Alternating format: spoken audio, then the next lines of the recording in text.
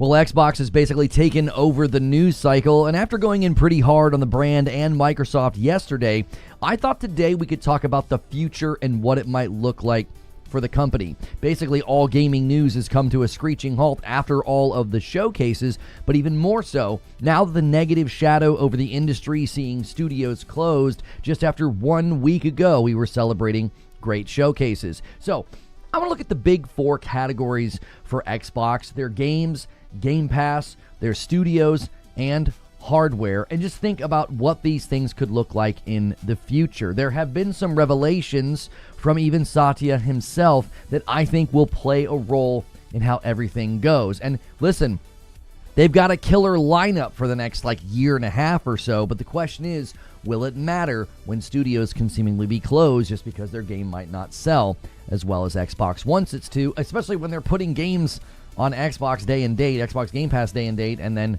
hurting those sales, essentially. So we are going to be walking through a bit of a show opening monologue. I got some trailers as well, because some of these games and DLCs and things I'm actually looking forward to. So if you like this content and you're watching it later, make sure and hit subscribe and the bell button. Make sure you hit the like button as well. That really does help me out. And yes, Messi got his hat trick. I know all of you guys, all of you Argentina fans are very happy. All right, let's get into this and let's talk about what exactly is going on. It's no secret that Xbox as a brand and a company is not in a great spot right now, which is weird if you go back just 1 week and you take a snapshot of the future lineup and forecast. It all looked strong. It all looked exciting. And yeah, it's hard right now to be hopeful and excited about games when one of the games announced just last week that was supposed to be coming out in 2027, well, the studio is now closed. But still, they have a lot of property. They have a lot of big potential changes coming as well. So I wanted to talk about that. What are the games coming, but what could the future look like even beyond those games? They've got their Game Pass changes that will likely be coming. They've got hardware plans, and they have an awful lot of studios that are all sort of shaking right now, probably worried that they're not going to survive and make it into the future. So let's just walk through. There's 8 games in a DLC. There's a lot coming in the coming days from all of the studios, pretty much, it seems like, or at least it feels like, over there at Xbox. So first and foremost, we have the Doom DLC. This was announced during the showcase. It comes out on July 7th. I, for one, am excited about this. I thought Doom: The Dark Ages was a good installment. Not my favorite, but I thought it was a good installment. It got a little parry heavy at the end with the final boss, but this does look to continue to innovate on what they created within Doom: The Dark Ages, a very unique and newer interpretation of the Doom gameplay, and they have said this is essentially the size of a sequel. So again, I'm very excited about this. This is right around the corner, honestly, in about 3 weeks. And the cadence doesn't really slow down from that point either, because on July 28th, Halo Campaign Evolved comes out. And I'll be honest, the first time they showed this, I didn't think it looked that great. I thought it looked fine. I thought this looked significantly better, and it actually made me more interested in playing through the game. Halo Campaign Evolved is obviously a bit of a contentious subject as they talk about the return of console exclusives. What does that mean for the future of Halo as a brand and as a game? We heard from middle-aged game guy Mag. We heard him say on the podcast with Cold Eastwood that, listen, he got an email from somebody that says Halo going forward is in jeopardy. Halo as a studio, Halo Studios is in jeopardy as well. So this is a bit of a sour note to be having what looks like a very awesome remake landing on July 28th. Then we roll over a little bit further down the calendar into September. Minecraft Dungeons 2 comes out on September the 29th. I enjoyed the first one quite a bit. My kiddos enjoyed it up until the point that the creepers just kept kind of exploding and blowing us up, and some of the bosses got a little too hard for us, but we had a good time with it. And I think Minecraft as a brand has probably never really been stronger at some level. I mean, we know the movie did incredibly well. They've greenlit a sequel. And this is just a fun game, honestly. And it's exciting to see another one come to the market. And I know the first one was enjoyed by many people. So Minecraft Dungeons is another game just in the lineup, in the strong lineup for Xbox. And not far behind that, October the 6th, Gears of War E-Day. I think it looked really good. I think it looked incredible. I am a big Gears fan. It's the game that got me back into console gaming with my Xbox 360.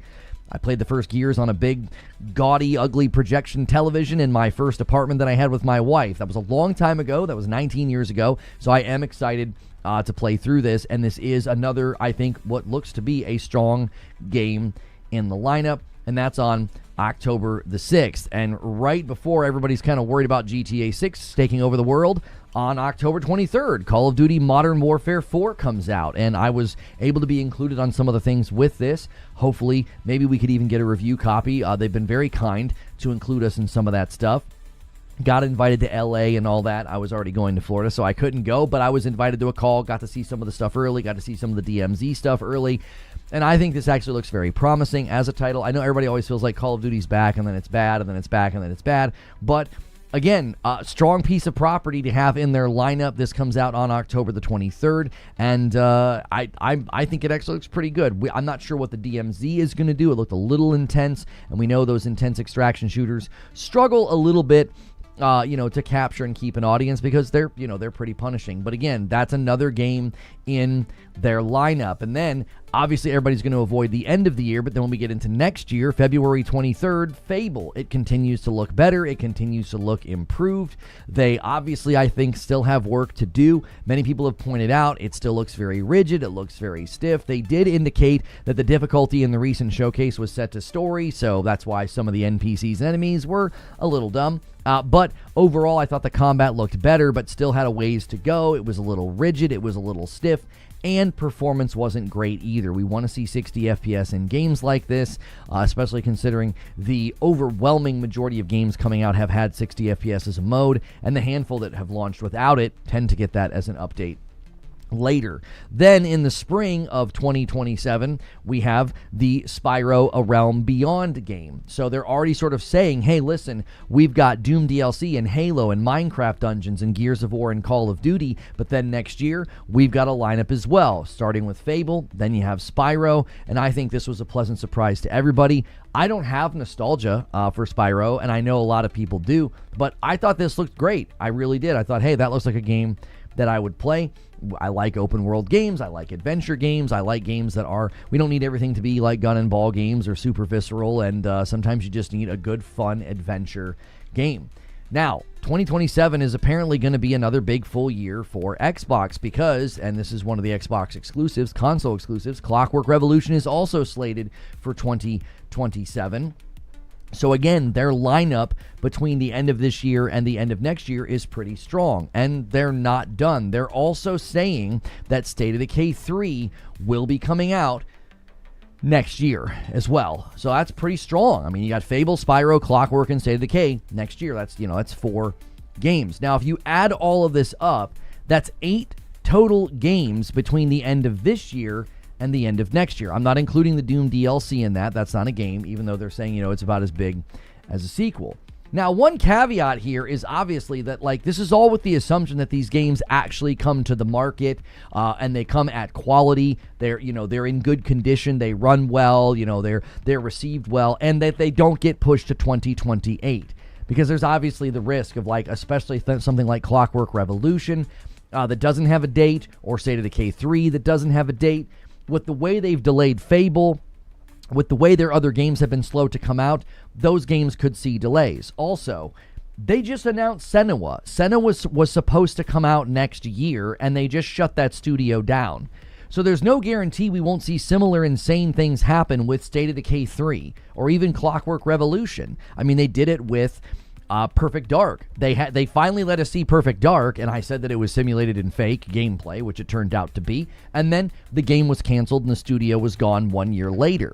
So it's great to be excited to be like, man, this is a pretty strong showcase. This is a pretty strong showing, but it's all laced with worry and concern. It's like none of this is guaranteed. None of this is for sure. Any game with a loose date like that could be facing cancellation or even shutdown or just more delays. Some of these games have taken a very long time to come to the market, and that's a threat at this point because Microsoft is trying to shrink their costs. And we learned just yesterday that they knew they were going to be closing Ninja Theory when they chose to put the Senua trailer in the showcase, and they did it hoping to woo investors. So they were hoping that they could maybe get somebody's attention to say, hey, that game looks pretty good. Maybe we should go buy that studio from Xbox. So they did that with a pretty good amount of self-interest. Now, I will say that's probably the best case scenario. So while I'm mad that they put the trailer in there knowing they were going to be canceling,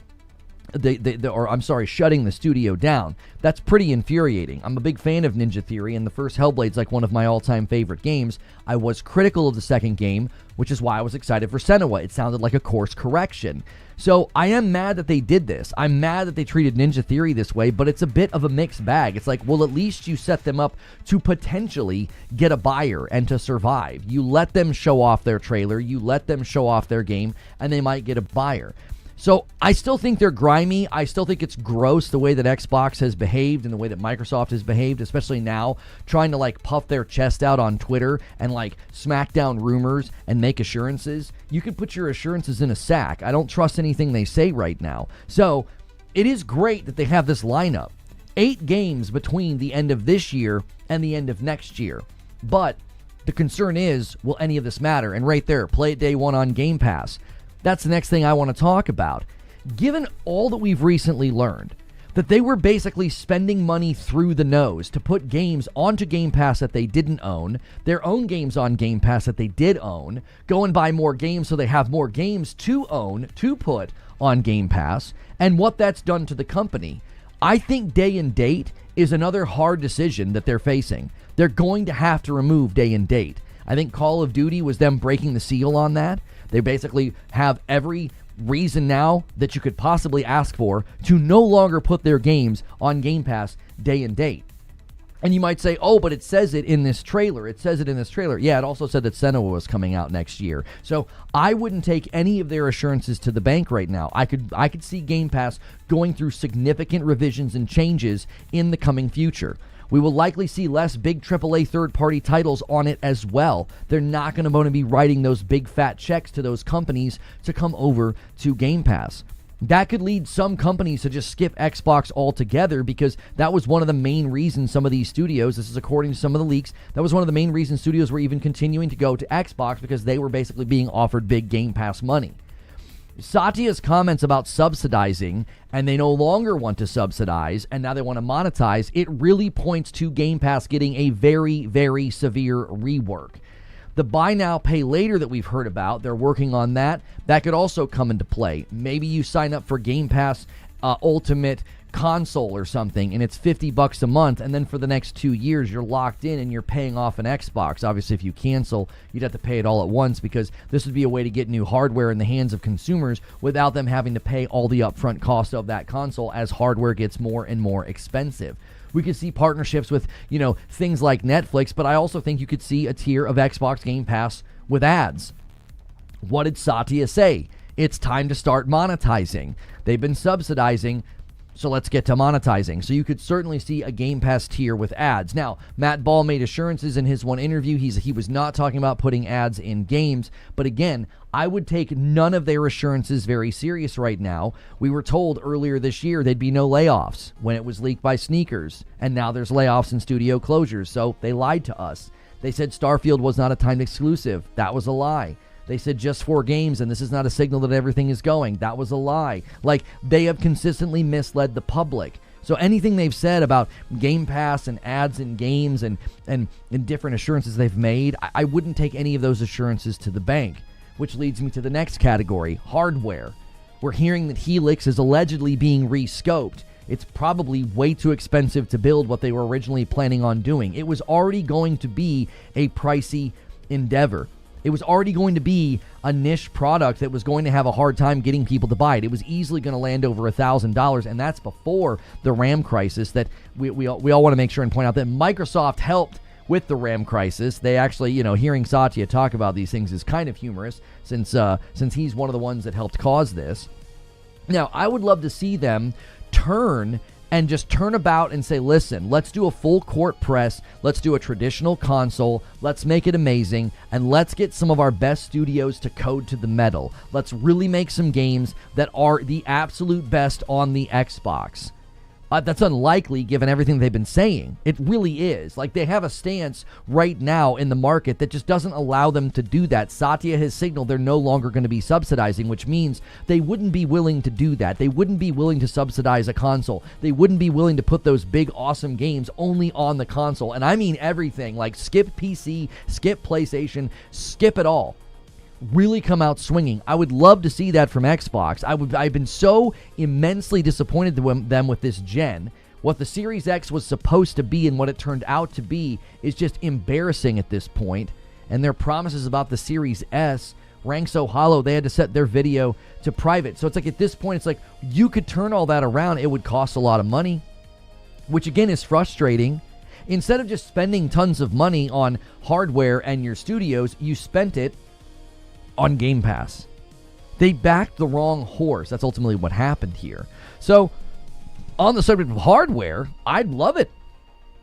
I'd love it. I would absolutely love it. I would love to see them back that horse and to say, you know what? We're going to go back to our roots. We're going to build an amazing box. We're going to make sure that the games are coded to the metal. We're going to skip these other platforms. Forget all this build for PC first thing that we talked about at the GDC. Now, they could still build for PC first, which would inevitably then help them port these games to PC later. They could figure out a way to make this new console basically a stripped-down PC Lite with a very, very stripped-down version of Windows, make it reasonably priced if possible, subsidize it, which again, I don't think Satya is posturing they want to do that. Hardware from both PlayStation and Xbox is likely to land closer to 2030 than 2027.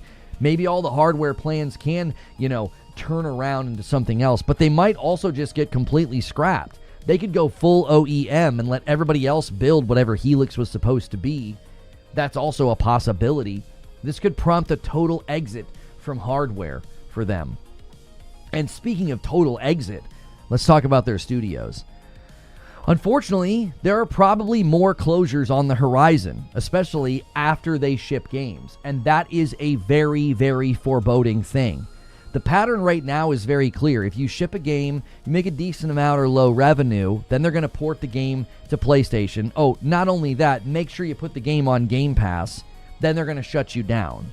Any of those games right now that are slated for coming out, that are hitting Game Pass day one, if it's a more niche title, if it's maybe not as popular, it's going to generate less revenue. We've also seen budgets inflate significantly, and some of these games have been in development for a very long time. That means the budget keeps mushrooming. It keeps going up.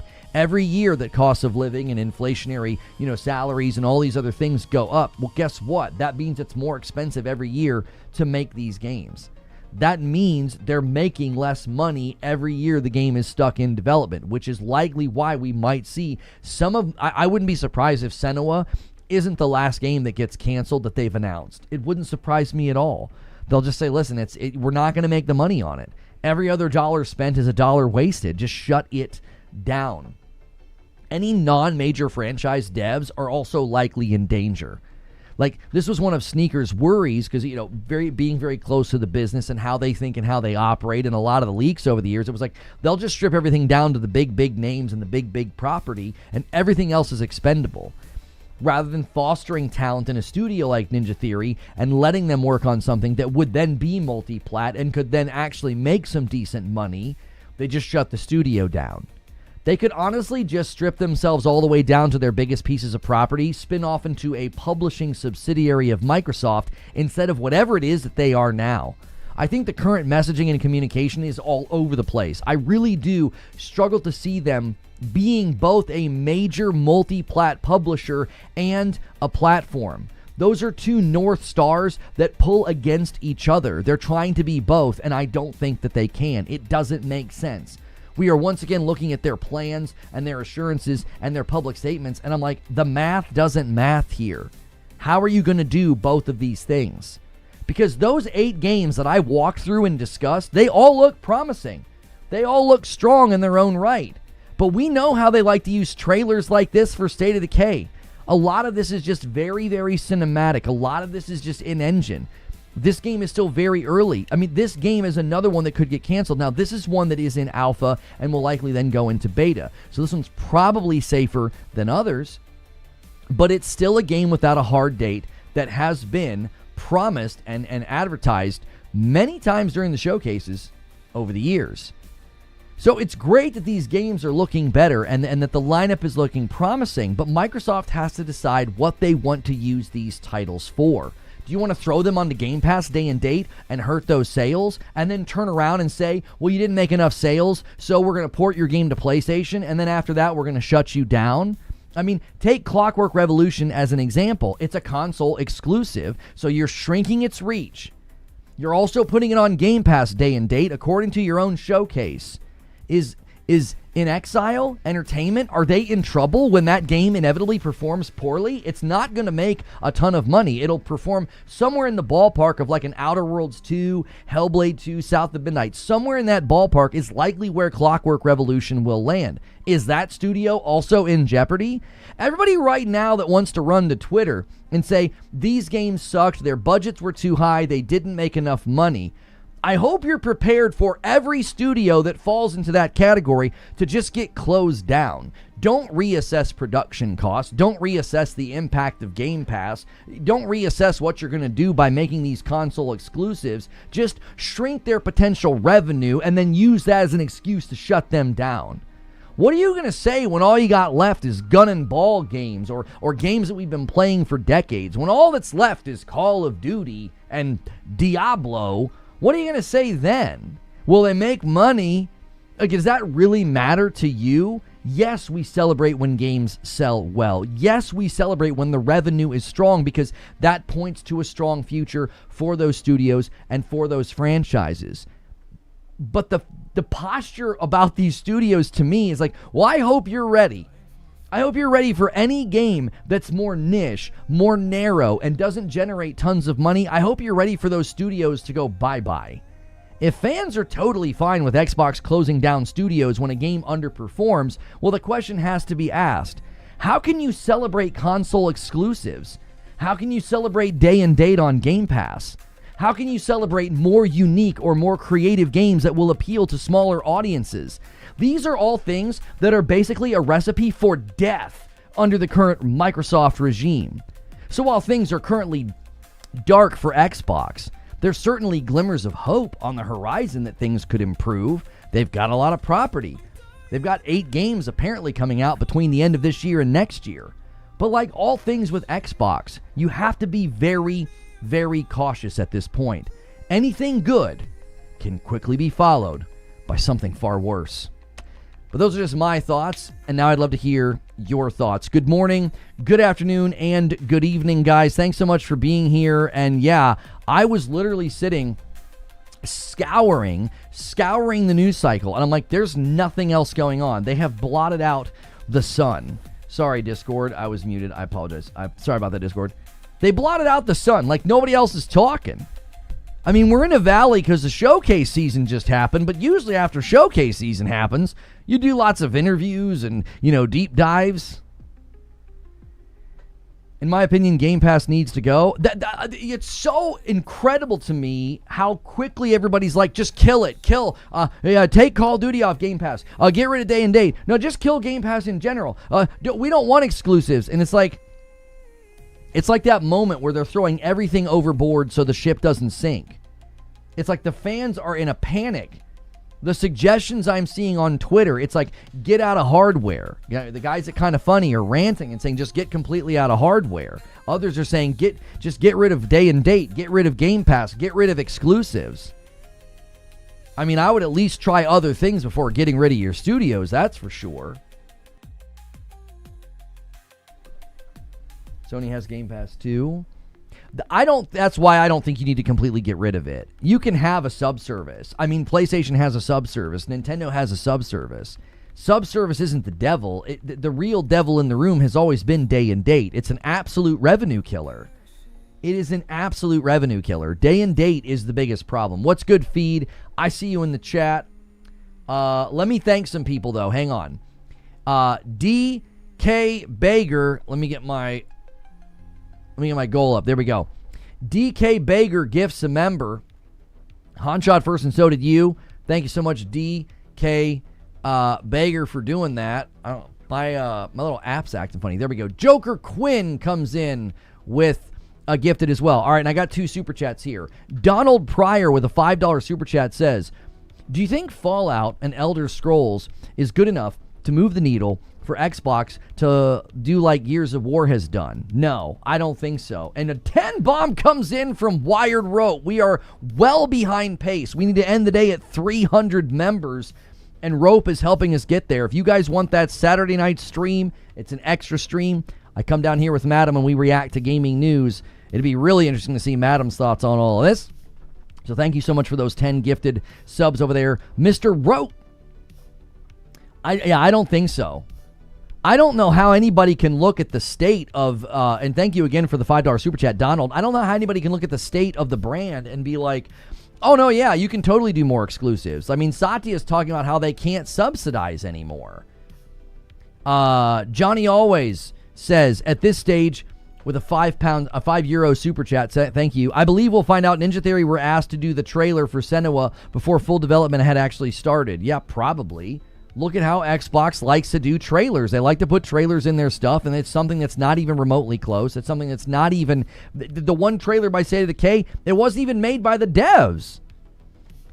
A $2 super chat from Trey Gaming. But what about PlayStation? Respect, Lono. Thank you. Yeah, you guys with your whataboutisms, and some guy tried to act like the situation with Ninja Theory is equal to Blue Point.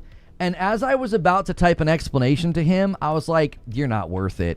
You're not. If you're that lacking of intelligence or you're that bad faith, I'm not wasting my time on you. John Rodriguez with 20 months. And a member says, I want Xbox to compete with Sony. That's when gamers win. Wired Rope says you should pull up some of the other reactions to all this because clearly you aren't the only one talking about this. I mean, I saw Greg Miller go in. I can't pull up the clip because he's dropping an F-bomb every other 2 seconds. But Greg goes in. He's yelling at Satya, talking about how like you're the one, you're part of the problem here, right? You're part of the problem. Like. You take part in the AI, gold rush. You take part in the memory crisis, and then you want to turn around and talk about it? Now, they obviously all couldn't sit on the fence and not push for AI. I mean, everybody was doing it. Somebody was going to do it. Somebody was going to do it.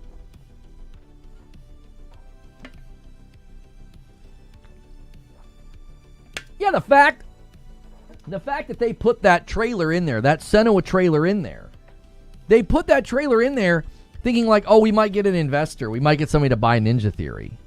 I'm like,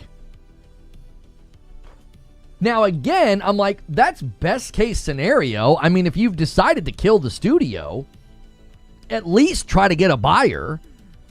Love the Iron Man shirt. Thank you. If you're going to kill the studio, at least try to get a buyer. Like, it's still scummy. But I'm like, I suppose you could have just not put the trailer in there and just shut them down. Maddie was going in on them. Good on Maddie. Maddie's been going in on them for a while. Maddie went in on Phil and Sarah when the one time all the bad news came out and they duck and cover. He called it cowardly. Lona, do you think Sony should help with Ninja Theory? Here's the problem. Sony's facing their own struggles. Hardware is slowing down because we're late in the gen, but they expedited the slowdown because they had to raise prices on the hardware. So they're facing their own problems. They're not immune to all these things. I mean, listen, PlayStation's done very well this generation, but they're still facing the same realities. They can't just go out and write a check for Ninja Theory. Are you going to watch A State of Unreal? Is that today? I don't typically watch stuff like that. Belly Boy says, what about PlayStation? They're dominating console sales. They are trimming fat where they see a waste of resources. They have consistent AAA exclusive lineup planned over the next 12 months. Well, PlayStation is almost assuredly going to do their own layoffs. Now, a bunch of people are going to try to equate Bungie's impending layoffs, okay? They're going to try and equate that with what Xbox has done. They are not equivalent. They're not. And I know Colt Eastwood's like keeping score on Twitter. He's like listing all the PlayStation studios that have closed this gen and listing all the Xbox studios that have closed this gen. I went and checked his list. Like, one of the studios was absorbed into SIE and turned into Team Asobi, so that's a false equivalency. Two of the studios were like 15 to 20 people working on VR games or mobile games. I'm like, out of his list, I was like, 3 or 4 of these don't even really count. We're talking about Ninja Theory and potentially Arcane Leon, and we're talking about game studios that have either just shipped games and you set them up to fail, and you're bringing up like a PlayStation studio that closed 6 years ago that was like 15 people working on a VR game. And it's like, yeah, that sucks for those people, but that's not equivalent to this. Like, imagine being an Xbox studio. I want you to imagine being an Xbox studio facing closure because of choices that Xbox has made. They shrink your reach. They make you go on Game Pass day and date. And then you've got an ambassador for the brand basically saying that you're equivalent to a 15-person VR team that got shut down 6 years ago. Like, those are equivalent. We're hearing that, like, no studio is safe, and you're like, oh, but Sony closed a VR studio 6 years ago and a mobile team that had 15 people. That's the same. It's like, this is not the same at all. I would say, and I will definitely agree, Blue Point, you blame PlayStation for that. They wasted their time on a live service game, and then they couldn't find something for them to work on. We have it on good authority. PlayStation was actively working with Blue Point to find something for them to work on, and when they didn't want to become a support studio, it's like, well, we're going to shut you down. PlayStation holds blame there. But outside of Blue Point, it's like you're going to reference VR, like a studio that had 10 people working on VR or a mobile team of 15 people? Like, these are not equivalent. You're shutting down talented studios with prestige and pedigree. That's why I went in on PlayStation when they shut down Blue Point. I said, Blue Point has pedigree. They're really good at remakes. You've got a treasure trove of games to remake. I went in on PlayStation on Blue Point. But you're going to try to claim that, like, well, this list of studios that PlayStation closed is the same. And it's like, this is not equal. Shutting down a 15-person team working on a mobile game isn't equal to shutting down Ninja Theory a week after you announced Senua. Like, those are not equal. You go into a mobile team and you're like, listen, the thing you guys were working on, it's not going to work. I mean, the one team didn't even start working on anything. They were a startup. And the guy in charge was like, there's no hard feelings. It was a startup. They hadn't even done anything yet. And you're acting like that's equivalent to Ninja Theory, a studio that made Hellblade 1, Hellblade 2. They got this amazing mocap studio. They announced Senua, close them down. And you're like, yeah, you know, it's just like when PlayStation closed down that 15-person mobile team. This is the same thing. Like, imagine being employed in an Xbox studio and seeing an Xbox brand ambassador doing this. It's like, dude, don't do this. Don't do this scorekeeping thing. This sucks, and it's on the leadership. It's on Microsoft. It's on the strategy. It's on the Game Pass thing that they tried to do. It's not equivalent to being like, oh, a VR team got shut down 6 years ago. Oh, my gosh. Like, yeah, I feel for the people on that VR team, but that's not equivalent at all to this. It isn't. Stop doing false equivalencies. It's so annoying. It is so annoying. The Sony 2, the Sony though thing, just stop doing it. You are actively doing a disservice. You are actively doing a disservice to the studios being closed down. It's an insult to Ninja Theory to be put on some list of studios and been like, yeah, you know, this just sucks. Sony's doing it too. And it's like, some of the studios on there don't even count. The one studio is like, most of the people were absorbed into SIE, and then they spun up Team Asobi, which made Astrobot, which was Game of the Year. And you're including it on the list? What? It's like, don't do this. It's such a disservice and such a disrespect to Ninja Theory to do like but Sony though scorekeep. Let the trolls and the losers do that. They're going to do it. They're going to run to Twitter and they're going to go, but Sony though. They're going to run to Twitter with their bad faith, false equivalencies. Let them do that. Don't you do that when you have a platform and you are a brand ambassador. Don't do that. It's a disservice and an insult to Ninja Theory and any other studio that gets closed down. If Compulsion gets shut down, if Double Fine gets shut down, it is an insult to them for you to make a list and be like, well, 6 years ago, PlayStation shut down a VR team. And then 5 years ago, they shut down a mobile team that had 15 people. And then they absorbed these people in SIE and spun up Team Asobi. But that team's name doesn't exist anymore. That's all the same as this. No, it's not. No, it's not. That is factually incorrect. It's intellectually bankrupt. Cut the crap. Cut it. Stop it. Let the trolls do that. Have more respect for Ninja Theory, have more respect for Double Fine, have more respect for Compulsion, and anybody else affected by this. Scorekeeping on Twitter, that's so disrespectful to these studios. It's amazing to me that for the last 5 years, I've been labeled a pony and an Xbox hater, and I seemingly have more respect for Xbox studios than some of the biggest fanboys do. I apparently have more respect for Ninja Theory. I apparently have more respect for Compulsion and Double Fine because I'm like, what are we doing this scorekeeping for? What are you doing? They literally knew they were shutting the studio down and they put him in the showcase. And you think that is equivalent to shutting down a VR team 6 years ago? Bad faith. That's bad faith. You're console warring. You are console warring. The only way this brand turns things around is if you hold them accountable as the consumer. You're not holding them accountable by being like, well, yeah, Sony did it too, though. What are you talking about? We are here. We are here because of the lack of accountability. We are here because of the astroturfing and the obfuscation. The idea that you could just keep spending money and eventually this would work itself out and that Game Pass was profitable. That's why we're here. You want to be here again in 5 years?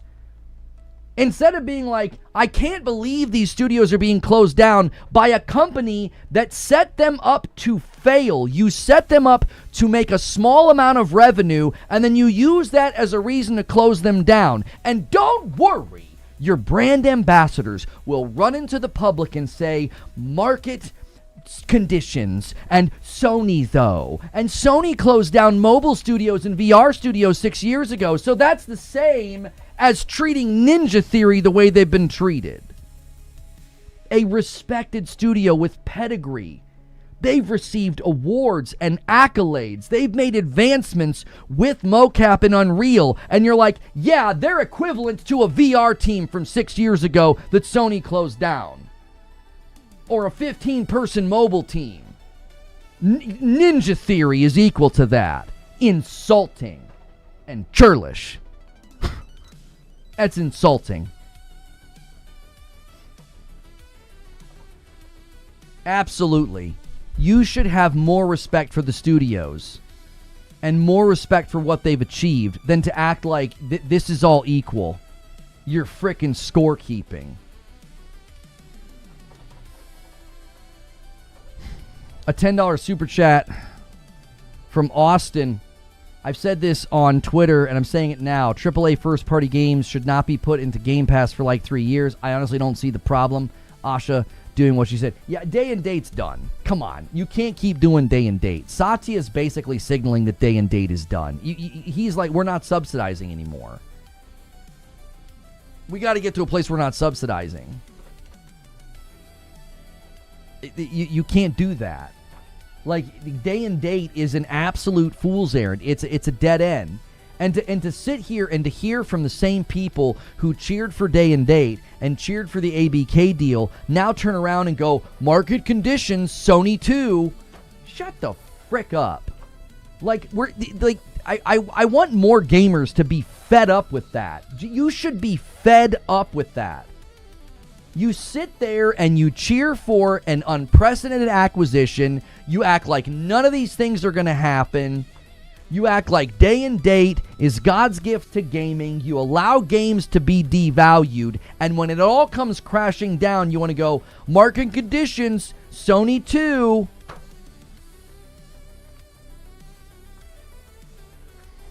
Fed up. Gamers deserve better. You deserve better coverage. You deserve better argumentation. You deserve better, accountability. You deserve better. It's a joke. It's a big circus. It's like, what are we doing? People still haven't unpacked. They got back from the showcase, and their suitcase is still sitting there, and it hasn't been unpacked, and you're closing studios down. Market conditions, though. Dune with the $10 super chat. As a Hellblade fan, I was excited for Senua. It seemed they finally were moving in the right direction into making a full action game. Now knowing it may never see the light of day breaks my heart. I'm telling you, the most frustrating thing about this is I'm not going to hold back, and I'm not going to not express my anger, and it'll all be repackaged by grifters and liars, and they'll be like, yep, he's just hating on Xbox, look at the pony go. And it's like, you literally don't care about games, and you literally don't care about Xbox if that's what you're adding to these spaces. If that's what you bring to these spaces is a bunch of grifting and lying and repackaging other people's content, you don't frickin' care about games. You are LARPing as a gamer. You're a fake. You're a phony. And we all know it. Even the people that watch you know it. I am tired of it. I'm tired of it. It's like, I literally looked at Ninja Theory, and after Hellblade 2, people started saying they were worried about Ninja Theory. And I thought, they're too good. They are too talented. They're too talented. That's a studio with pedigree. You don't just shut a studio like that down. I thought, no. They're safe. They're safe. They'll be okay. I remember people kept coming in and telling me that, and I'm like, no, they're safe. I was like, especially when you put a game like that on Game Pass, I was like, I don't think they had big expectations for Hellblade 2 to sell like crazy. And I was critical of the game. I don't think they made good decisions. I don't think so. You can be critical of things that you like, or for studios that you're cheering for. I was 100% in their corner, but I was also like, man, you guys made some bad decisions here. Now, here's the thing. I don't think if they would have made different decisions with Hellblade 2, I don't think it would have sold much better. I don't think so. It shipped at 30 FPS. They limited it to not be on PlayStation at launch, and the first game was originally a timed exclusive on PlayStation, so there was a big cult following for that game on PlayStation that didn't get to buy the game at launch, and you put it on Game Pass day and date. They set up Hellblade 2 to fail. That's why I get so fed up with these alleged fans, and brand ambassadors acting like this is no big deal. It's like that you treated Ninja Theory this way. This is how they're being treated, and you're like, well, it's the same as a mobile team being shut down 6 years ago, or a VR team being shut down 6 years ago. It's like, these are not equivalent. They're not.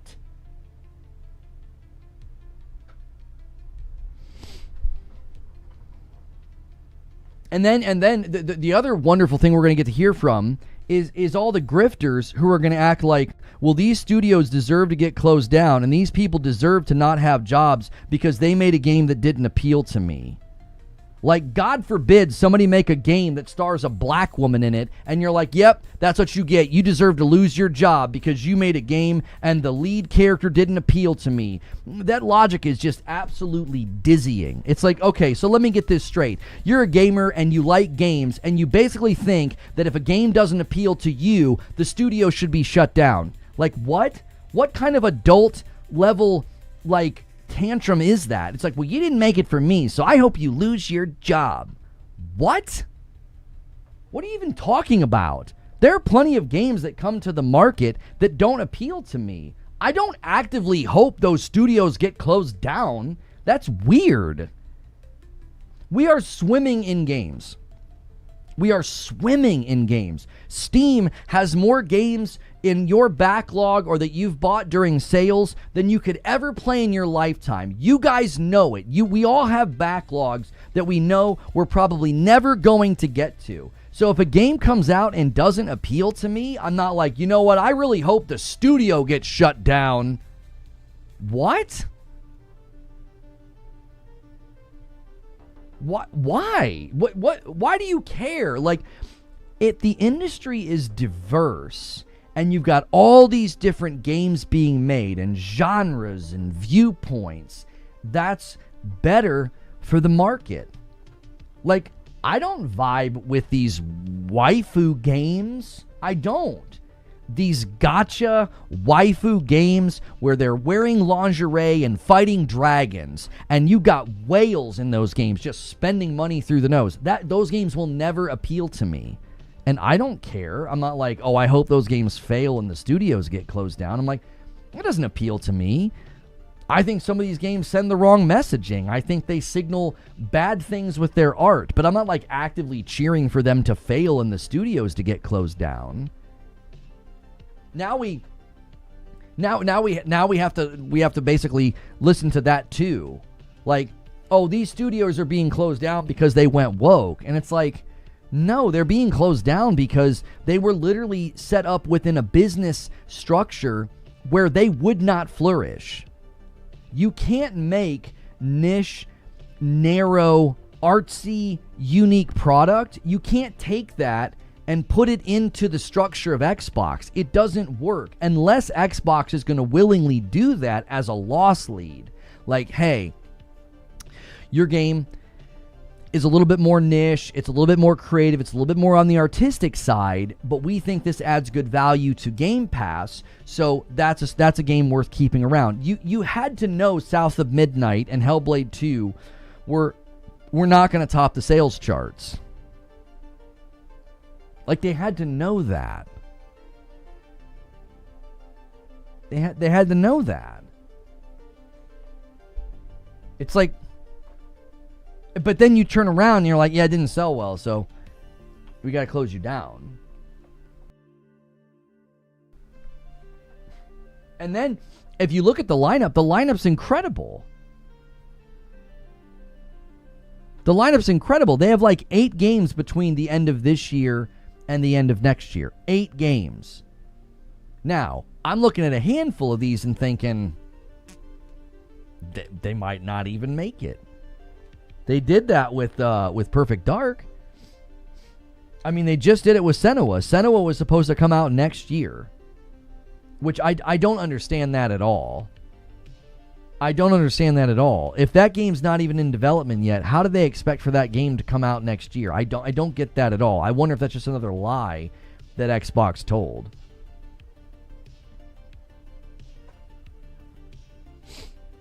Paul Tassia says Bungie's going to have significant layoff, 400 people. Yeah, that's not surprising. If PlayStation can't justify investing in something like okay, around 12. Okay. Yeah, I asked if anybody wants to stop by and hop on the mic, just stop by the show and we'll get you in the Discord and they can hop on the mic. I see people getting added on Twitter. Broken Games, Rand, Jez, Mark, he's on the show with me, sometimes over there with Ginger. He says he could stop by around noon. It's not surprising at all. Like, and that's the other thing we're going to have to hear. We're going to have to hear that this is the same. And it's like the situation with Bungie is completely and utterly different. It's completely and utterly different. That is something that Bungie set in motion in 2019. I'm not seeing Paul Tassi corroborating that claim, by the way. Oh, hang on. Tassi says, I don't want to commit to 1%, but it's going to be significant. They don't have a greenlit new project, and they can hardly throw 400 more devs at Marathon. You will see some leadership and OGs leave, and he thinks July, which is when the Sony deal cash vests for many of them. Oh, I think a lot of people thought the cash and final payouts investments were going to be this month. I said yesterday I was playing soccer, and I'd be feeling it today. Well, I sprained my ankle in the first 10 minutes. Well, your muscles aren't sore. That's what happens when you go and try play soccer with the young bloods, old man. I speak from experience. Soccer is a dangerous sport for us old heads. Insider Gaming said something similar. No. Track with me. Insider Gaming is reporting on the same claim. there is one individual French person saying there's going to be like 400 people laid off. Insider Gaming is just reporting on that claim. So anytime you go to Insider Gaming and their headline, it is claimed, they're not claiming it. So if they say 18 people will be fired tomorrow, it is claimed. When they write the headline that way, they're not the one claiming it. So don't pin that to them. They're not corroborating. They're simply saying it is claimed. You got to read those headlines carefully. And Insider Gaming is usually very, very careful about that. They're very careful about that. They will put that in the headline so that you know you're not reading something from them. They're just saying, hey, this guy over here is claiming this. There's like a French, and the French, this French journalist seems to know some things. I don't think anybody should be surprised that Bungie is facing significant reductions. They are in a terrible place. They are in a terrible place. It's the same guy who was speaking on Housemarque. Yeah, that guy said, didn't this guy say that Bungie and Housemarque were going to be closed, and now he's saying that Bungie's going to be 50% laid off? It's like, well, which is it? I thought they were going to be closed. And Housemarque's going to be closed? They just did an interview and said they're growing. Like, and Housemarque seems to anticipate slow sales initially. It doesn't seem to bother them. They're not like alarmed that like Soros isn't topping sales charts. Like neither did Returnal. And yet they're satisfied with Returnal, and PlayStation bought them after just like a month of Returnal being in the market. So I don't think they expected different from Soros, which means PlayStation's probably fine with the results. I don't think PlayStation had those expectations either. I don't know how to say this. Dawana Austin? I'm just going to call you Austin. Austin with a $10 super chat. It sucks that studios are closing, and I feel for these people, but let's be real. In order for things to get better, it's got to get worse. People saw this coming. Asha said tough decisions were coming. Right, but here's the problem. Here's my problem with this, okay? I have a couple of problems. I don't like seeing people who are fans or people who are considered almost like brand ambassadors doing false equivalencies and bad faith arguments about this. Hold them accountable. Figure out what brought us to this point so that you don't do it again. If you got to fix Game Pass, fix Game Pass. If you got to stop spending big money to put third-party games on Game Pass, then do that. Like, if you don't hold them accountable for the bad decisions and you just want to act like, yeah, market conditions, Sony too, and they told us it was going to be bad. It's like, okay, where's the accountability? Hey, you guys were terrible for the last decade, and you kept being dishonest, and you kept misrepresenting how everything was fine, and you made a bunch of false assurances, and you've lied to the public. Hold them accountable. Be like, hey, if you want our money, if you want us to engage with your platform and trust your promises going forward, then you can't keep doing these things. You've got to make changes. There's going to have to be significant changes to the entire business structure. That's why I'm like, day and date's got it. It's dead. You can't keep doing it. Which, this is what's insane. It was all throughout their showcase. So it's like, did you guys just lock yourselves in for another 2 years of anything that's small and not super well known, not selling well? Like, think about it. They just locked a bunch of games into that promise, and it's like, we know what that does to your game sales. That's a terrible idea. You have to stop doing this. A $5 super chat from Donald. I really don't want to miss out on the exclusivity from Xbox. I have a PS5 Pro. Do you think it's best for me to skip the PS6 and get an Xbox next gen? That doesn't make an ounce of sense. That doesn't make an ounce of sense. What are you talking about? You don't even know what Xbox is doing next gen. Homie, your best bet if you have a Pro and you're worried about like Clockwork or Gears, I honestly would look into like a PC or something. You have no idea what Xbox is doing next gen. I can't make advice on that. It's like, yeah, I don't know. Like they might not even do Helix, or Helix might look very, very different. You'd be better off getting a PC. It's an open platform. Steam is enormous, and you can get games like Gears and Clockwork when they come out. A $5 super chat from the OA. I heard you got dumped. That's sad, eh? Yeah, but my neighbor also got dumped, though. He's baiting? Yeah, that feels like such a weird question. It's like, I don't know. You're going to get a lot of life out of the Pro because Sony's going to have to push back their hardware plans, too. Sony's going to push back their hardware plans, too. $2 Super Chat. Media Molecule, Haven, and Bend are all in trouble. I think Haven is probably the biggest one to be in trouble. Media Molecule and Bend, as far as we know, are working on projects.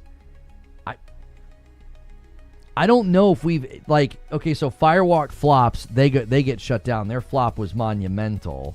And then you've got Bluepoint. Bluepoint wasn't working on anything.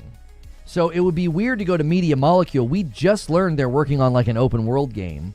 And we know Bend got a project greenlit like a year ago because they stopped doing the live service thing. And they got a project greenlit. Bend, like, tweeted an image of them signing a contract. So Haven, they're the ones working on fair games. They're probably the greatest at risk. I don't think Bend and Media Molecule are, I mean, obviously they could get layoffs, but I don't think they're at risk. I don't think PlayStation's like, hey, you're working on a project, we're canceling you, we're shutting you down, unless, of course, the project is bad. Like, yeah, this isn't going to work. Like, they couldn't find something for Bluepoint to work on. Zubair says, I can't believe I'm saying this, but it's an era of the pre-built. DIY is a luxury hobby now. I'm not baiting. I feel PC is too high for pricing for me to have a decent PC to play on. Higher level like consoles are right now. I mean, you're not wrong. It is more expensive to get a PC, but I'm thinking of the investment. You can't commit to anything, buying anything from Xbox right now, brother. We don't know. Listen, truth be told, if they bring a Helix to the market and it's like, I don't know, $1,200, you're better off saving up and buying a pre-built for more money because you're going to have more versatility. You'll probably have a better device. Now, if you really want the backwards compatibility, you're going to have to let Xbox explain how that works because it sounded to me like backwards compatibility is going to come to Windows in general. But maybe not. We heard there was like bespoke silicon or something that they were going to use for backwards compat. But then we heard it was basically going to be an emulator, and everybody got all persnickety and stuffy about that. It's like, you're still playing it native. And I was like, it's an emulator. It's okay to call it what it is. Nobody's throwing shade. But if they can get that emulator on the Helix, it stands to reason they could also then get that emulator to run on any Windows device, which means that you wouldn't need to buy the Helix. You could buy a PC that you want. Spooky? Why'd you say spooky?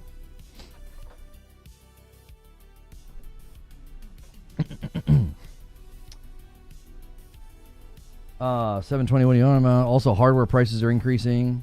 Yeah, hardware prices are going up in general. I mean, you really can't commit to buying any hardware right now. The lights flickered. Oh, it wasn't my lights. I think it was my the PC did something where all of my monitors, my gaming rig, which is what my what's it called? The teleprompter flickered. So it made it look like the lights flickered. If you want a PC for other stuff, okay. Otherwise, at this point, the best purchase, maybe a Series X or a Pro or just a Switch 2, says Derek. And honestly, you best buy it used. The dollars ain't going far these days. Yeah, it's just getting very expensive to buy hardware. It's getting very expensive to buy hardware. So, like, yeah, I can't make it. I can't give you advice there at all. You know, you're going to get a lot of mileage out of your PS5 Pro for sure because PlayStation's hardware is going to get pushed out as well. They are not going to be making that very, very quickly, I don't think. Guys, thank you so much for 200 likes on YouTube. Keep the likes going. Try to get us to 300 likes. You guys are the best. Keep hitting the thumbs up. We are behind pace on members, so make sure to check your membership renewals, check your primes. If you've never done that before, it's $5, and for the whole month, you get a badge and emotes, and you get into our Discord, and you can help us with our goal. Hang on. Okay. It'll take time to get lower after the war on fuel prices. Yeah, a lot of that's going to take a while to stabilize. I think the AI bubbles are already kind of showing it's starting to burst. Like the companies are just burning through cash. They're not going to get returns, and a lot of them are going to shut down. And then there's going to be, hardware should stabilize. Yo, Nick, thank you so much for 15 months. We're exactly 20 away from the next milestone. I do owe YouTube a member for getting us to 100. No, wait. No, I don't. I owe that to Twitch.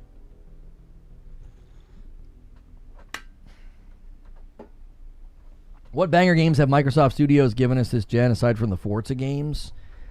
I thought Doom the Dark Ages was good. I don't know if I probably won't get a lot of agreement there. There was a lot of split opinions, but I thought Doom the Dark Ages was pretty good.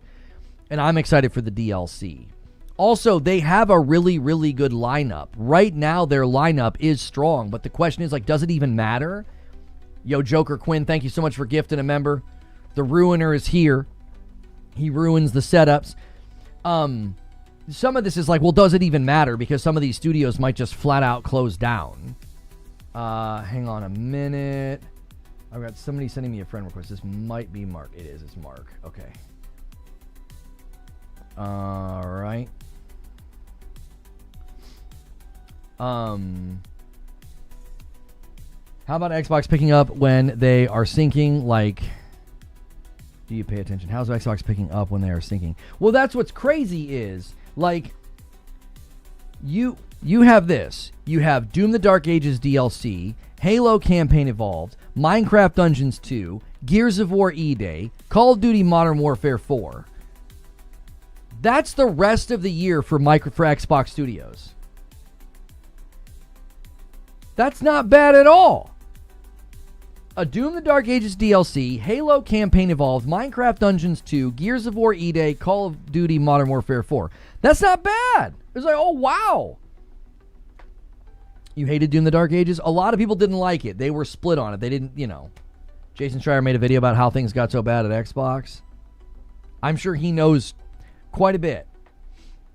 We may have to save that for a rainy day. I don't like watching people's content right after they publish it. I don't like doing that. Then when you get into next year, their lineup is Fable in February, Spyro, Clockwork Revolution, and State of Decay 3. Now, I personally think only 2 of those are pretty locked in. I think Fable and Spyro are almost assuredly going to come. But Clockwork Revolution and State of Decay 3, it's with the way they're canceling studios that have games announced, like what they did with Perfect Dark and what they did with Senua and Ninja Theory, I'm I don't even know if any of this is going to happen. Lono, do you think there was an overinvestment in the industry during COVID and now it's starting to balance out? Yeah, that's been happening. So for the last 2 years, there has been a rebalancing, okay? And here's what people, I think, mistake. They think that all companies are equal. So they're well, everybody's having to do, layoffs and restructuring because they overhired during COVID. And it's okay, that's true some of the time, yes. There have been times where, whether it was PlayStation or Ubisoft or Embracer or Microsoft, they've had to be holy mackerel, we mushroomed up during COVID, we need to trim back down. Microsoft added an obscene amount of employees from 2018 to now. Their growth is ridiculous. So they obviously had to trim down. Okay, so that's true to a certain extent. But when you actually look at what's been happening with Xbox, that is such a superficial analysis to be oh, they just overhired. No, you need to go all the way back to what they started doing. They started spending large amounts of money to subsidize a strategy to have the biggest premium subscription service in gaming. That's what they did. All roads lead to Game Pass. And Microsoft wanted to shutter the division, and Phil makes a pitch and basically says, we can become the Netflix of gaming. It's going to cost a lot of money, but we can become the premium, premier gaming subscription service. It's just going to cost millions of dollars. So they greenlight it. because Microsoft is not opposed to saying, okay, we'll spend lots of money. You're speaking our language, Phil. We like subservices. We did it with Microsoft Office. We've been very successful B2B with Azure services. We like this.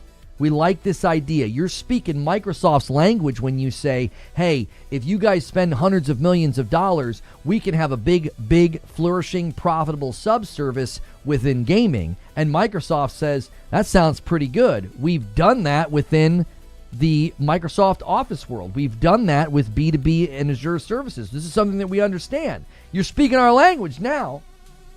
The reason that this pitch worked is because Phil didn't pitch them on creativity or like art of gaming. No, he said, we can have the biggest and most successful subservice in gaming. It's just going to cost you a lot of money. And Microsoft is like, well, we're very familiar with spending lots of money in order to get what we want. So, okay, let's do it. So they start spending lots of money. They're spending it on their own games to put them on Game Pass day and date. They're going to third-party companies to put their games on Game Pass, because how else are you going to convince a studio to put their game on your subservice? It's yours. It benefits you. It doesn't benefit them. So you write them large amounts of money. Then they buy ZeniMax. And then they buy ABK. And it's like, I'm telling you, if you read that breakdown from Sneakers, it's like, this all makes perfectly good sense now. This is why Phil walked to ZeniMax and was like, everything you guys do going forward is exclusive. Everything. And the CFO, Tim Stewart, was like, wow. Why? Why did he say wow? Because they told the regulators it was going to be case-by-case basis. And then Phil's like, yeah, screw your case-by-case basis. Everything is exclusive. Now, why would Phil do that? Well, because that was his strategy. He thought, we're going to take this stuff and we're going to make this stuff bolster our platform and Game Pass. Okay? So you're trying to bolster Game Pass. I think the other thing he was trying to do was he was trying to fix their revenue problem. We need to make money, and we're going to have really big pieces of property, and we're going to get people to come over here. We're going to get people to come over to our side, or we're going to get people to sign up for Game Pass. Now, Satya celebrates Starfield going on to Game Pass. They had their biggest day of new Game Pass subscriptions ever. Okay? They have their biggest day ever. Satya celebrates this. This is in the midst of them going after ABK. They get ABK, and I think they ran the numbers on Starfield, and that's when I think Satya said, change of plans. We have to put these games on the other platforms. You can't do this. You cannot limit the reach of these games. And I think that's when Phil and Satya started to have like a fight. Satya is basically saying, we should put the games everywhere. I don't like the idea of exclusives. Phil is saying, with this much property, we're going to shore up the reasons for people to come over to us. You have to let us put Call of Duty onto Game Pass. You have to let us do it. Satya is thinking, why would we do that? That is a super profitable piece of property. Bobby Kotick is on record as to saying, we avoided Game Pass every year. They thought it was value destructive. Bobby Kotick and Satya probably thought very similarly about this. Phil wins the fight, and he gets to announce Call of Duty going to Game Pass. He opens up the showcase with Call of Duty going to Game Pass. It's very analogous to this year's showcase opening up with Asha Sharma saying that Gears of War is going to be an exclusive. Well, we all know what happens. They put Call of Duty on Game Pass. They lose hundreds of millions of dollars. And the ABK deal bill comes due. Satya's like, we have spent hundreds of millions of dollars, and the plan's not working. We set a new record, and the reason you know he's looking at the numbers is he celebrated the number. Satya celebrated the fact that Call of Duty set a new record. They had a new record Game Pass sign-up day. But guess what also started happening? They started seeing nobody's keeping Game Pass. See, the devil's always in the details. The thing that they forgot, or the thing that they didn't consider, is that if you get people to sign up for Game Pass with Call of Duty, guess what they're going to do? They're going to leave. That's the only reason they signed up to begin with. They're not going to stay. See, what they didn't understand is something that PlayStation understands. PlayStation understands that Call of Duty players, they don't play much else. They don't play much else. So you're appealing to people that will likely sign up for Game Pass just for Call of Duty, and then they don't care about all the other things that you're offering, so they cancel. So the bill comes due, and Satya's like, this isn't working. We cannot leave Call of Duty on Game Pass. We absolutely have to take it off. We have to take it off. It's not going to work. So when they go to take it off, they raise the price of Ultimate by 50%. They do price anchoring. And when they do that, they get everybody to celebrate the fact that, yes, take Call of Duty off. Get it out of here. We don't want it. We just bring the price back down. They bring the price back down. It's still increased because now it's 23. And now they're looking at everything else. And it's like the collateral damage here is the business strategy that they put into place made all of their games make a small amount of money. They set these studios up for failure. It's like you'll write a big fat check to put a third-party game onto Game Pass because you know what it does to sales. How on earth can you justify staring straight-faced at Hellblade 2 or South of Midnight and saying, oh yeah, they didn't make enough money, we should close them down? And it's like, but you literally give third-party games money to come on to Game Pass. You know what it does to sales. Your expectations should be realigned for a game like Hellblade 2 or South of Midnight. A $20 super chat from Street Shadow. What got me the most is this: using Senua as a marketing piece to sell the studio. It feels gross because you're manipulating those fans, knowing this is something that you don't plan to support. I think it shows the true colors. I tell you what. I tell you what's really damning. Let me show you what's really damning, Street Shadow. Let me just show you here. Let me pull up a... no, this isn't it either. Hang on. The Xbox Showcase blog has a really, really damning picture.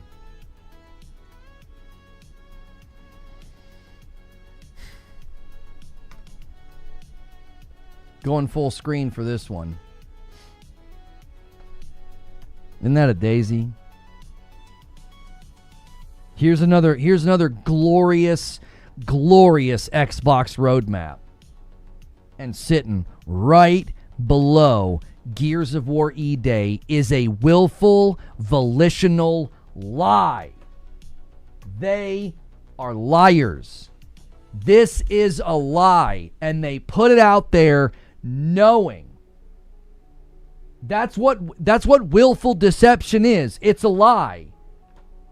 You put this roadmap out and you knew Senua wasn't coming. You knew you were shutting the studio down. This is a lie. This is a willful, volitional lie. Another glorious Xbox roadmap.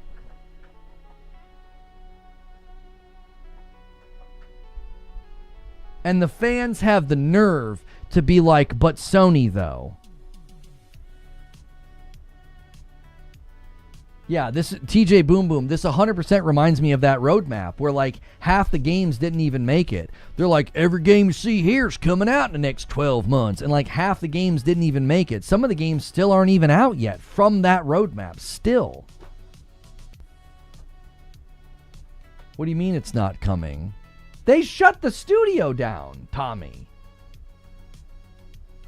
How is Senua on a roadmap and you're shutting the studio down? They knew they were shutting the studio down when they put this roadmap out. They knew they were shutting the studio down when they went forward with their showcase. They willfully lied to the public.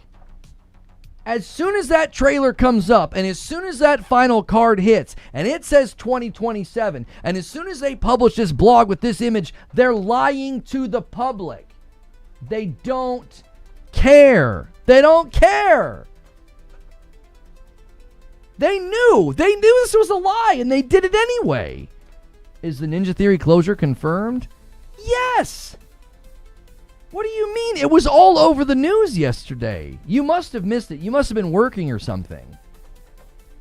Working, in a coma, sleeping, binging video games. I don't know what you were doing yesterday. It is 100% confirmed. Ninja Theory's done.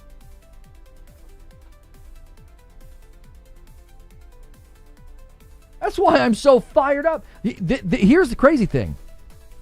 The news breaks that they're closed or whatever, but then the news gets worse. We literally learned yesterday they knew before the showcase they were shutting the studio down, and they included Senua hoping they could find an investor or a buyer. They were hoping somebody would buy Ninja Theory from them. So they basically walked Senua out like a lamb to slaughter or for sale.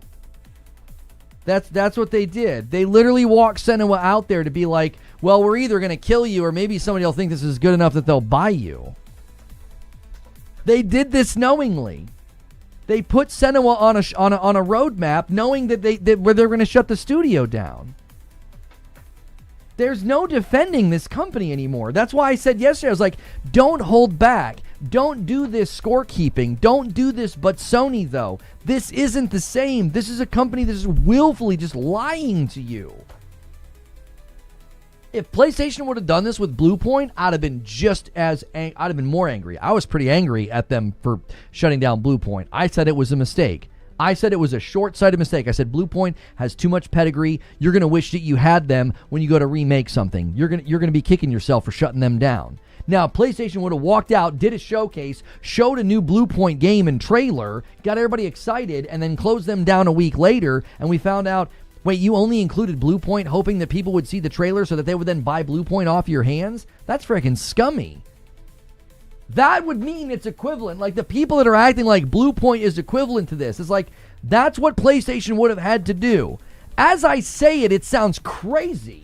It sounds absolutely crazy. I cannot imagine watching a PlayStation showcase. They trot out one of their premier studios. Bluepoint's got pedigree. They had a lot of accolades for the Demon's Souls remake. You walk out them, and you're like, we got a new game from them, and it's coming out next year. And then a week later, you're like, you guys are closed.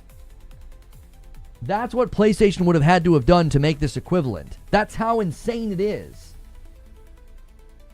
The depth of the depravity is just, it's unbelievable. And the fact that people try to make it equivalent, it's insane to me. It's like, it's insane. I don't know if it's Stockholm syndrome. I don't know if they're just being trolls. I don't know if they're delusional. I don't know if they have the intelligence of a rock, but it's like, brother, there is no defending this. There's no whataboutisms. There's nothing you can do to make this equal to what other companies are doing, because no other company would have the stones to do this. No other company would have the balls to be like, oh, that game that we announced last week, yeah, we're shutting the studio down. Everybody else, any other studio, any other publisher, any other company in existence would never, ever have the balls to do this. The fact that they did it shows just how brazen they are. They're like, yeah, we'll do this. Our fans will shield us. Don't worry. They'll evangelize for us. They'll protect us. Yeah, don't worry. We'll be fine. We'll weather this storm. They'll bring up Sony. Anybody want to come on the show and do a Sony, though? Anybody want to? Open mic. Come on the show and walk me through the equivalency. Do it. Walk me through the factual, logic-based argument that this is equivalent to PlayStation shutting down a 10-person VR team or a 15-person mobile team. Go ahead. Open mic, open invitation. Come on the show and make your argument. Tell me how this is equivalent to things that Sony has done. I would love to hear it. Street Chatter with a $10 super chat. I was excited by E-Day, but not enough to buy an Xbox. This type of behavior makes me not want to join their ecosystem. Their strategy changes more than my son's diaper, and it smells about the same. Microsoft don't give an F. It's just diabolical. It really is. It's insane. That's what I'm saying. Like, I cannot imagine. I can't imagine anybody else having the balls to do that. Because the public outcry would be like, what are you doing? Like, I'm actually glad that the gaming press doesn't seem to be playing the game this time. They're not. I don't feel like the gaming press is holding back. There are certainly folks. There are certainly people that are doing the Sony though thing and doing the bad comparisons, and I find it to be despicable. I really do. I think it's absolutely despicable. I think it's absolutely disrespectful to Ninja Theory and some of these studios to do these types of comparisons.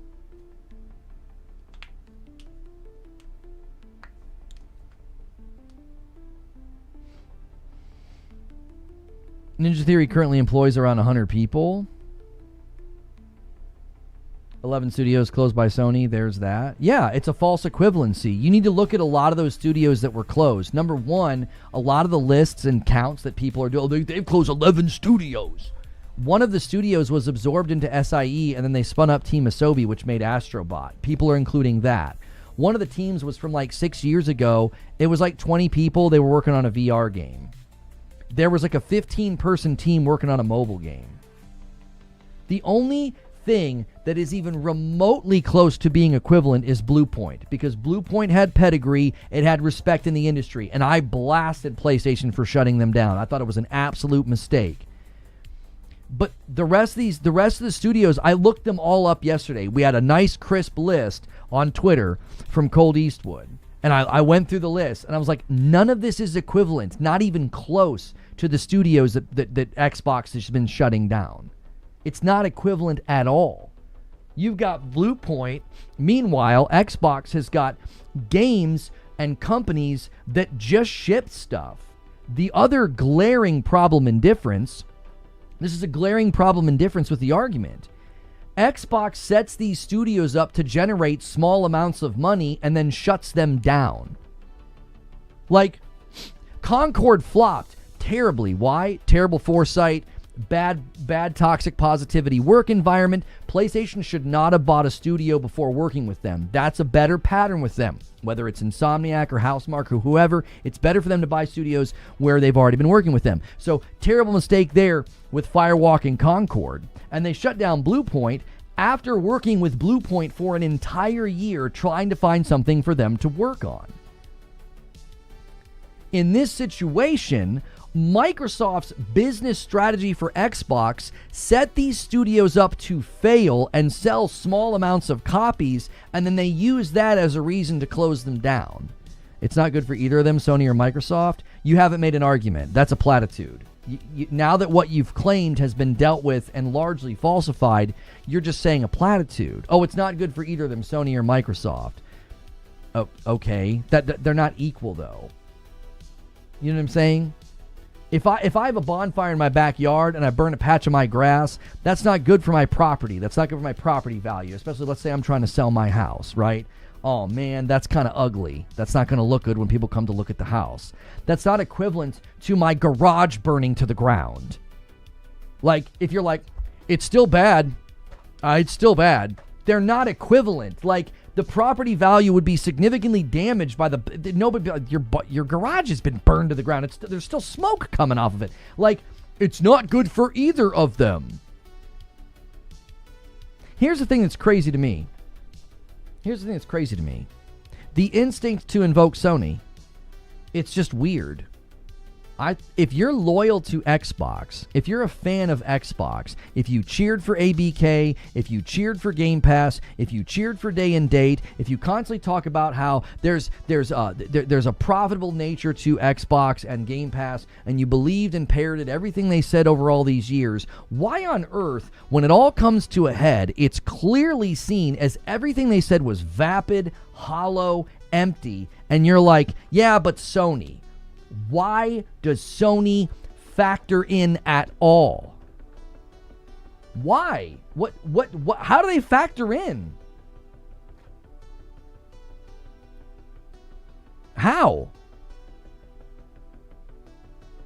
They tried to put Blue Point in the wrong type of development. They're not a multiplayer team. They're good for remakes and so on. Yes, thank you. Analysis that has been said 10 times over. How many times do we have to say that, yep, PlayStation made a mistake. They shouldn't have had single-player studios working on live service games. It was a mistake. They wasted Ben's time. They wasted Blue Point's time. I think they're wasting Guerrilla's time with Horizon Hunters Gathering. That's a conversation we've had 100 times. It has nothing to do with everything Microsoft and Xbox has done to set their studios up for failure. They're not related. They're not equivalents to each other. They're completely different things. PlayStation got the live service bug and was too bullish and wasted a lot of time and money chasing the live service dollar. Xbox structured their entire business edifice around Game Pass and day and date, and it's killing their studios. And you want to be like, but Sony, though. They're not the same. They're not the same. If PlayStation would have completely restructured their business and started making their first-party studios put their games on PS Plus day and date, and they didn't sell enough copies, and then they shut the studios down because they didn't sell enough copies, then you'd have an equivalency. That would be like, yeah, that's equally stupid. They're both stupid. They're both stupid. That's the frustration. Like, I'm disappointed, critical, and not happy with PlayStation's efforts in live service. It was a lot of money. It was a lot of wasted time, and I've been critical of that. That was an experiment that's already largely been course-corrected. It's been course-corrected. Xbox has been doubling down on this strategy for years and years and years. And now, instead of people doing analysis, diagnosing what led here, pulling out the symptoms and saying, don't do this again and holding them accountable, you want to be like, yeah, but Sony, though. Do you see what I'm doing in both cases? I'm being fair to both brands. I'm diagnosing what happened. I'm saying this is the problem. Here's how you fix it. As far as I can tell, PlayStation has fixed the problem. Ben's not working on a live service game. They pulled somebody else off of a live service game. I forget who it was. They're switching that around. They're restructuring. They've done some layoffs, and they're seemingly moving away from it. Now, they're not moving away from live service, but they're moving away from having their first-party single-player studios work on live service. They're not having Insomniac work on the Spider-Man live service game. Blue Point got pulled off their live service game. They tried to find something for them to work on. Ben's not working on a live service game. Now, if Haven gets closed down, I hold PlayStation largely responsible for that. It's like, that was a mistake. You shouldn't have been working on something that was so stupid. You shouldn't have kept going when you had such bad negative feedback. They've done like 2 or 3 playtests now of Haven's working on fair games. Cancel it. It's a waste of time and money. I think Horizon Hunters Gathering is going to be a monumental failure. Monumental failure. So do you see what I'm doing? I'm analyzing the specifics.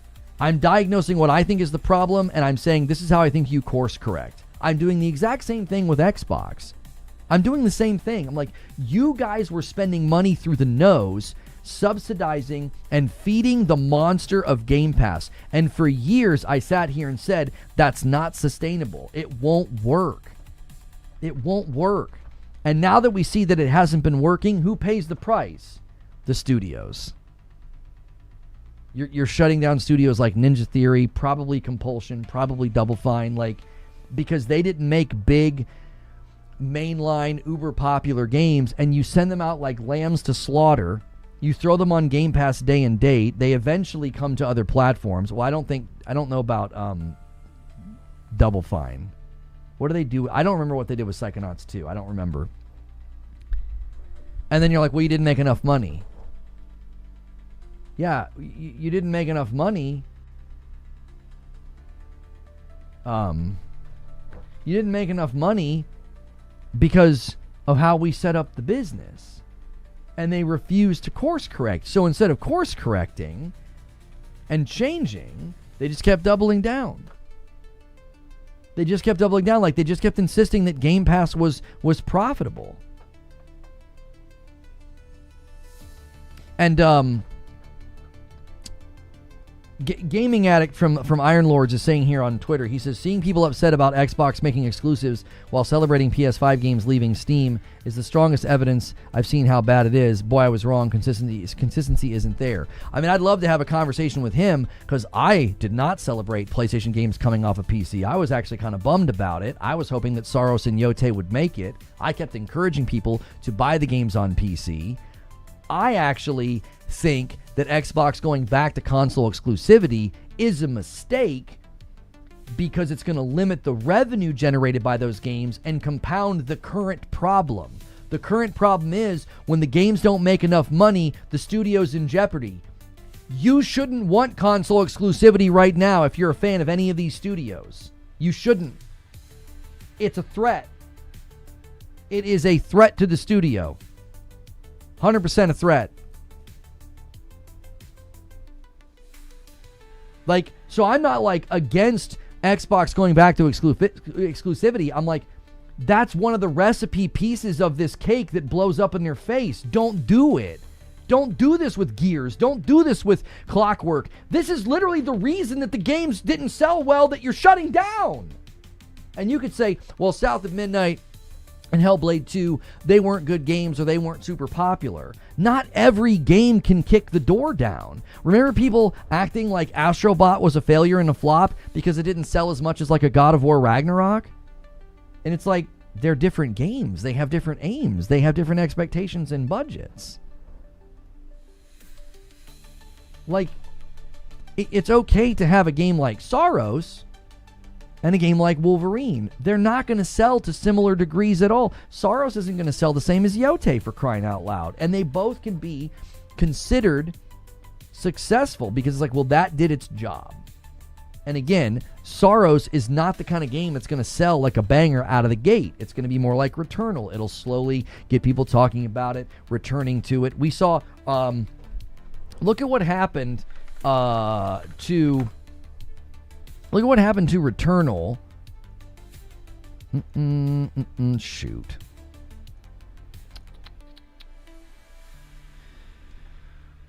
Look what happened to Returnal right here. Look at that. They just did a little sale. And boom, everyone's like, yeah, you got to check out that game, Returnal. I think it's one of the best rogues ever made. I think it truly is. It's one of the best third-person shooters ever made. One of the best action games ever made. It's fantastic. And they did a little sale on Steam, and boom, shot up. Probably because people are like, oh, I can't play Saros, that game that my buddy was telling me about, or it looked pretty cool. I'll check out Returnal. Didn't you predict Microsoft's behavior years ago? I said countless numbers of times that the ABK deal would push them toward a software strategy, a publishing strategy, and that the collateral damage along the way would be studio closures and layoffs, because the operational costs will be too high, and Microsoft won't like that. They'll just shut studios down. And I also said their number one target is going to be smaller studios that don't do big mainline games. And then when we saw it happen with Hi-Fi Rush, it was like, well, nobody's safe. Because that was a game Xbox openly celebrated being amazing and getting accolades and awards, and then they shut the studio down. So it's like, well, nobody's safe. I said all of this. It was all, oh, you're a hater, you're a hater, you're a hater. And it was like, no, I've been through acquisitions. I've watched them happen. We know what's coming. I also know how Microsoft operates. Like, you just have to look at the history of the studio. And so here's the thing. What's interesting to me is, if a lot of these people going, but Sony though, maybe if you paid more attention to Microsoft, you wouldn't have so much egg on your face. Maybe you wouldn't have gotten this so egregiously, horribly, and consistently wrong the last 6 years. Maybe if you did a little bit less of that, like, but Sony though, and paid a little bit more attention to Microsoft though, you'd have less egg on your face. You'd have been more able to see what was going to come. You could have been more accurate in your predictions. But instead, y'all threw confetti in the air. ABK, Call of Duty, eating good on Game Pass, and now what do you have? A brand in shambles. And Game Pass and day and date under threat. Call of Duty not even hitting day and date anymore. Everything at this point is expendable. People are in absolute desperation talking about, they're on Twitter talking about like, we'll just get rid of Game Pass. Just get rid of exclusives. Like, whatever you got to do. And it's like, man, how the mighty have fallen. Y'all went from shaking your tail feathers for an ABK deal and a merger and glazing up a union buster on Twitter. You guys, does anybody know what happened to her? Remember her? They were all like in love with her, going after the FTC and Lena Khan. And they were all about the union buster. They thought she was the greatest thing ever.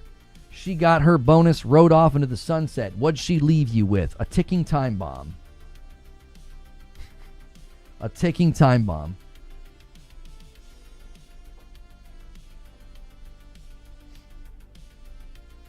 But, you know,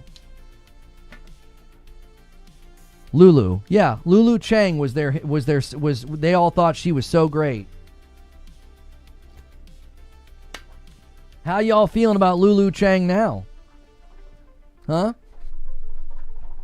Lulu Chang convinces you all that the ABK deal is going to be good for the studios and good for you as the consumer. And what'd you get? She got a bonus check. What'd you get? Huh? She got a bonus check the size of Mount Everest. What'd you get?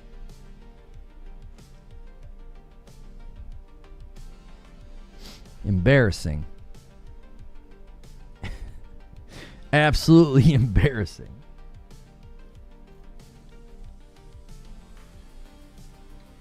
Jim Ryan, what's funny about the difference, if you want to like compare, a lot of us were very critical of Jim Ryan. I remember when Jim Ryan said they were going to do like 12 live service games by 2026. And I was like, that's ridiculous. That's ridiculous. I said, that's too many. I said, that's way too many. I said, half of those probably won't even come out. I said, then about half of those will probably even be successful. And that actually rang pretty true. About 6 of them got canceled, and about 3 of the 6 were successful, and the other 3 were not. Like Concord crashed and burned, Marathon's crashing and burning. Fair Games might as well not even see the light of day. Horizon Hunters Gathering to me is a non-starter. I think they should cancel it now. I think it's a complete waste.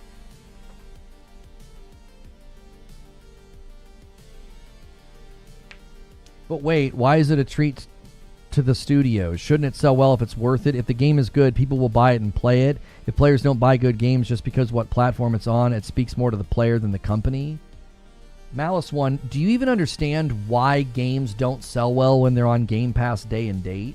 Like, I feel like explaining this will just sound condescending. Like, I don't want to explain this to you. If I have to go through and explain to you why a game that doesn't hit PlayStation, it goes to Xbox and PC, and you can get it on Game Pass day and date, me explaining to you why that doesn't sell well, I'm just going to sound like I'm being condescending. Like, it's so obvious why that would happen. It doesn't sell well because 25 million consumers don't have to buy it. Your primary audience that gets the marketing, it hits their eyeballs, they see the trailers, they see the commercials, they see the advertisements. Your primary target audience is playing it on a subservice and they don't have to buy it. Even if they're not on Game Pass, it's cheaper for them to sign up for Game Pass for $20 or now $23 and not buy the game. What do you think the consumer is going to do? They're going to take the path of least resistance. Actually, trying not to be condescending is sounding pretty condescending. I just went for it. I'm like, frick it, I'll just explain it. Like, I don't feel like this should need to be explained. I remember, I forget what we were talking about, but I remember a conversation once where I said, Game Pass is fostering an ecosystem of non-purchase. And people got very upset that I said that. I would say things like dollar menu gaming. And they felt like I was being like a jerk. Like I was saying that as like a pejorative. Like, yeah, basically they thought what I was saying is, y'all are a bunch of brokies. That's what they heard. So when I would say it fosters an ecosystem of non-purchase, and I would say things like dollar menu gaming, they would hear, well, Reforge is calling us all brokies. No. I'm talking about the value that you fostered. You made people look at gaming like it was a dollar menu. You made people look at gaming like it didn't make sense to purchase a game. You devalued your property. Like, think about what a dollar menu is. It's like the cheapest food you can get. The value, you're not getting like a 5-star restaurant cheeseburger. You're not getting a ribeye off the dollar menu. Imagine opening up like a world-class restaurant and you've got like a professional chef that you've flown in from New York, and he's going to make New York strips and these burgers that are just unbelievably amazing, and you got to have the meat flown in special, and you're taking on all these exorbitant costs on, and you charge people $1. People would be like, you're insane. You're devaluing the thing that you're investing in. Anybody would look at that and be like, you're an idiot. What are you doing? You're spending money through the nose, and you're letting your most valuable thing walk out the door for $1. That's what people didn't understand. They're like, well, you're being insulting, or you're calling us brokies. No, I'm looking at what they fostered. They fostered an ecosystem where people are thinking about a ribeye on a dollar menu, and they thought, well, that's what it's worth. So when you turn around after fostering this for a decade and you're like, I can't believe that games aren't selling well. I can't believe that our customers aren't buying the games. This is so crazy to me. I can't believe we're not making money. Yeah, you devalued the thing that you were investing all your money in. Making games is incredibly expensive. It would be just like the restaurant analogy. You're investing all this money and all this capital, and you're bringing in experts and you're bringing in talent to make the product excellent, and then you're giving it away for peanuts. And then you turn around and you want to be like, well, sorry, chef from New York, I have to fire you because we're not making enough money. And it's like, that wasn't his job. His job was not to make sure that you were making enough money. His job was to make the best dadgum cheeseburger he could make. His concern was not the books and the money. That's on you. You brought him in. You hired him. You brought in all the ingredients and all the food. Microsoft's sitting here footing the bill for all of this, and they set up everything like, all right, here you go, customer. You can give us practically nothing for this. And then you turn around and you're like, we didn't make enough money. Sorry, we got to let you go. And they're sitting there thinking, that wasn't on us. You did this. You chose to do this.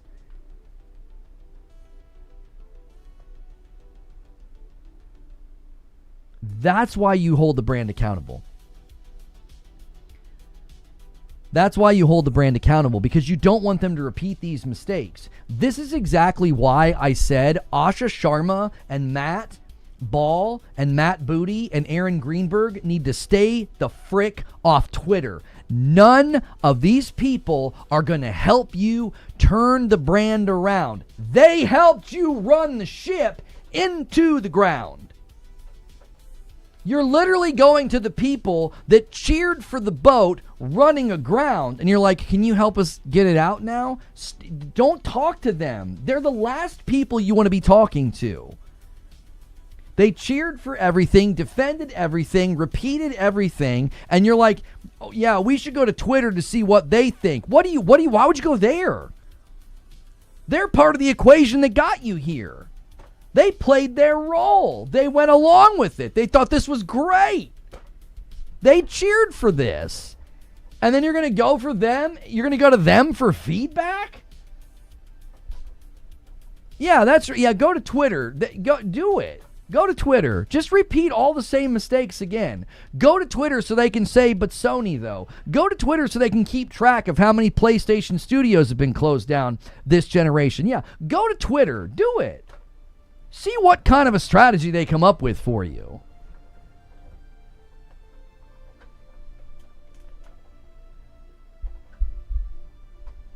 That's why accountability is so important right now, because it's like, okay, you're being transparent.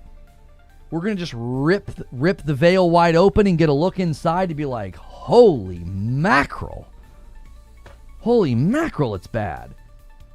And you're gonna go to the very people that cheered for all of this for like input. Good luck. It'll go swimmingly. It went swimmingly the last 10 years. Just go. Let's do another round of this. This will be great. You just burn the entire edifice to the ground, and they'll cheer the whole way. And then when it's a rubble heap, they'll spit on you, like they're spitting on the studios that are getting shut down.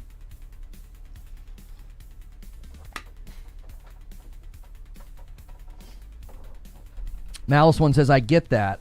I mean, if it's a good game, most people who don't like it or sub to Game Pass will just buy it outright if it's a good game. False. I'm 100% okay with getting rid of day and date.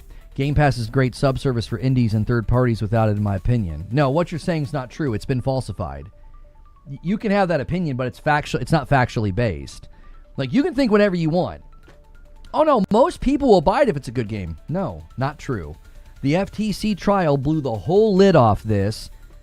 Oh, Game Pass increases sales. Nope. That's another lie that kept getting perpetuated. It cannibalized sales, and it got admitted by Microsoft and Xbox's own internal documents during the FTC trial. So no, most people will not buy a game because it is good. There's not some mythical moment where they're like playing through South of Midnight and they're like, this game's pretty good. I better go spend money that I don't need to spend. Consumers don't do that. There isn't a chart or a research study anywhere that would tell you consumers will spend money when they don't have to. What? No, they won't do that. Consumers take the path of least resistance. They'll find loopholes. They'll find ways to double use coupons, all of that. I mean, they 100% will. I went to Chipotle a couple of nights ago with my family. And for the World Cup, if you wore a soccer jersey, you got a BOGO.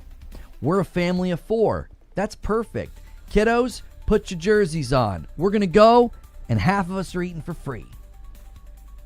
We stood in line for 45 minutes. And you know what we could have done the entire time? We could have put the order in on mobile and had the order in 10 minutes, but we would have paid for all 4 meals instead of just paying for 2. So we stayed in line. We stood there with a bunch of other families and a bunch of other dads who are like, you gonna let me save money? I'm gonna plant my tuchus right here. I'm gonna wait 45 minutes and I'm gonna eat that Chipotle. We're all gonna be starving, but half of it's free.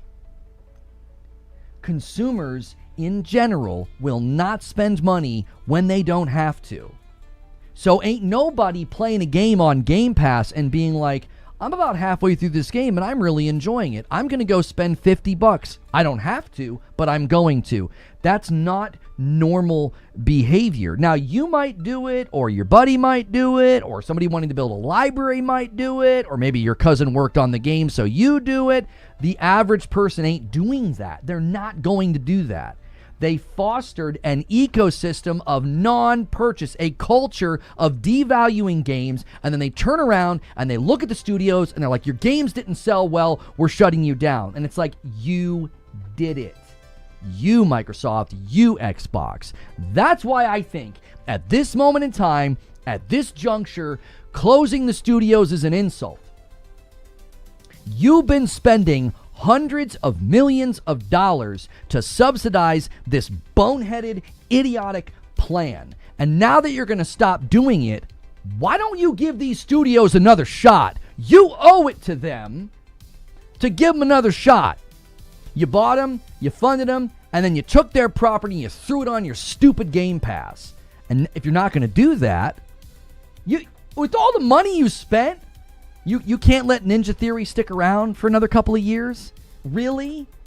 You spent hundreds of millions subsidizing Game Pass, and you're like, well, yeah, but now we got to stop. Yeah, now we got to stop. The blame falls squarely on the leadership. It falls squarely on Microsoft. It's not the devs' fault. The number of people on my timeline, they're like, when are we going to blame the devs? I'm like, let me get this straight. You'll learn that half the people that worked at 343 were on a contract, and they can't stay for longer than 18 months because it's a Microsoft policy. They don't want to pay benefits. Murders the project. Project comes out, abysmal failure. There's a consistent pattern of first-party Xbox game studios coming to the market slow and at 30 FPS. And then their games don't sell well. And all along the way, it's always the devs' fault. It was 343's fault, right? It's Bethesda's fault. It's Ninja Theory's fault. It's Compulsion's fault. It's like, there's a constant in this equation. And yeah, there is what I would consider to be stupid analysis of the market. That's pretty constant. Just boneheaded analysis. Oh, it's always the devs' fault. All these never Xbox. Like, it's never Xbox's fault. It's never Microsoft's fault. It's always on the devs. No, that's the constant in the equation. You think all these studios just suddenly become inept and bad at their jobs because they're owned by Microsoft? That doesn't make any sense.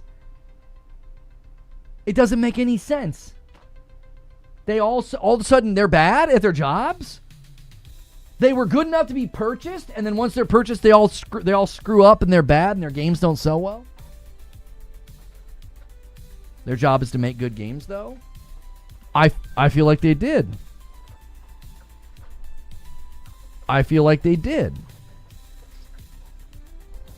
I had criticisms of Hellblade 2, but Hellblade 2 was a fantastic technical demo. It got tons of praise from outlets like Digital Foundry. It not selling well doesn't mean bad game. I had my criticisms of it, but same with South of Midnight. I thought South of Midnight was a perfectly fine game. They're all Western devs.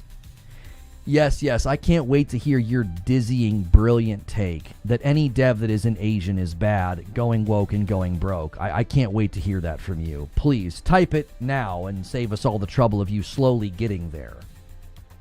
$5 from Trey Gaming. Lono with the same Microsoft shills who said exclusivity was dead and honestly championed the failure of Xbox for Super Chats ever be held accountable. I don't understand the sentence. Hang on.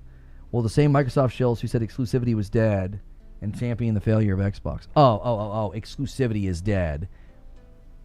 Right, like when they said, yeah, exclusives are going away. Listen, if there's one thing I know about the crowd that cheered for this, they don't like a receipt pull. It'll make them real mad. They'll claim that you're being toxic and that you're being a tribalist fanboy. So I don't do receipt pulls. I speak in generalities. If that's what you did, then what you should be doing right now is holding the company accountable. Listen, imagine that for the last 4 years I did that. Right? Imagine that I sat here and said all of the things that Xbox said. And I said that Game Pass was profitable, and I said that this was a great plan, and I said that exclusives were archaic and going away, and eventually PlayStation was going to go PC day and date. Let's just say I said all those things. Let's just imagine a world where I said those things. And I know it's hard to imagine because everything I just said is so idiotic, but let's just imagine that I said those stupid things. Because I just sat here and parroted whatever Phil or Sarah said. That's just what I did. If I got to this point and all this happened, do you want to know what I would feel? I would feel betrayed and I would feel lied to. And I would say, I'm going to call you to the mat and hold you accountable as a company. You told me this, you told me this, you told me this, you told me this, and none of it was true. And enough is enough. That's what I would do. Like if I sat here and I bought everything they said hook, line, and sinker, I would be holding them accountable right now. But like, you lied to us. You misled us. You made us think this was all happy sailing and dreams and butterflies and rainbows, and everything was actually internally terrible. And you were voluntarily doing this and setting up these studios to fail, and you had guys like me out here defending you. I'd be mad. I'd be like, I'm going to hold you accountable. That's the only appropriate response at this point for anybody who championed all this stuff for the last couple of years. It's like, you should be one of the most angry, pitchfork holding, fire stoking, accountability driving voices in the space. That's what you should be doing. You should be right there on the front lines being like, you lied to us. You had us out here saying all this stuff and we believed you. We trusted you. And it was all phony. It was all fake. Game Pass wasn't profitable. This wasn't the way to go at all. You guys were trying to spend yourself out of trouble, and all you ended up doing was killing studios and games in the process. Wired Rope, why do you want me to watch this? What is this? It's a kind of funny video about Compulsion Games getting canceled or closed. What do we have here? I feel like I've watched this. I feel like there might be swearing in this. So volume down or headphones, y'all. I think there might be a curse word in here. Xbox is planning to shut down Compulsion Games, developer of Peabody Award-winning South of Midnight and We Happy Few. All of these choices have hurt the business so much. The business as a whole. Yeah, I think he drops an F-bomb in here. But the Xbox business. At this point, it's like studios are being closed because not enough money is being made, because why would someone pay full price for a video game when they can pay pennies to pay it on Game Pass? Because the investment was not made to sell consoles. It was made to sell subscription services. And that's where leads you to not having enough hardware in homes for people to buy these fucking $70 games to allow all of this to continue. And it's just like, do exclusives matter? Do they not matter? This, that, whatever. Sure, there was a lot of support, and no one can say that we haven't invested in 25 years, but you didn't invest in Xbox. You invested around Xbox. And that leads us to where we are. I really, really like that last part. I think his phrasing there is a bullseye.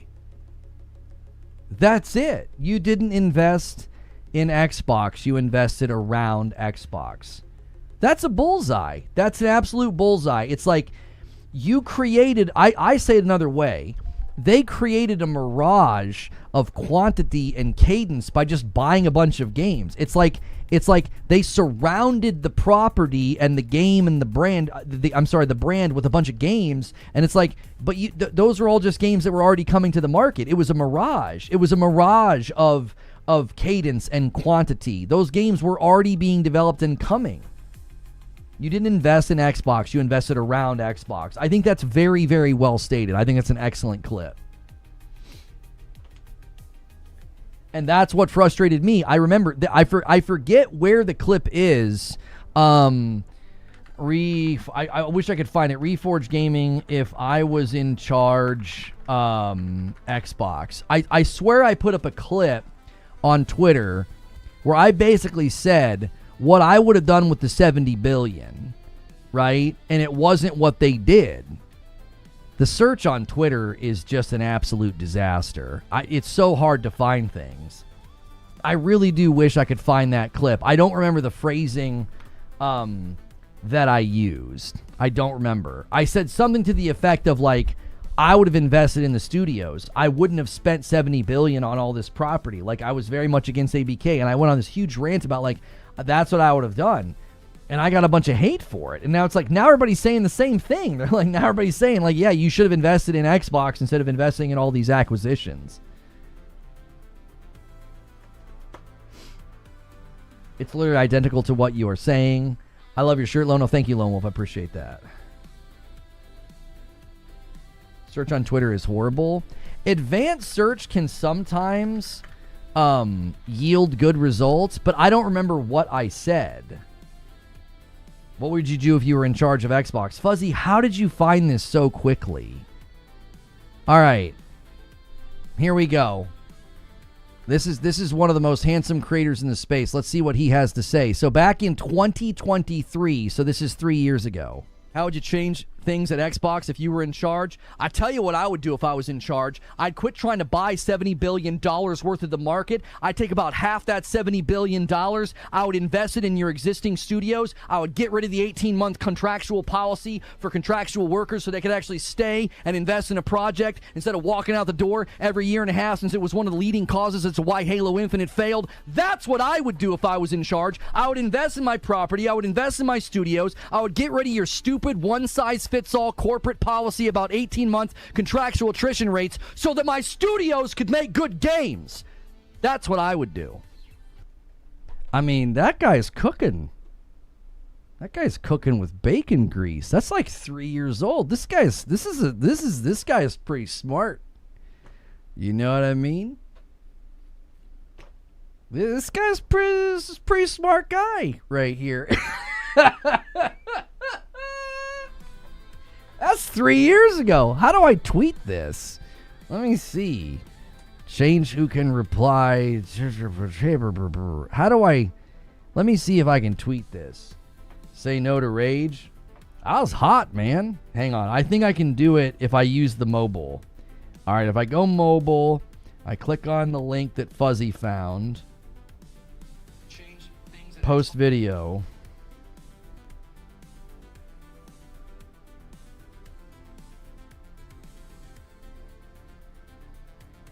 Three-year-old clip, by the way. Just hit retweet. No. If you hold on the video, you can tweet the video as if it's new. It'll still count towards the original video. The original video has almost 100,000 views, 84,000 views. So I just tweeted the video and said 3-year-old clip, by the way. Oh, it's a short? We have a short as well? Excellent. How would you change things at Xbox? If you guys want to support the short, it's a 3-year-old short. There you go. If you want to support the short, if you're on Twitter, there you go. Help it out. There it is. Oops. Copy link. There you guys go.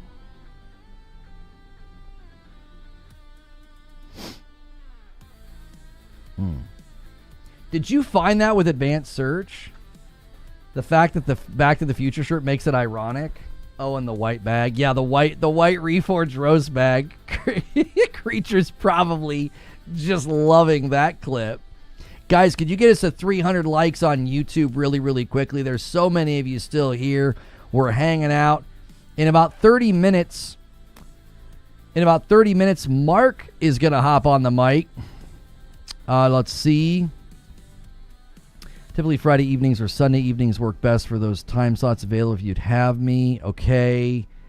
Let's see here. Yeah.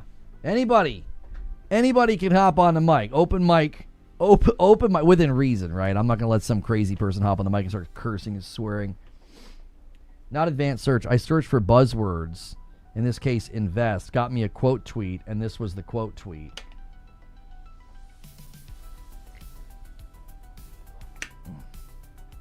Did somebody quote tweet me and disagree with me, Fuzzy?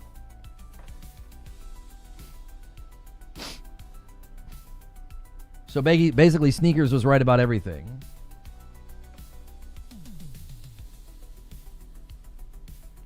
Oh, I said, remember this tweet? I said that in May. I said, remember this tweet? Funny how quickly this has become the narrative from people. Cut your losses and invest in first-party games. Curious if they will get called a Sony pony now. That's right.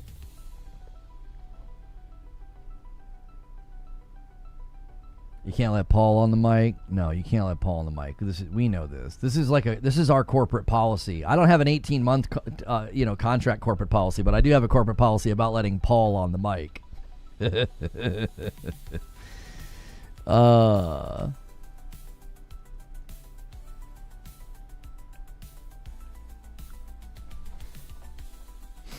Mark who? He's on the show. He's on the gaming roundtable with me and Ginger. And sometimes Chrono is there, sometimes Kirk is there, sometimes Scrag is there, and Mark is sometimes on there. He actually is the one that if you watch, he's got like a very like warm voice, like he's got a good microphone. He hosted the 1 week when Ginger couldn't be there. If you watch that episode, yo, it's good, Mike on the mic.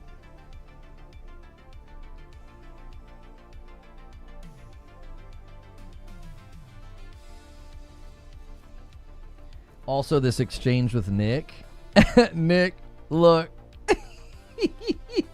Nick, this is a long time ago, Nick. You were like, damn, girl. And I hit you with the Dave Grohl Foo Fighters hair whip.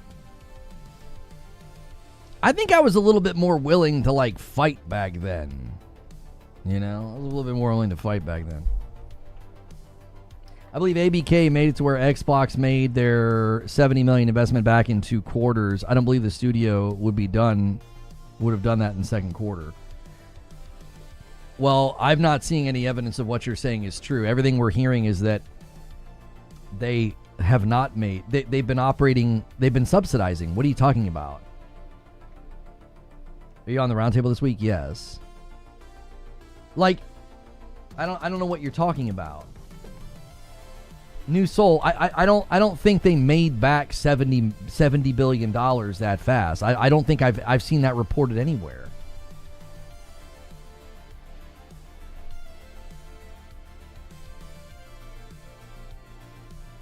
I don't think that that's true. Everything that we're hearing is that it's basically just been nothing but spend. It's been spend, subsidize. That's been the problem. Microsoft should hire Lono.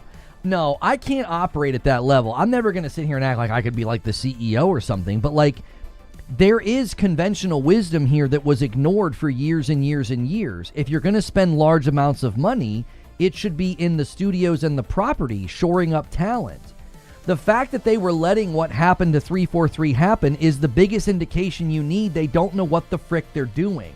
Nobody's thrown up the red flag and been like, listen, you can't do this. You can't have people leaving every 18 months. You can't. That right there is all the proof you need. They don't know what the frick they're doing. They don't. Like, that's the problem. It's like, I'm not going to sit here and act like I'm smart enough to run the company, but I'm smart enough to know when they're doing a bad job. Listen, I'm not smart enough to run a baseball team, but if you put a bunch of batters up there who hold the bat wrong and can't swing it, and they all strike out, I'm smart enough to know you're making bad choices. You're picking the wrong people. Do you know what I'm saying? Like, you don't have to be smart enough to run the team to know that terrible choices have been made. Do you know what I'm saying? Like, pick your favorite sport. It's obvious when a bad choice has been made or a bad call has been made. You know what I'm saying? It's like, but you're not saying, oh, I could be the head coach. Like, if you watch somebody take the team to the field and everything is wrong, and the quarterback is on the line, and the lineman's back in the quarterback position, in the snap position, and the wideouts are on the line, and your defenders are running out for passes, and they're like hoofing it, like, you'd be like, who did this? Why did you do this? This coach doesn't know what he's doing.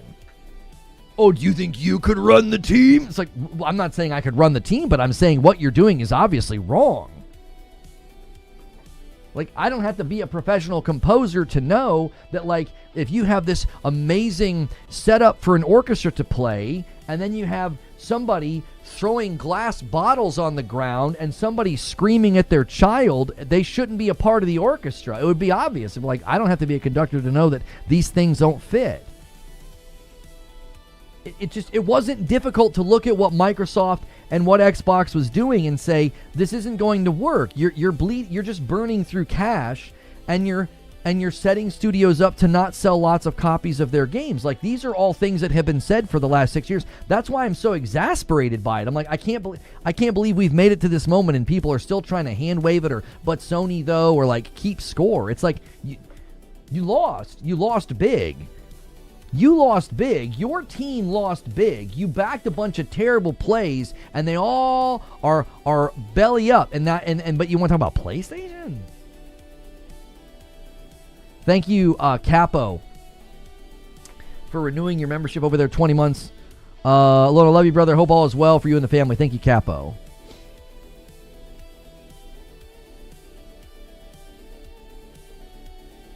In the best case, ABK would have ROI after 20 years. Yeah, I don't know. Hey, there's only 4 guys on the field. Okay, Mr. Franchise, you think you can run this team better? It's like, no. Like, you can tell when conventional wisdom is being ignored and bad decisions are being made. You can tell. That doesn't mean that you're thinking that you're the one that can run the show. I'm never going to sit here and do that. That clip that we just showed of me, that was literally somebody in the chat that was just like, what would you do if you were in charge? It's a common thought experiment. If they put you in charge right now and handed you the keys to the kingdom, what would you do? It's just a common thought experiment. If anybody tries to reframe that, like, this guy thinks you could run Xbox, he could be CEO. No, that's not at all. I was asked that question. Like, that's why I said what I said.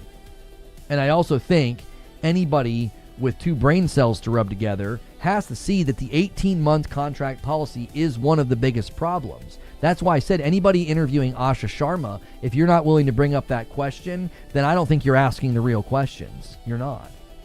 You're not asking the real questions. You're not thinking about the longevity of this brand and these studios and the plan. You're not. You're not willing to ask the real questions, and that's fine. You don't have to. You don't have to.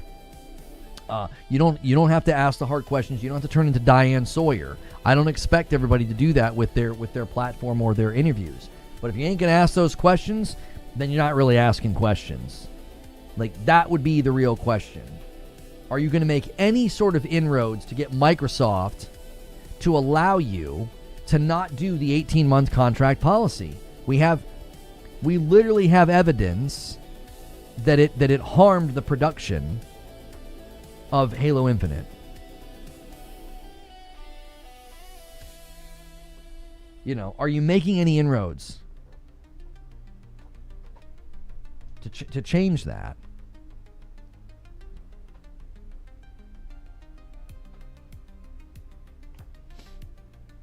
That, detective, is the right question. That's right. You got to ask the right questions.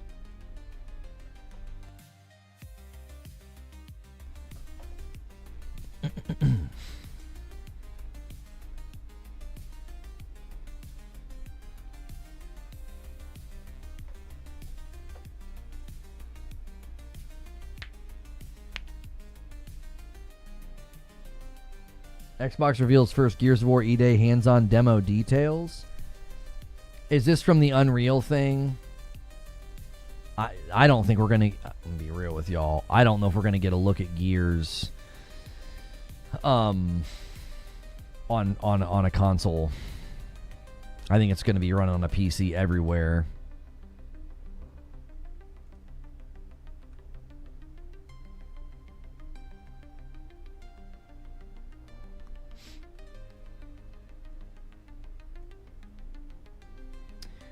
For UE6, we see limited language models, generative AI models, and tools like Claude and Codex playing a central role in helping you build content faster while maintaining the creative control that you need. Do you guys remember when I said if you were going to purity test video games and not play them if they used AI, you were eventually not going to be able to play video games? Yeah, that's coming. Anybody who uses UE6 is potentially going to be in that bank of like, yep, that's a game I can't play. You missed Will's super chat? My bad, Chill Will. A $5 super chat. The crazy thing is these are just the studios we know about for now. That's right. It's going to get worse. It's going to get worse, boys.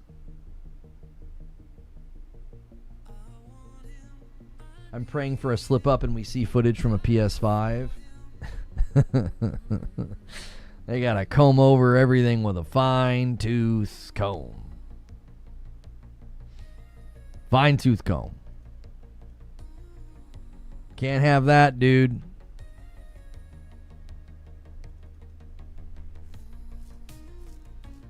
What are your thoughts on Forza Horizon 6's success?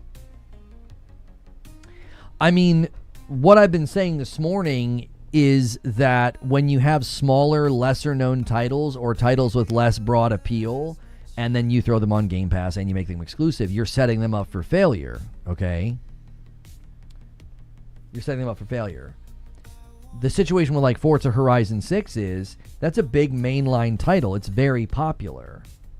So it will obviously, it will hopefully sell well. Now, I don't know if we have sales numbers for it. I think we have, do we have sales numbers? Or do we have player numbers? Like, that to me is the question. Because, like, yeah, Forza Horizon 6 being successful is not surprising to me. They make amazing games. They have a great track record. They're a long-standing, well-known franchise. But I don't know if we know, do we know the sales numbers? Steam charts? Yeah, I mean, I think it did very well on Steam. I'm talking about, like, do we know, like, did it sell well on Xbox? It will also eventually land on PlayStation as well. We know they'll make good money there because Forza Horizon 5 did very well on PlayStation. So Forza Horizon 6 is almost a guaranteed success. At the quality they build games, how could it not be? Right? How could it not be? Those guys are good. Special Nick on Avowed 2 being canceled. He says he was joking around. Special Nick indicates Avowed 2 may have been canceled. He says, what the F? No, I wasn't. That was a joke. Nick, you're a little wild. He gets a little wild on Twitter. You gotta be careful.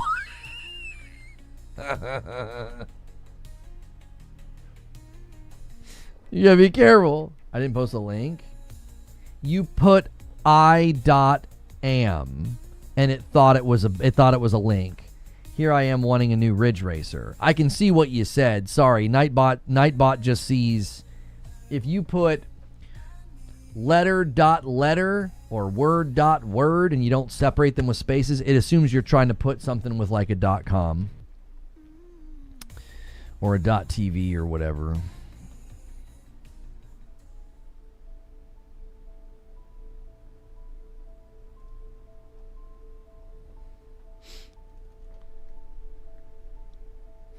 Yeah, it's okay. It's a simple mistake. Like I'm not mad, and Nightbot just does it automatically. It's not like there's not a mod that did that to you. And somebody was like, "Hey, buddy, stop that." It was automatic.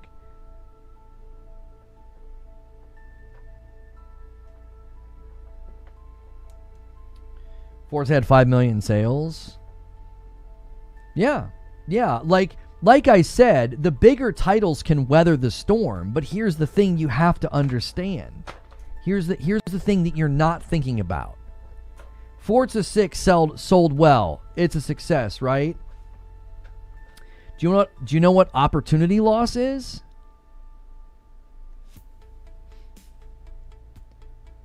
Opportunity loss is whatever sales they could have also had it not been on Game Pass day one. Meaning it could have made more money. All you have to do is look at what happened with Call of Duty to know that even Forza is not immune to that reality. Scale it down. Call of Duty, they lost, estimated $300 million something putting it on Game Pass. So, scale it down. Forza Horizon 6 likely then missed out on sales. It could have made more money. That's the problem. There's opportunity loss baked into their business strategy. So even when something is successful, there's an executive somewhere going, we could have made more. And that's good for the studio. You want to make... Listen, I got a lot of heat for saying this over the years. And people called me a shill. And they would say that, you're just sitting here... And they always use, like, really gross sexual language about, like, corporations. Right? They see the world through that lens, all right? Everything is couched in that kind of language. It's where their mind is. And I would get accused of being a shill. And you know what I always said? I was always like, I want these games to make buckets of cash. As long as they're not being unethical and they're not being shady, I want you to make as much money as you can. I want the studio behind Forza 6 to make as much money as they possibly can. Why? Maybe they could expand. Maybe they could hire more people. Then I get content faster. Then I'm almost guaranteed to get more content or more games in the future. These people created the notion, these grifters and these fake fans out here created the notion that profit is a dirty word. And they started creating, I told you guys, stop listening to people that create this us versus them dichotomy where like it's us against the corporations. They seemingly think that like every corporation should just break even. They shouldn't try to make big profits and try to make big money. And I'm like, that doesn't make any ounce of sense at all. I want them to make so much money. I want them to make so much money that they're like, let's just keep investing in this studio or this property or this effort. Let's just keep going. Why? Because that means I get more of what I love. Thank you for the Chrono raid, Chrono. I don't want these studios barely making ends meet. I don't want them scraping by. I want the opposite. There's no happy amount here. I want them to make as much as possible. And I got so much heat and hate for saying this because you've been propagandized or watching these ideologues that have fostered this mentality of it's us versus them. It's us versus these big greedy corporations. And it's like, no, it's not. No, it's not. If they're making something that you love, you should want that thing to be so dadgum successful that there's no question about reinvestment. There's no question about a sequel. That's what you should want. You shouldn't even want smaller studios or like fringe titles or maybe even titles that don't appeal to you. You shouldn't want those to fail because that's just more companies in the market. That's just more games creating strength within the economy of gaming. You don't want it to crash. You don't want talent vacancy. You don't want that. People don't understand. They're like, well, that game doesn't appeal to me or it's woke or whatever. I'm glad the studio got closed down. You sound like an idiot who doesn't understand that if you have massive talent exodus and all these gaming studios go away, it makes investors sheepish. It makes them averse. They're like, I don't know, dude. Gaming's volatile, man. Some of these companies, their game doesn't sell well, and it crashes and burns. And you're like, yeah, but they were woke, and that's why. And it's like, well, maybe they made a game that didn't appeal to enough people. Maybe they made a game to only appeal to like hyper progressive liberals, and they didn't buy it. So what? That doesn't mean that you should be cheering for studios to be shut down and people to be laid off. That's bad for the market. That's bad for the market. It's like you don't want massive talent exodus and studios closed down. That creates volatility and instability, and it makes publishers, angel investors, and venture capitalists, it makes them averse. They're like, I don't know, that market's wild right now. Studios are getting closed down, people are getting fired, and then the money can dry up. And you can see smaller, medium-sized studios can't get publishing, can't get funding. Why? Because the market became unstable. These people don't understand what they're cheering for. They just think their team's winning, so they get excited. Oh, the Chuds won or whatever. And it's like, listen, you can throw confetti in the air and think the Chuds won, because your little Twitter war went your way. I'm here to tell you. that is not what we want to see. All right, I think Mark is ready. Okay, hang on. Freed up, just let me know. Actually, just pinged, will be free in a few more minutes. Okay, he'll be free in a few more minutes. I'm going to get him in the Discord. Hang on, how do I do this? Invite to server. Mark. Use that invite. We will give you a role to get you on the stage. We'll have to give Mark a role when he gets in here so he can get on the stage. I don't want to leave the stage. AOZ says, how would you feel if community said you should make minimum wage? Same thing as saying games shouldn't make profit. Right. Right. A lot of people didn't understand when I was like saying, get out of Bellevue, lower your operational costs. Don't,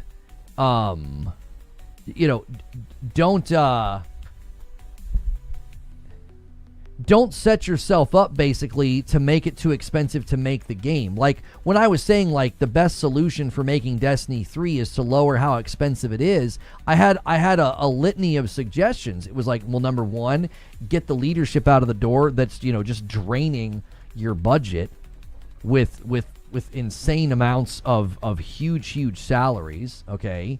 Get them out of the door, and then see if you can't relocate. See if you can't outsource some of the work. If the major problem building Destiny 3 is that Bungie's too expensive to run, then get Bungie out of Bellevue if you can. There's other places you can go. Now, obviously, that might be seismic and impossible and more expensive than it's worth. But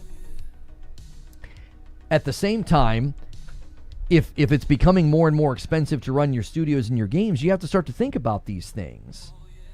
You have to start to think about, like, well, if it's going to be this expensive to run the game, you have to start to look at, like, what are ways we can lower cost.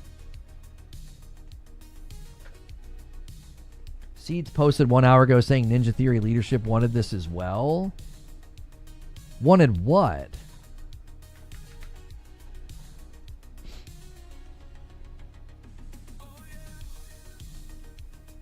Microsoft is no good guy at all. However, the context missing is that Ninja Theory leadership wanted to do this as well to also show off what they had to aid in negotiating a deal. As I understand it from 7 people now, Ninja Theory knew back in late February, early March, the intention, and they wanted to show off Senua. I mean, if he has good information here, I don't know who he's speaking with, but if that's good information and that's not, if that's reliable and accurate, that might add to my theory as to why they called the game Senua. I thought, well, maybe they called the game Senua because they didn't want it to be tied to the Hellblade name and the Hellblade property and trademark, and that's going to enable them to make the game outside of Microsoft ownership. Like, I theorized that the other day, and I thought this is just straight hopium and copium. But maybe that's why they named it Senua, because if they named it Hellblade, it would tie it up into the copyright or the trademark, like if Microsoft owns it. They wanted their game seen so they could be bought.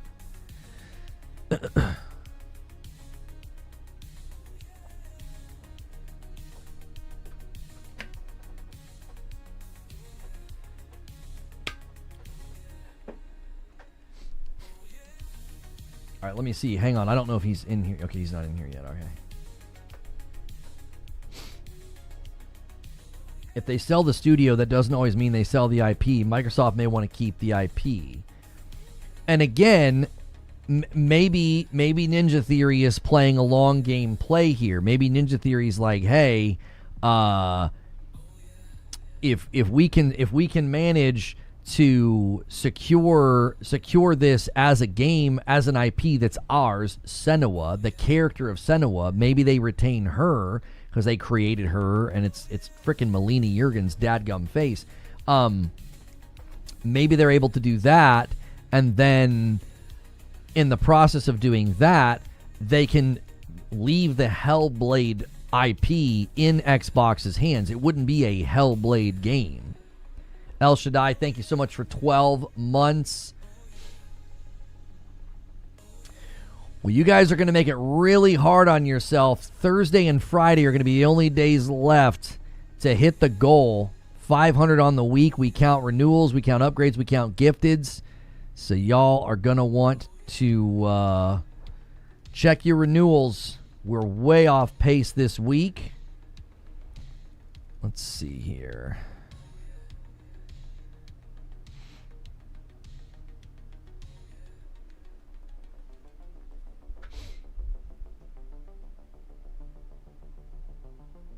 Oh, gone gold. AC Black Flag went gold. Lone Wolf said, see my last 2. All right, give me 1 second here.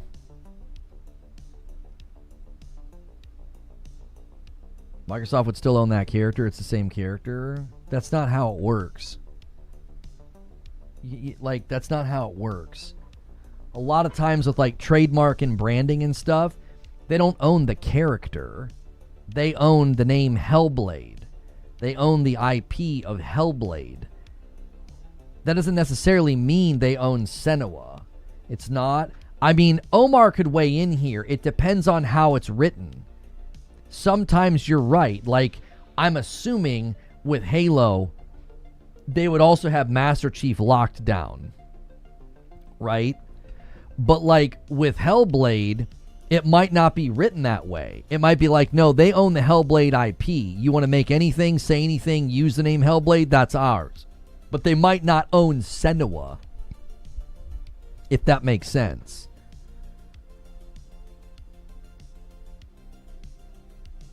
Again, it depends on how it's written. Tell that to Mighty Number 9, the Mega Man game by the creator who didn't have the license. I don't know what happened there. I thought ownership would include everything. Again, I don't know. I don't know how it works. We would need somebody far more educated to weigh in. Again, I admitted it was hopium and copium. It 100% could be just straight hopium and copium that, like, calling it Senua gives them some kind of a loophole or something to be like, well, it's not a Hellblade game. You own the Hellblade IP and the trademark and the copyright.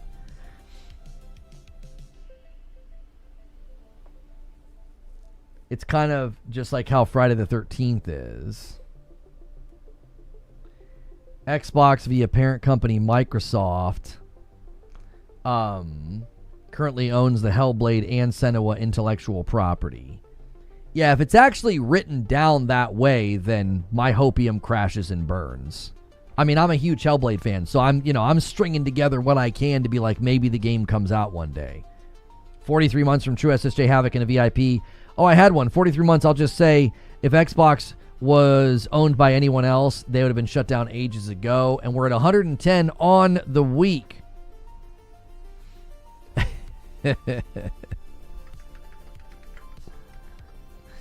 This guy says, calm down. He took that screenshot from the clip. He's like, calm down. I was like, no.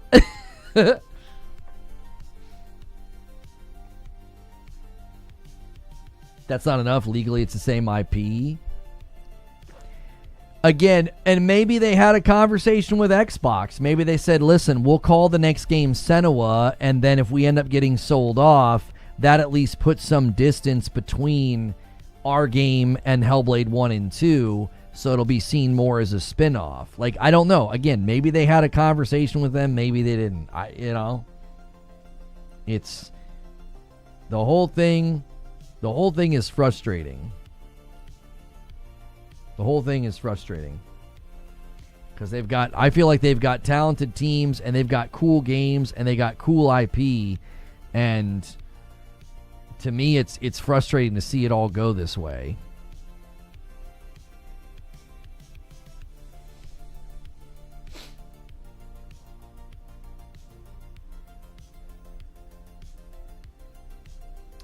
That's wrong. The Hellblade docs are clear. It's owned by Microsoft, not Xbox Studios. There's a difference.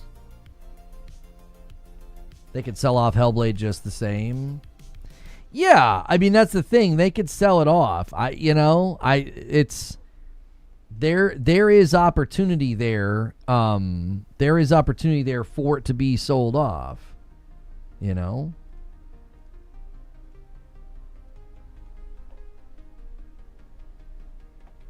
Again, I'm on hopium about it. I like the Hellblade IP. I like Senua. I like Melina Juergens. I like Ninja Theory. It's irritating.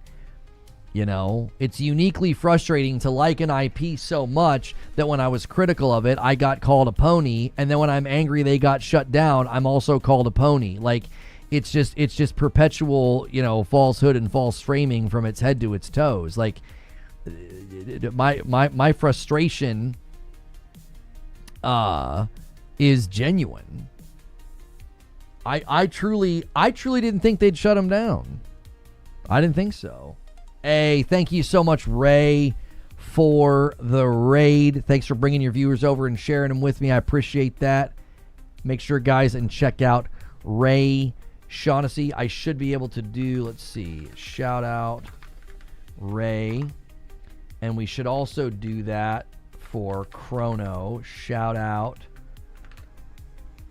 Chrono 32123. Yo, what's good, Ray? How are you, man? What were you doing? Ray was in Just Chatting. All right. What were you talking about today? Hopefully you had a good show. Hope you had a good stream. I've been over here pretty ticked off. Going in on Xbox. Talking about their future, what might happen with the games and the hardware and Game Pass. They basically have taken over the news cycle. Sadly, there's like nothing else really going on. I've been scrolling the news feeds even now, thinking about like what could we talk about tomorrow. I don't know. We'll see. We might have to go variety tomorrow. Maybe I could pull some guests on tomorrow. I just don't know.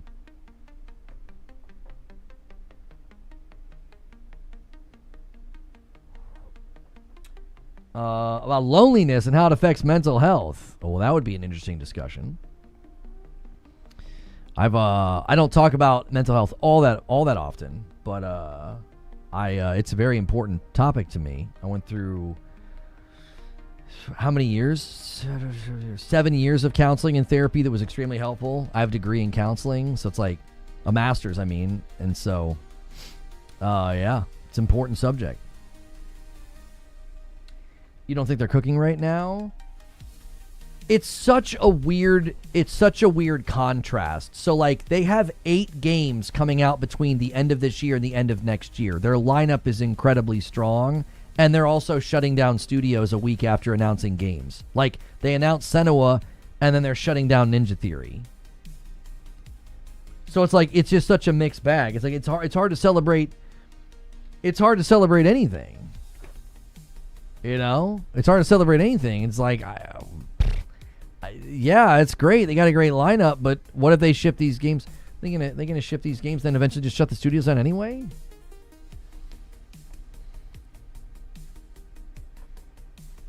Del Carter says Jason Schreier with blurry hands in the thumbnail is the YouTube equivalent of a tornado siren. Maybe you can help me then. My family has decided not to come to my wedding. My fiance is furious and wants to cancel and elope. What the frick? I would need way more details. Why did they decide to not come to your wedding? Is it like your 9th one and they've just had enough? Like, what the heck, bro?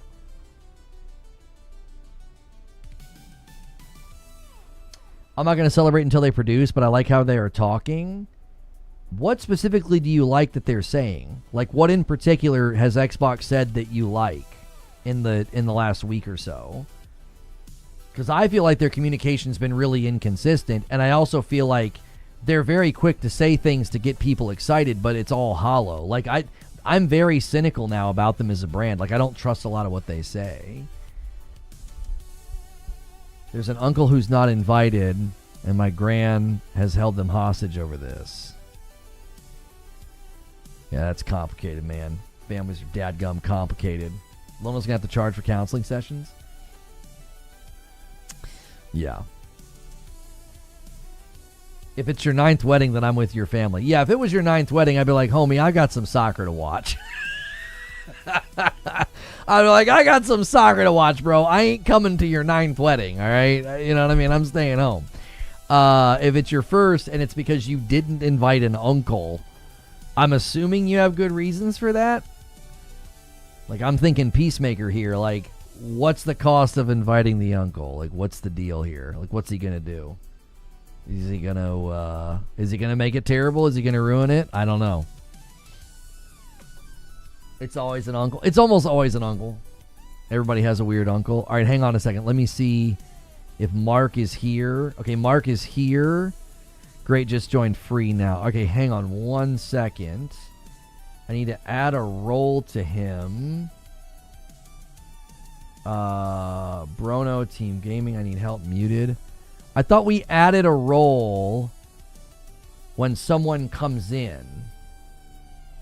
What role do I give him so he can get on the stage? We did this for somebody the one day, did we not? Does one of my mods or community reps or creature know? I can't remember what the role is. Fuzzy, do you know? Is it Brono? It might be Brono. We should probably just rename that. I'll add Brono. Okay. All right.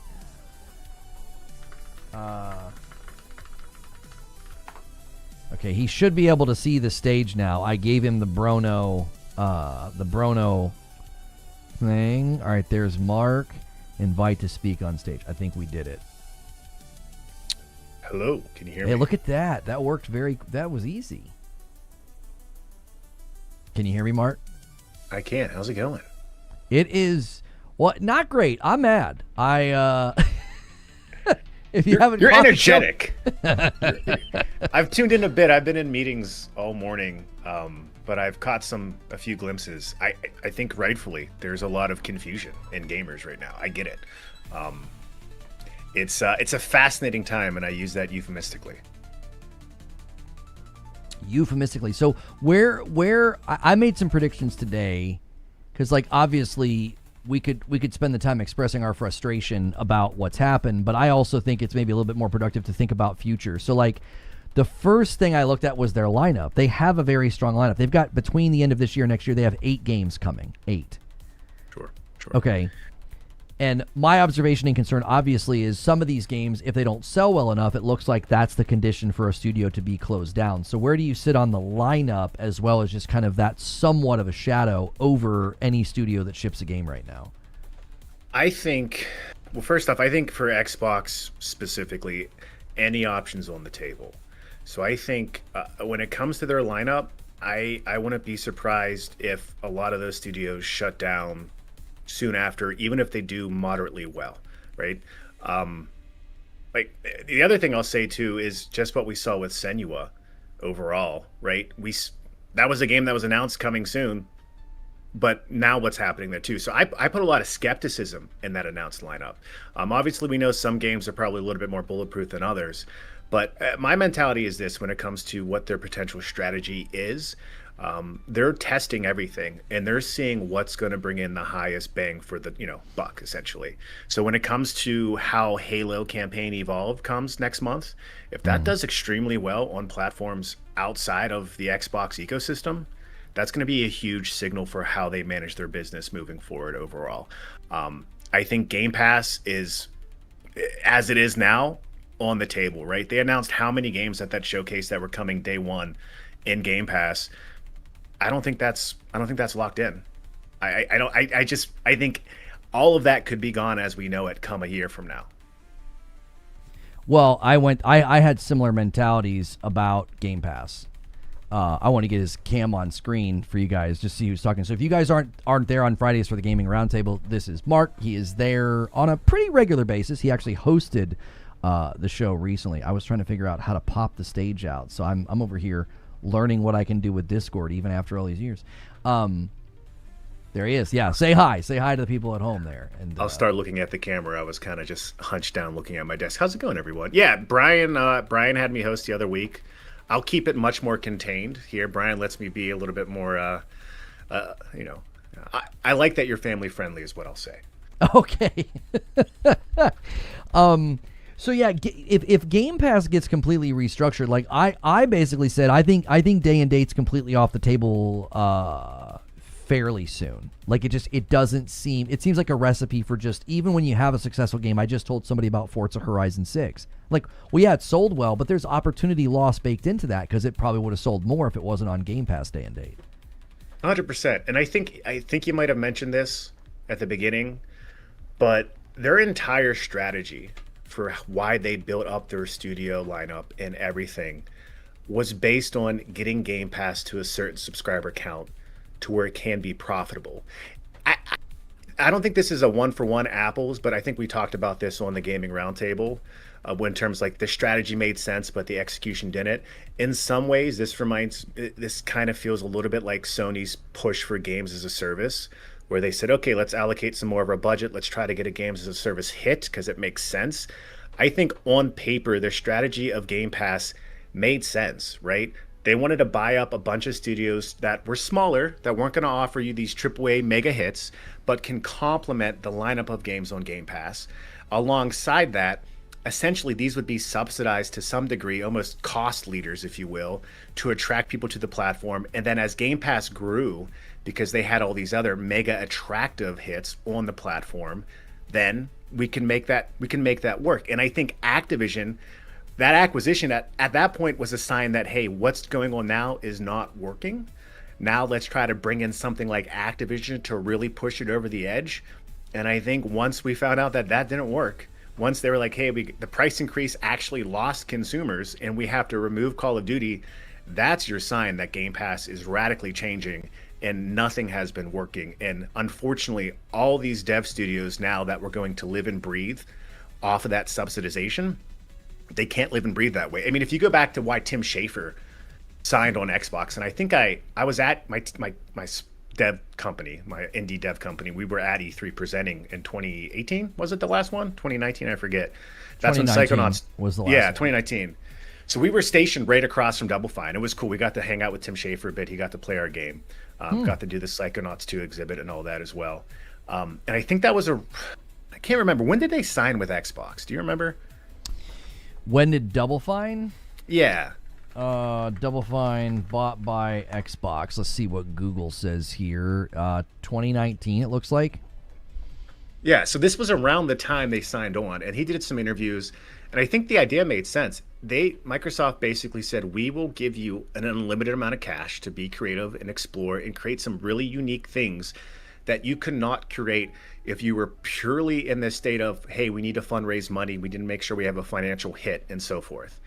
Again, that strategy falls apart when Game Pass isn't profitable overall. And I think that's the calling we're seeing right now Microsoft doing across the board to their studios with Ninja Theory and even the smaller studios like Compulsion, and then of course Double Fine as well. I don't see it continuing, and I'll say this, I don't think anyone's safe. I think Halo Studios, I don't think they're safe. I think you're going to see cuts there. I think you're going to see cuts at Activision. I mean, even when Activision was at its highest levels of success, Kotick was still cutting a lot of teams there to continuously ensure there's a lot of efficiency.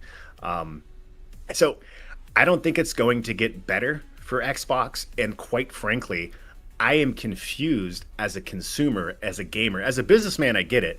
But as a gamer, I just think they've burned so much goodwill that I don't know how you turn the ship around. Like if I put on my brand manager mindset, my marketing mindset, you and I were plugged in. All the people in chat today are very, very much plugged in. And we're all still like, what the heck's going on here? Come the end of July, when the average gamer goes to a GameStop or wherever, and they see Halo on PlayStation, why do they go, okay, I'll buy an Xbox next gen? Because that is. I mean, this isn't hard data, but this is just kind of a more ephemeral. I can't say that word. More in the air type thing. But to me, that communicates so much. It's like putting Mario on a different platform, right? Yeah. I get Gears E-Day, the strategy there, but that's not Halo, right? So I just think I don't see them surviving in hardware. I think they're calling back Project Helix as a strategy, which is smart because that would be dead on arrival at this point. And I don't know, the future, I still stand by Xbox being a thing. You mentioned this earlier, though, about the AI bubble. If it gets worse, when we're starting to see a lot of the AI companies realizing we're not turning a profit, we have to charge more for tokens. Oh, now that we're charging more for tokens, people are canceling subscriptions. If that gets worse, Microsoft is so over leveraged in CapEx spending, in AI investment. I don't see why you don't cut gaming overall. At that point, you free up billions of dollars that way. And in the short term, that's what matters most to investors. Yeah. At the very least, they could spin them. I think they could just spin them off into like a subsidiary where they're just publishing just the biggest stuff. Like they'll strip it all the way down to Minecraft, Call of Duty, and Diablo. I mean, and Candy Crush.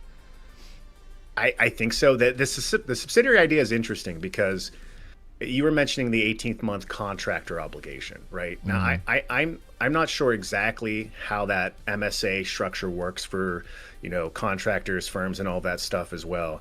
But, as a part of Microsoft overhead, there are some very strict policies in place where no matter what division you're in, you have to abide by an MSA contract when you're signing on as a vendor or a contractor. A subsidiary, for example, would give them more freedom to have their own type of approaches to relationship engagement. So that's one idea. The other thing, though, with a subsidiary is you're going to get a better understanding internally. Externally, we may not, because they won't have to be as transparent. They would essentially be able to report Xbox as a line item. But Microsoft will get a better, more transparent understanding of true costs with infrastructure for Xbox. So we know Xbox depends so much on Azure infrastructure for cloud gaming, for Game Pass, for online gaming, all of that. Right now, all of those costs are kind of a weird shared blended cost across the board for Microsoft. The moment they become a subsidiary, they will then have to pay a monthly rate or whatever that agreement is. It's going to be a business cost for Xbox, right? Now, they can offer a discount, which I'm sure they will. This is what Amazon does for Twitch. Twitch is a subsidiary of Amazon. But still, that will paint an even better picture of how those financials really are. So it could go both ways. It could very quickly go, oh, this is just really bad. And ultimately, I think if that happens, Microsoft would be putting Xbox in a swimmer sell position very quickly. So to your point, yeah, it could be they cut even more and they are just a few big games and they're a publishing house, or they start trying to have a fire sale and they're trying to get off as many IPs as they can to interested buyers. And the problem is we're not in 2020 anymore. Money's not cheap. The market's suffering significantly overall as so many firms and developers are realizing that base costs for game development are getting too high. So they're kind of in a tough position where they might not be able to sell off IPs in a position where they break even. Well, and I like that you brought up the idea of like everything that they kind of have to do, they're going to burn a lot of like goodwill and trust. Like they kind of already are. Like, I mean, I literally pulled up their roadmap and like Senna was on the roadmap. So like they literally publish a roadmap and an image. And like there's already a game. It took 1 week, but there's already a game on there. They're like, well, it's not even coming out. And you knew when you made that roadmap that was happening. And the real road forward can't even really happen because Satya is saying we've been subsidizing this whole time. We can't do that anymore. Because the only way forward would be significant subsidization. You'd have to literally subsidize a new console, make it to where you're losing on it, sell it at a loss, and you'd have to shore up exclusives just for that box. That is, that's hundreds of millions of dollars in losses to try to rebuild. They can't do that, which means they got to go in the other direction. And if they go in the other direction, that means you're going to continue to lose customers. That's why I said I think Gears of War E-Day console exclusivity is performative. Like they know they're going to start losing customers hand over fist, and this is the only way to keep some of them from leaving, because this right here feels like that tipping point where everything can go, whether it's a studio or day and date on Game Pass or even hardware commitments, and that's when you just start losing people. They'll just go to the other team or they'll just get a PC and play on Steam. Yeah, I mean, you know me, when we talked about the news with Asha at the very beginning on the roundtable, I was always skeptical. I think I when we talked about that big press release, We Are Xbox, I think I said something like, this is like the most impressive piece of saying nothing I've ever heard. And I think it's I don't know what the strategy was for Asha and the new team of leadership, but if I had to guess, it's probably a decent perspective to have, is they would say, how do we build confidence from our loyal fan base at the same time realizing what we have to do moving forward? The challenge there is it almost feels like now you should not have tried to build that kind of loyalty, right? Because I always assumed Asha would do something like this, right? Her background, where she's coming from, she's being placed by a Satya, right? We know how Satya wants to run his business overall. We should not be surprised by this. So when everyone was getting so hyped up about like, oh, they changed the logo, or they did this, it was so low-hanging fruit that meant nothing to me at all. Yeah. Because the core health of the business was still so terrible that things still had to change. And now, I mean, over the last 2 weeks, I was on vacation the other week when the showcase happened. I was like, oh, that's cool. When they announced Gears E-Day as exclusive, I was like, I doubt it. Listen, you could say whatever you want as many times as you want, but we saw this before with Starfield, and the business is still in such a bad state of health. I completely doubt it. So yeah, I think it is performative. And I think it's, to me, I would guess there's a conversation internally that says, let's do this. And then when we know it will fail the way it probably will, because they have the numbers, they know how this has worked out with past big hits. And confidence in the brand is so bad. It's not like subscribers are going in the upwards direction. It's going in the opposite direction. I think they're going to use it to say, yeah, this solidifies how we might have to approach strategy moving forward, right? I think it's going to be on PlayStation.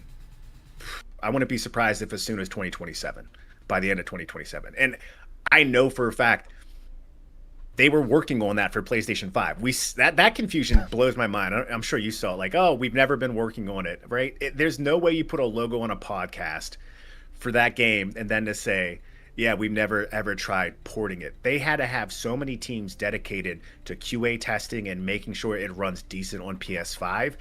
And yeah, and that it's still there. There is that port. It exists. Well, and I said that was just evidence of the rampant miscommunication, misfiring, and I would even argue dishonesty, because on one hand you're saying, oh, it was never planned to come to PlayStation. Well, you have an end card on a trailer that says October 6, 2028, and the PS5 logo's there. So that is you saying that game is coming in 4 months to the PlayStation. So that's seemingly not possible. It also doesn't even align with what Aaron Greenberg said. Aaron Greenberg was like, oh, this was not a last-minute decision.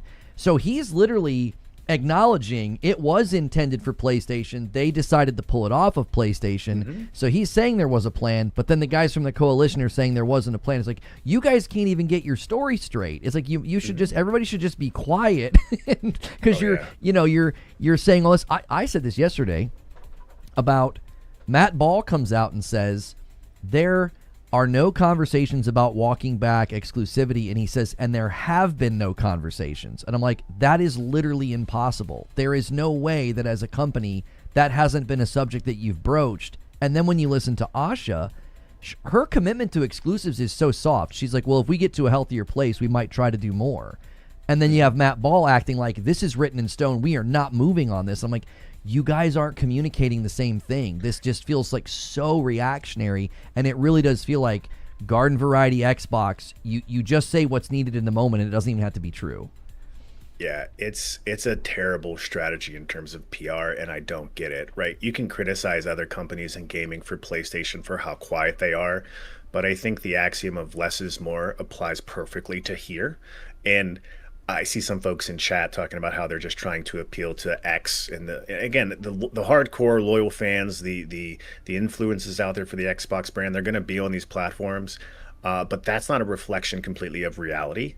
And I think they just need to be quiet, right? I think, and honestly, I don't think have you seen a tweet from Asha in the last few days? I have not. Nope. No. Yeah, that was the other thing I thought was kind of embarrassing. It's like, you won't say a word about the layoffs, but you're quick to jump on a tweet and stamp down this rumor about like, oh, there are no conversations about walking back on exclusivity. It's like, you guys did this earlier this year. The same leaker, by the way, said there were going to be massive layoffs. Someone from Microsoft comes out and says that's absolutely not true. It's like, haven't you guys learned your lesson? Like, this isn't the way to handle this. Just say nothing. Because when I said yesterday, I was like, the minute they stamp down a rumor and say it's not true, I believe the rumor more. Because it's like, you guys have done this historically. Every time something like this leaks, you insist that it's not happening. Yep. Yeah, consumer trust is at an all-time low for Xbox, and that's an important metric that they have to be sensitive of right now, because no matter what direction they go in, like, I'm going to drop some names here, but I mean, I know a lot of people that love Xbox. I had every single Xbox system. I can't say the same for PlayStation. I didn't have a PS3. So I mean, I love Xbox, right? I've been skeptical of the business model for years now, and I moved away from Xbox because, quite frankly, Game Pass did not appeal to me. consumer trust is even lower than it has been. Since she came on board, it's getting lower every day. There's only a few people out there, and I genuinely worry about their mental health, that are out there still pushing this like everything's going to be fine stuff. It's almost an unhealthy attachment to what is essentially just a product and brand at the end of the day. They need to be quiet. I think they need to just run with the plan, and they need to be okay with the fact that they're going to lose a lot of goodwill, because they need to get the business healthy if it's going to survive. And if it survives, as it survives, it's going to look radically different than what it has been. I think they'll still be a big publisher if things continue and all the other macro business factors around Microsoft and AI stay the same. I think it should be okay. But their main metric right now is they have a business strategy that has not been profitable, Lono, or more profitable. This is what Satya said, which I cracked up at, because that had to be a metric on. Like right now, there are more people monetizing Xbox games successfully on YouTube than we are here. Right? That's not something you just make up. They need to cut costs, and they need to make a profit. And right now, that's why Game Pass's model's on the table. That's why day one exclusivity's on the table, right? I think they're going to test, but I think if Halo does really well on PlayStation's, and it seems like it will be. I've seen some images for PlayStation top there, which is I don't know at the end of the day, but I thought on PlayStation that platinum trophy looks like insane to get. It's gonna be fun. I just think once they start seeing some numbers around things like that, there's going to be some pretty big signals on what direction the Xbox business is going to go in. Yeah, I think it's going to look vastly different just in the next couple of months. I mean, even assurances they made, I think, are going to look very different. Ray Shaughnessy, thank you, Rissick, for renewing over there on Purple. But Ray says Game Pass is cooking right now for the consumer. They have some fire titles. Here's the thing, though. Game Pass is in the room as probably the single greatest causality of their problems. Like, putting big games day and date on Game Pass is what brought us to this point. Like, this is now, I think, well documented. I mean, I think anybody looking at this is like, that has to change. I mean, and if you listen to Satya, he just said this within, I think, the last 72 hours or something. They have been subsidizing, and they need to start monetizing. That basically means we've been paying to grow this, and it's not working. Like, the Game Pass strategy is dead. Like, it has failed.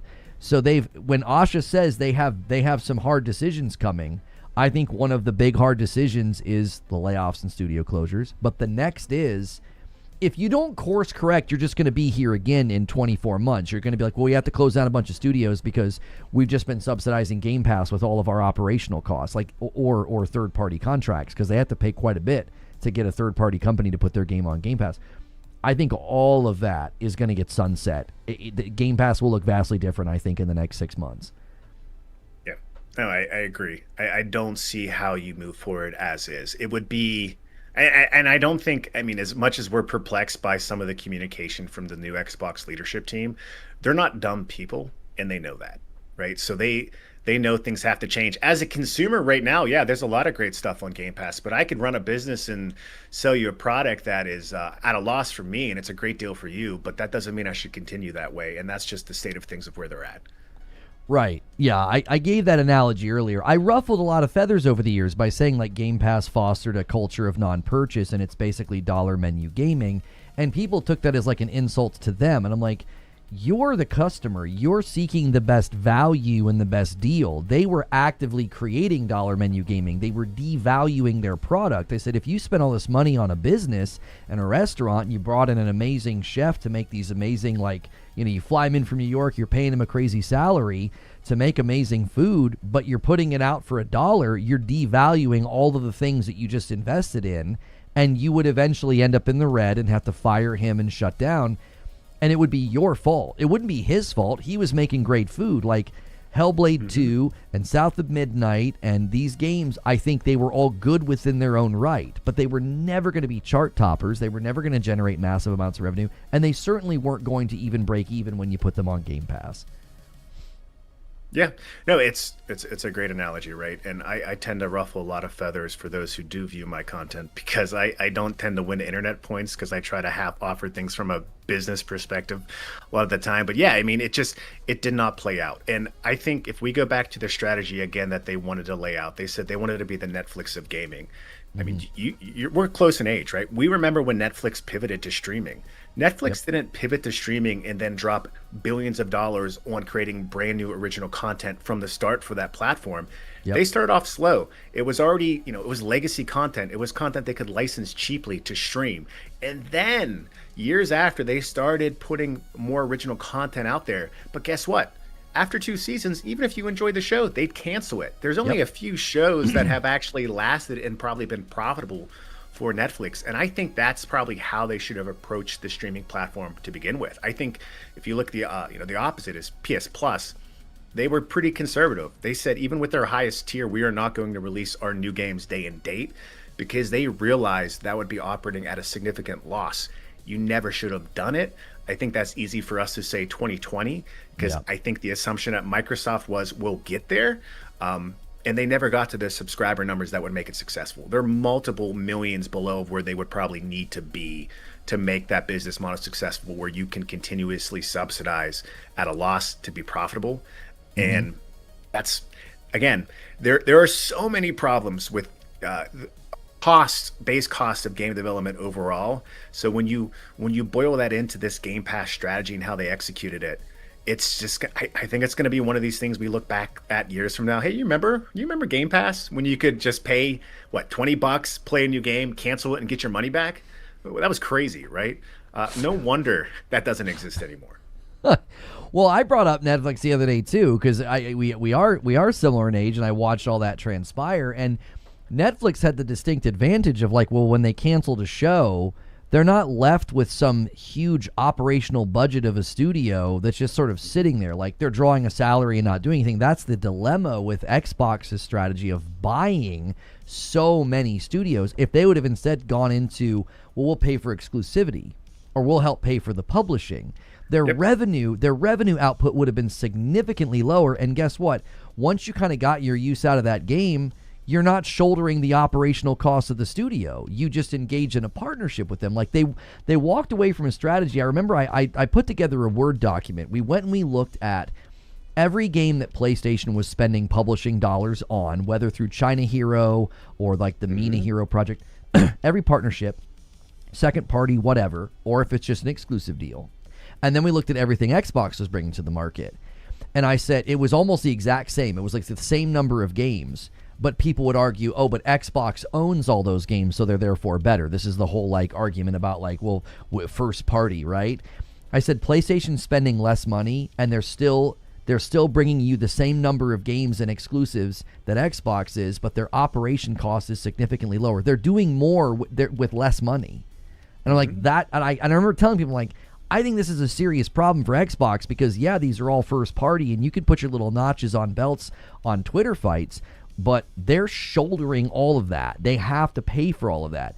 And the advantage PlayStation has is, if let's take Lost Soul aside, it didn't do very well. Okay, well, guess what? They don't own that studio. They're not shouldering his operational costs. And as far as I know, I think that studio is still around. I don't think they're closing up shop or anything like that. No. They can now reassess. But when you're a large edifice, you're like, we have to cut you because that we cannot afford to keep that as an operational spend. And I think that's where Xbox is now. They stretch themselves so thin. It's like you spent more money less effectively than PlayStation and Nintendo. They're so much more lean in how they operate in this space. Yeah, there are, theoretically, if all of these Xbox first parties released just super hits, then maybe it'd be a different story, but that's not practical at all. They absorbed way too much overhead cost and way too much administrative burden by bringing these studios in-house. More so, most of these studios were studios in the US as well. So you have to, again, going back to base costs in gaming, it's extremely expensive to make a video game in the US now, right? Look at a studio like Double Fine. Again, love Tim Schafer. I think Double Fine will probably be able to spin off or do something like that. But I mean, they're beloved by gaming. But even before they got by Xbox, they were constantly in a state of trying to raise money and do Kickstarters because they're in San Francisco. It's expensive as heck to be in San Francisco. And then let's look at the PlayStation strategy, right? They're spending hundreds of millions of dollars making these bets, some small, some big, right? And a lot of the time, these studios, right, they're in countries where it's cheaper to make a game. I mean, we don't even have to talk about the Middle East or Africa. We could talk about Kingdom Come Deliverance 2. That game's a hit, has a huge scope, critically acclaimed, gamers love it. I think I saw with 250 people for the development, the cost of that was about $41 million or something along those lines. That's because they're in Czechoslovakia or whatever that country's called right now, right? So, I mean, that factor too plays into it. What PlayStation is making these bets in, Asia, which look at Capcom. Capcom is on a generational run rate now. They're making hit after hit. I saw Devil May Cry just sold insane copies still, and that game's how old? And again, it comes down to the fact that their development costs are so low compared to developers in the US. Now, that doesn't mean that game development in the US needs to go or anything like that, but that does mean critically how major publishers, hardware owners, and so forth invest in these companies. They're going to think more than twice now when it comes to, do we buy this company? Or do we have some agreement to publish them, absorb the overhead cost? And I'll be frank, Sony has this challenge right now with their big hit studios, right? Your Insomniacs, your Naughty Dogs, right? They're expensive, and they are the games that cost the most for Sony to run. So now they have to think about how they create an ecosystem of software to partner with their hardware to where they can sustain that model with their major publishers in the US, because right now it's looking like you might get one, maybe two games a generation from those companies, and they have to hit insane numbers to be profitable. And again, all those, like God of War, all those games are great, but the second those games start losing a lot of money, Sony's going to have to reconsider what they're doing as well, with either that strategy of studios or even how they approach their ecosystem overall. So bringing those companies in-house was a problem. To your point, you absorbed all those costs, and more so because so many of those studios were located in the US, particularly the western half. It just makes it even more challenging the second you're essentially saying we have to subsidize these businesses to thrive.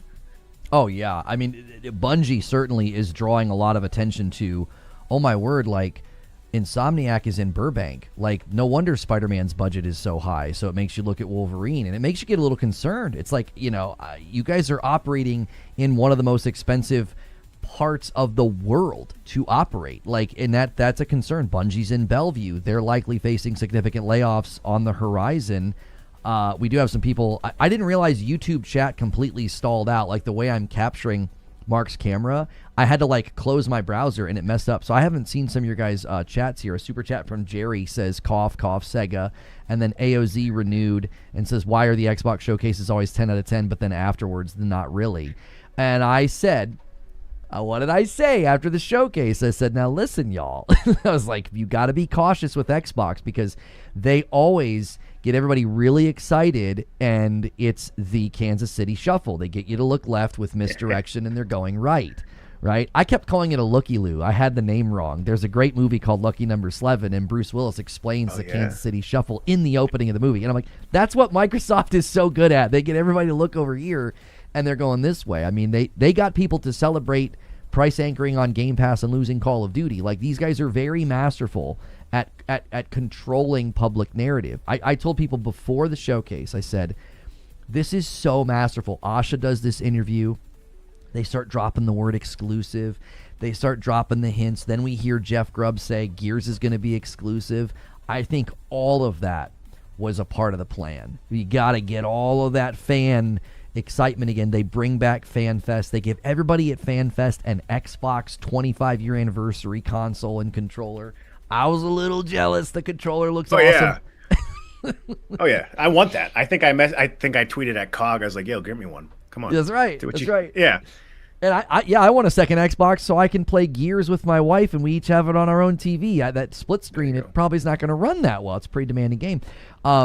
So they did such a great job. I'm actually amazed that they did the memo and the shutdown so soon. I thought they would at least wait a week or two. That's the remarkable thing, is how fast they did it. Yeah, I think that's a sign of where they're at in the financial year, ultimately, right? I mean, a lot of these decisions and messages always come out, and you're like, why now? Well, just look at where we're at in the financial calendar year. right? So I think it ends here at the end of June. We'll be entering a new financial year. And I think we'll probably see bigger decisions and bigger changes too by the end of the next financial quarter as well.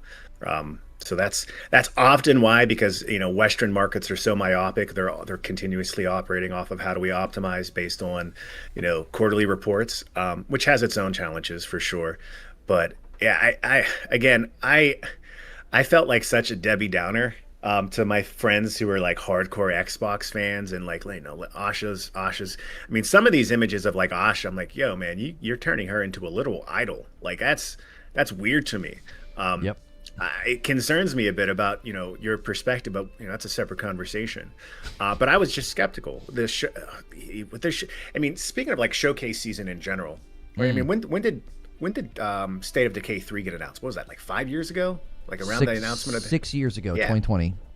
I believe it was 2020. Yeah, and I remember that original trailer. It looked cool. Still don't have the game yet. That's a problem for trailers in general with gaming, but I do think some companies have gotten better at that. I think Nintendo does it well. Like Nintendo barely showed us anything about this Ocarina of Time game, but it still comes out this year, right? That's almost the opposite end of the spectrum of frustration. But PlayStation, I think, has gotten better and smarter with this too, where they announce a game and we still don't hear anything. That's its own problem. And so that's happened so much with the Xbox showcase, particularly over the years, where I'm just, I already had a trust issue from that. I mean, look at Perfect Dark. That game seemed crazy and cool, but we don't actually know how much of a game was actually there. And we were getting some reports of how much they spent on the Coalition, that studio in general. I think it was the Coalition, right? That it just surprises me. And again, if that's true, if they were operating off of that mindset where it's okay to put these things out there, yet we don't have much to say, like that's to me just vaporware to some degree. And that brings its own problems to the table. Well, and I think what they did with Perfect Dark and what they did with Senua, it made me look at the 8-game lineup that they have with a heavy amount of skepticism. I mean, I'm not skeptical about like the Doom DLC, which is very close, Halo Campaign Evolved, Minecraft Dungeons 2, and Gears of War E-Day, and then Call of Duty Modern Warfare 4. Okay, that's this year. That's stout. That's great. That's a bull rush right before GTA 6. Next year, I'm just looking at it and thinking, yeah, these are all maybes, like Fable in February. That's a maybe. It's been delayed multiple times. It still looks like they got a long way to go. It has improved, but it doesn't look ready, right? And 8 months in an engine that we know is giving them trouble. Like, it's like, I don't know if you guys can get this thing ready in 8 months. Then you got the Spyro game, you got Clockwork Revolution, and you got State of Decay 3. These are all allegedly coming next year. Now, Senua was on that list until until yesterday. So it's like, yeah, any one of these could have literally just been, fodder for the showcase. As we learned, so you brought up the State of Decay trailer. It's 6 years old, by the way. It aired in June of 2020. Oh, wow. And the studio behind State of Decay didn't even make the trailer. Another studio made the trailer. And there was an interview with a guy on the team, and he said, oh, yeah, there won't be zombie animals in the game. And that's like the turning point of the trailer, is that the woman sees a zombie deer, and you're like, oh, my gosh, that'd be unique, right? A zombie game where even the animals are zombies. And he's like, oh, yeah, that won't be in the game. Because they didn't even make the trailer. And I was like, this is what they do with their showcases. So, like, I look at this lineup, and I'm like, it looks great, ... maybe. Like, big caveat there. Yeah, and again, with everything else they're doing, why trust them even more? I'm not saying you should or shouldn't, but I think the average person is skeptical, and I think they're rightfully skeptical. And I think all of the PR damage that they have now is going to just even make their way to move forward even more challenging. I've always been of the mindset of like the rip off the Band-Aid approach, right? Just be transparent. That's how I've operated in my 12, 13 years in the corporate world. Just like, this is the challenge, we need to do this, let's not sugarcoat it. It sucks, but it is what it is. I honestly think that would have been a better approach than trying to go in and kind of feed the flames about all these things that realistically just aren't potentially sustainable paths for the business moving forward. It's concerning even more about what Xbox will look like in the future. I don't know. I do think Doom DLC is probably the safest bet along with Call of Duty, but I'm concerned about even id. Right? I'm concerned about, I even heard the other day that a lot of the leadership behind Call of Duty and the failure of their last game, there's going to be some hits there too, right? Yeah. They're going to start asking, do we need to release a Call of Duty game every year? Mm-hmm. Can we monetize it better if we slow that cadence down? And more so, if we do that, do we need so many support studios for Call of Duty, right? Because those aren't cheap. Yeah. No. Like 11 studios. There's like 11 studios that touch Call of Duty in some capacity. Yeah. Do you need 11 studios? Again, does this mean Call of Duty might suffer in some way or another? I mean, Call of Duty's, had its challenges over the years, but yeah, probably, but they don't ultimately care as long as they can make a business that is more profitable and the product is good enough to not lose fans more. That's going to be that kind of happy median they're trying to get to. They're looking at these games as products, which at the end of the day, as much as we have a passion for games, they're still products. They are not art for art's sakes, right? They are forms of entertainment to offer us something, but they still need to make money. And that's why I don't think any studio is really safe. Fable looks interesting to me, but I do worry about it, to your point about it getting delayed again. Like, what's going on there? I think that team's probably okay because that's the team behind Forza Horizon, and that's one of their mega hits right now. Mm-hmm. But yeah, I don't think it's uncalled for to say no one's safe right now at Xbox, that every studio could see significant cuts across the board, even the studios you would not expect. Well, and they're making it clear, and the fans as well, that the fans, not all fans, but some of the fans have frustrated me because they're okay with some of these studios being closed because, like, well, the game didn't sell well. And I'm like, okay, a lot of the reason it didn't sell well is inflicted upon them by Xbox's own strategy and positioning with using Game Pass. And then also you take a game like Hellblade. It's like it was originally a timed exclusive on PlayStation, the first game, and then you take the second game. You limit it to Xbox. It's 30 FPS at launch, which is not a good way to show off that game because it was a beautiful game. They did great work technically. I didn't like the gameplay as much as the first, and I was critical of that. But then they also put it on Game Pass day and date. And it's like, well, what do you think is going to happen to Clockwork Revolution? I don't think Clockwork Revolution, as a console exclusive that's on Game Pass day and date, I don't think it's going to generate a ton of sales either. It'll probably land closer to, Outer Worlds 2, somewhere in the Outer Worlds 2, South of Midnight, Hellblade 2. It'll be in that grouping. So it's like, well, if you're going to justify this now, like, it's okay to close these studios now because they didn't sell games. Well, you're essentially prophetically declaring that about any game in the future that suffers a similar setup. Agreed. Why change the approach? And I don't think, Clockwork looks really cool and interesting. It feels to me like that game probably has more of a niche audience than some of the other bigger hits. So I would even say if Clockwork wasn't Game Pass exclusive, all that, jazz to it, I don't know if it would sell a lot in general as well, right? To possibly, whatever the cost behind that development team was. So I think in general, that's such a niche game too. It kind of blows my mind that they're picking that to be the exclusive game. From a business perspective, I think from a taste perspective, you do have two very different types of game in E-Day and Clockwork, but still, I do worry that they're setting up some of these teams for, failure. And I hope, and I've heard Colin Moriarty say this too. Like, so many of dev team operation incentives are based on, sales, Metacritic reviews, all of that stuff. I hope Xbox is at least being transparent internally to these teams, saying, we know this is what's going to happen, and we know you may lose out on X and Y and Z bonus, so we're going to help you out in some way or the other. I think that is optimistic. In my mind, I think not only do they see us cutting costs across the board with their studio legwork, but they probably see it as a way to potentially cut cost in terms of performance bonuses and other incentives as well to labor force by doing this. Because there's nothing contractually that would obligate them to say, oh, now that we're taking this approach and we're locking it on the Xbox, on Game Pass, you're going to be limited now. I would assume, since they're an in-house studio, there's probably not that much they have to be obliged to honor in some way or the other, which is, again, concerning. My hardcore, worst case scenario take is that they spin them off and it's a fire sale where they try to get anything they can back, and maybe they keep Minecraft, right? Because that's successful, that's working. I think my optimistic take on the state of Xbox is, if they don't burn all the goodwill that they have left with their loyal fan base, and they do spin off into a subsidiary. They've cut costs. They've changed how Game Pass works. Day one exclusives, aren't on Game Pass, and maybe you do less with your own content, and you kind of just go for the more cheaper approach of creating some publishing licensing deals to come to Game Pass. But those games are still in other systems, right? You still try to keep it attractive. I don't see how they have a viable hardware business though anymore, and I think it's basically a cheaper form of what they were trying to do with Project Helix, where they just do it all through OEMs. Where we're essentially, we're not abandoning you completely. We're still giving you a box, but it's made by Alienware or Dell or whoever, and we don't have to absorb a lot of the investment cost on that. But the reality is we're pivoting to publishing overall. We do have this platform. It's essentially just a PC subscription service, and have fun. That's the best case scenario in my mind.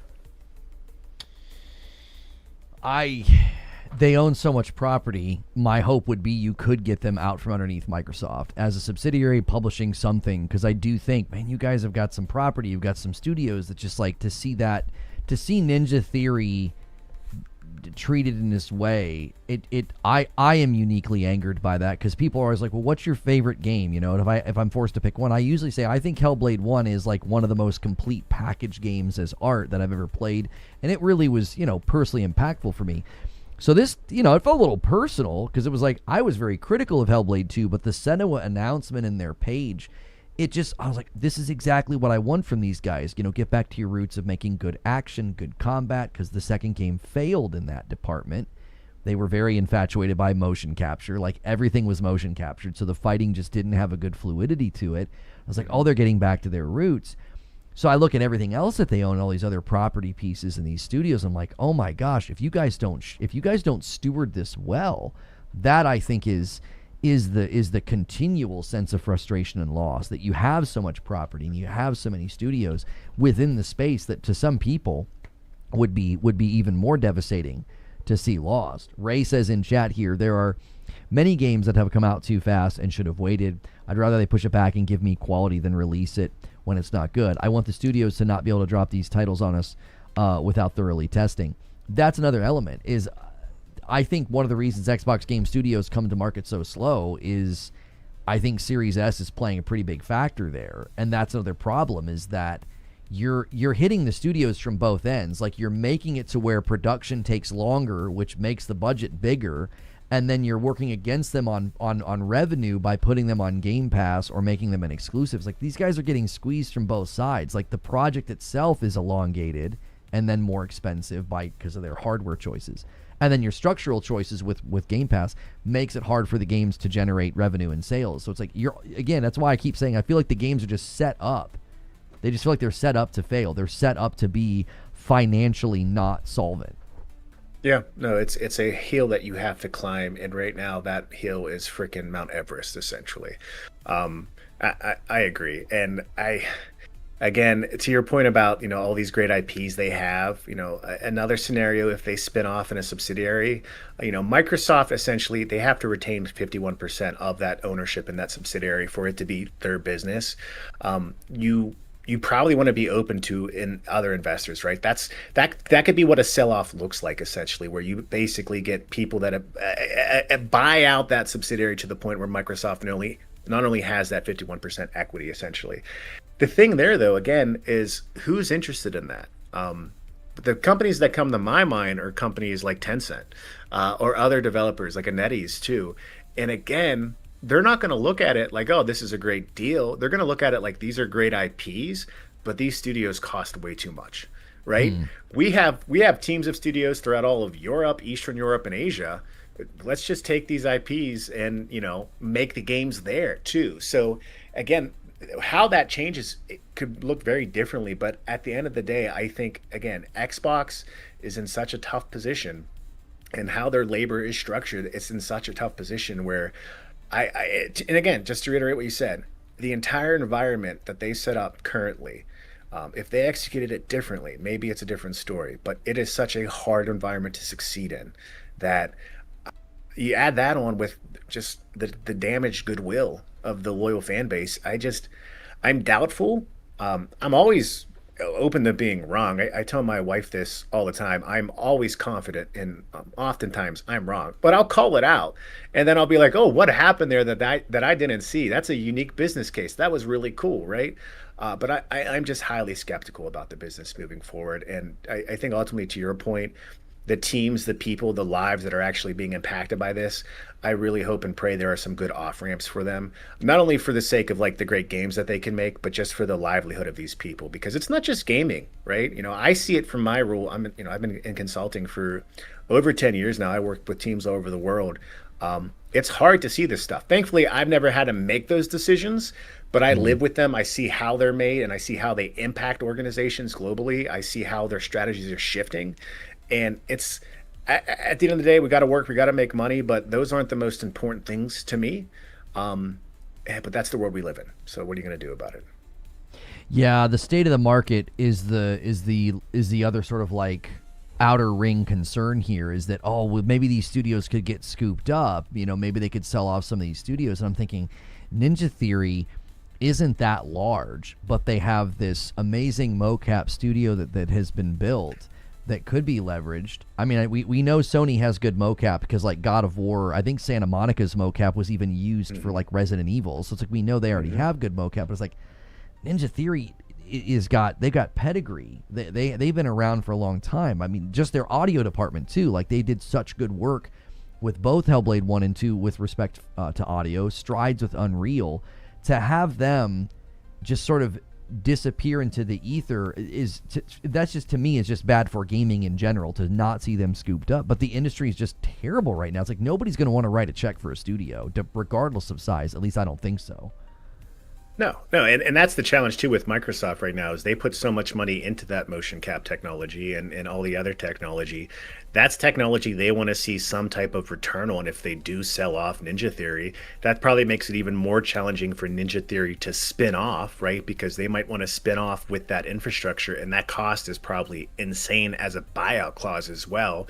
And there's other teams out there that you could rent from. If you're a Capcom, like you said, let's go use Santa Monica, right? And Ninja Theory was doing that. I've heard this, right? That they were renting out those studios for other teams. The challenge is the market able to sustain multiple people doing that to subsidize the rest of the business? Right now, I doubt it. I think we're seeing such a compression in gaming overall. I think there's way too many games and not enough gamers too, right? It's not just the cost, it's just how much we're over inundated with games coming out. It's insane. There's so many factors at play, and it also comes down to the fact that, like, hey, as hardware gets more expensive, as games get more expensive, and perhaps games start to reflect the true cost a bit more, and adjustment for what goes into them. At the end of the day, the average consumer dollar in terms of real wage income growth has been pretty stagnant for a while too.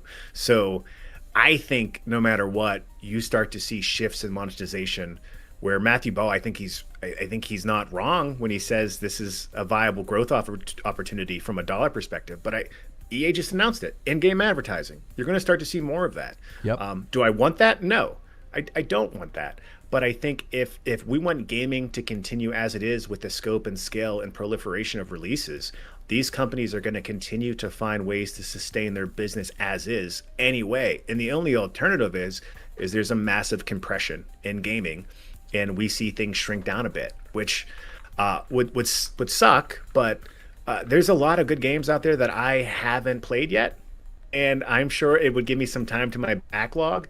But I think that would be a pretty big macro shock to the gaming industry overall, and I don't know, what it would necessarily look like as it moved forward. Yeah. Good discussion. I appreciate you having me. I do got to jump off. This was my lunch break I joined you for. So, I mean, I always enjoyed our conversations on the round table, and I think a little bit about me now with my background. Like, I try to have this mindset. So if you're ever looking for anyone to talk a little bit more about it from, just the financials and nitty-gritty of the industry, always feel free to ping me. Yeah, definitely. Guys, make sure and check out Mark. What's the best way for them to find you? Because I know you make content. I do. Sometimes I get like 4 videos out a month. Sometimes it's 1. Signal X Noise Gaming on YouTube. I right now I'm traveling a lot for work, so I'm about to do a video I've wrote the script for the platinum review of GoldenEye, not GoldenEye, 007 First Light. Fantastic game. I loved it. Yep. And I'm currently working on my platinum for Final Fantasy 16. I'm doing the Final Fantasy mode on that as well. So I stream sporadically, but it's real hard. I have a young toddler. I have a job that's demanding from me. I have a baby girl. So my content is mostly probably 1 or 2 videos on YouTube. Oftentimes they're more or less business case analysis, kind of talking about strategy. I just did a video on PlayStation and their big bet for the next generation a couple weeks ago.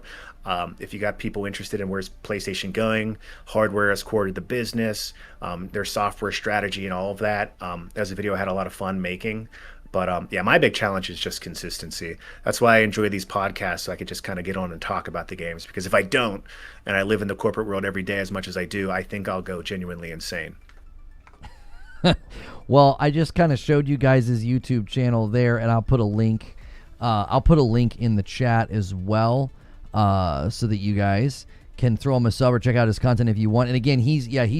I'm not sure if you're on this week, but he's regularly on the roundtable.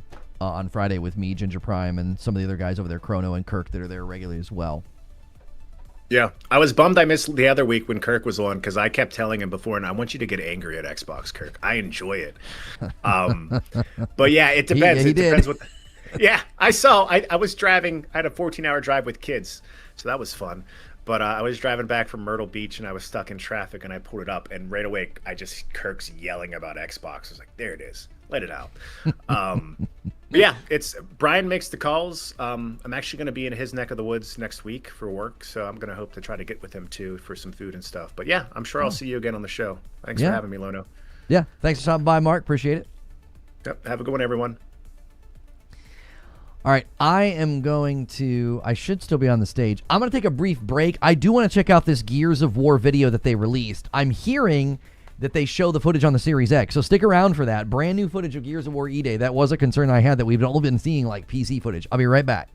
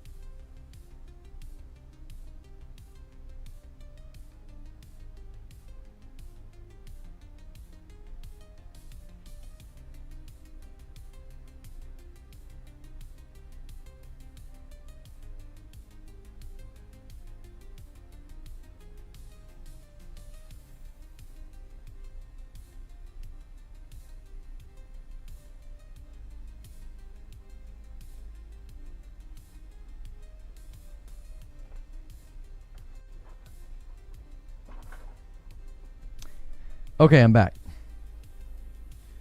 Okay. Yeah, that was so weird. Like, the way I had to capture his camera, like, broke chat for me because I had to minimize the browser. I just kind of threw that together. I was like, oh, let me pop out the stage and let me capture his cam, and it completely broke chat for me. So I had to like pull up the chat on the gaming rig to see what you guys were saying on YouTube. Before we check out the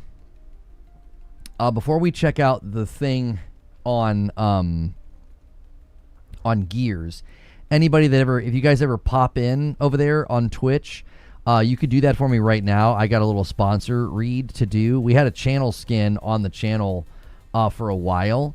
It was for the Jackass movie, and obviously I grew up watching that. So this segment is sponsored by the Jackass movie that is coming out. Now, I don't know about you guys. I grew up watching that show, and it was great. It was awesome. I've seen all the movies, and the boys are getting back together. They're doing one last one, and they're all looking a little bit older. You know, Johnny Knoxville's got a head of silver hair. He looks great. But when I was growing up, I always thought these shows were great. Obviously, we've seen a lot of mimicry on YouTube and stuff, which I never enjoyed. So I remember watching these when I was a kid. I remember seeing like the clips, and I always loved it. I didn't like so much when they got into the gross stuff. I liked the shenanigans. I think my favorite thing from the last movie was when they would having people come in to the office and the big hand would smack them. So very much looking forward to this one. This is a comedy, they say, that is better with a crowd. So, like, listen, they're saying take a group, go with your friends, you know, celebrate one last movie with the boys over there with Jackass. So what they're saying here is, let me see here. It is in theaters June 26th. So that is next week. That is next week. So June 26th is Friday next week. And the thing is, too, if you really think about it, they did sort of invent a genre of like making content out of shenanigans, like out of being kind of crazy and stuff. I think like they're sort of the origin of all that. I wish it would take sort of like better shape, obviously. Like some of the content can get kind of gross, like people are pranking and being unkind. I always like these guys. I always like the stuff that they did. And so I am looking forward to it. I don't know if my wife will want to see it, though. You know what this makes me miss? It makes me miss my friends and my brothers, like my brothers that I grew up with, my blood brothers, you know, my older and younger brother. But it also makes me miss my boys from college. Like, this is something that if they were all still in town, we would all go and watch this together. And we'd be obviously dying laughing watching it. So they want to hear everybody's takes on the movie. So if you guys see the movie, you know, make sure and talk about your favorite parts. Thank you, Kel Bob says, witness me in Ubiquity. Let me add your membership to the total here. If you guys come over and watch on Twitch when we're doing sponsored segments like this, it really helps me. And then obviously make sure and check out the Jackass movie. Again, in theaters June 26th. It looks like they're going to get into some absolute insane situations. Steve-O and the boys are back together. I remember too, there were some absolutely insane ones they did. Like, didn't they do one where they went into like a store and like the guy used the toilet? That I cannot believe some of the stuff that they did. They did a real life-size Wee Man popcorn bucket. These guys are straight fools, man. I love it. I was never a big fan of the gross stuff. When they put Steve-O in the into the porta potty and like launched it in the air, I'm like, I don't know how that guy didn't get sick. I don't know how he didn't get sick. Hang on, I know Cowboy's here. Good to see you, Cowboy. Good to see you, Cowboy. What are you saying here? Let me check your super chat. What did you say? I've been listening from the beginning. And another great episode. Question: have you ever played Heavenly Sword from Ninja Theory? I have not. So Ninja Theory, I became a fan of Ninja Theory with the first Hellblade. Like that was like my introduction to Cartoon Ninja Theory. Oh, yeah, they snorted wasabi. I remember they gave themselves paper cuts in between their toes and fingers. Do you remember that? Oh, my gosh. The stuff that they would do. What was the one they dressed like a zebra and they like picked a fight with the big cat? Some of the stuff they did over the years, like what was his name? Pontius? Well, one guy's name's like last name's Pontius or something. They always had him doing like the crazy stuff in nature, like him and Steve-O. And I'm like, Mike, it's lucky you guys are lucky that you didn't get like murdered by a big cat. Yeah, Chris Pontius. That's it. Yeah, it was usually Chris Pontius and Steve-O, and I'm like, I'm amazed those guys didn't go out into a field with a wild animal and like get literally killed. Yeah, Wild Boys. That was it. They had the segment called Wild Boys. Oh my gosh.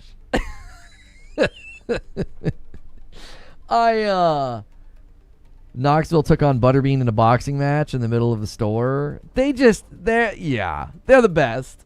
They're the best, dude. I love those guys. I do. I really do. I wish them all the best. I hope the movie's a big success. Thank you again, Jackass, for sponsoring this segment. It's been great getting sponsorships from a variety of things, and that's another one we were able to secure. So thank you to them for that. We appreciate that. Yesterday we had one from Bungie of all places. All right, let's check out this Gears of War presentation here. There we go. In 2006. For Gears of War E-Day, we made the decision to invest in Unreal Engine 5 and start with a blank hard drive and rebuild everything from scratch to achieve the believability of a world in chaos. Emergence Day is the darkest day in our universe, the day the monstrous Locust Horde emerged from the ground to lay waste to humanity. And to truly feel the emotional impact of that loss, we needed to return to a dark and gritty visual style. Light and shadow do more than just set a tone, and with Unreal Engine 5, we've pushed our signature Gears style to the next level. So, let's show you a taste of what we've built.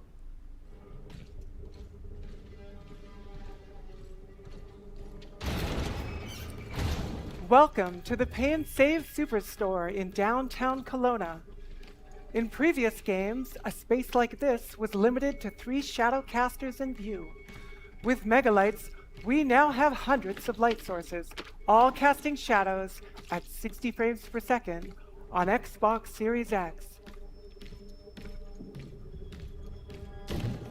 This TV display wall utilizes animated area lights with light functions that are driven by the video itself fully on the GPU.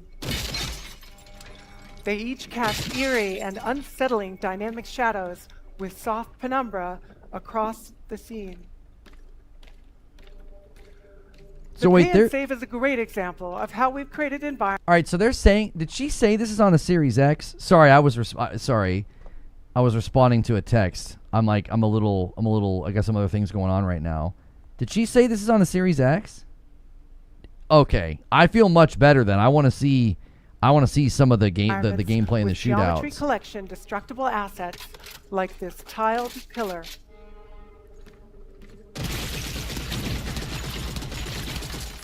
These dynamic objects cast and receive light correctly, so destruction stays visually grounded exactly the way you'd expect in the real world. Let's check out the freezer section. All these freezers have multiple area lights inside them to simulate that realistic lighting effect of the frozen food section of your local grocery store. During combat, bullets create a dynamic shatter point in the glass. When it shatters, all the pieces collide with the environment using hardware ray trace collision with physically accurate translucent reflections.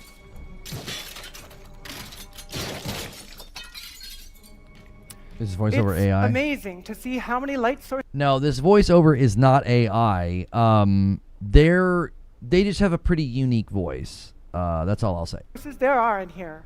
There are hundreds of them, from the small lights on Marcus's armor to the large spotlights on the ceiling.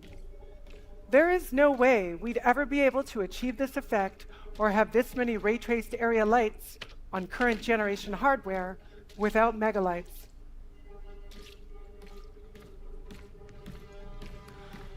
A staple of the Gears franchise, E-holes are back in Gears of War E-Day. So let's open some up.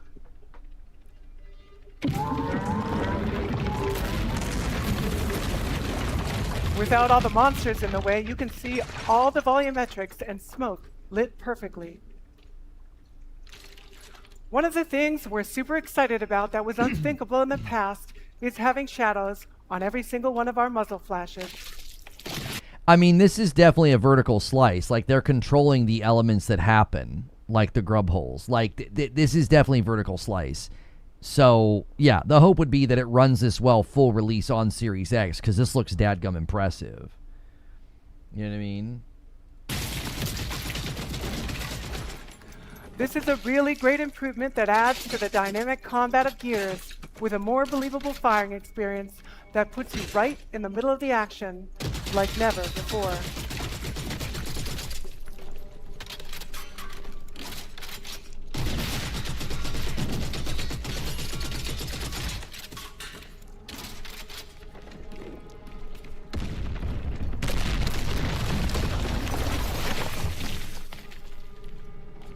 Our game isn't limited to just a single space.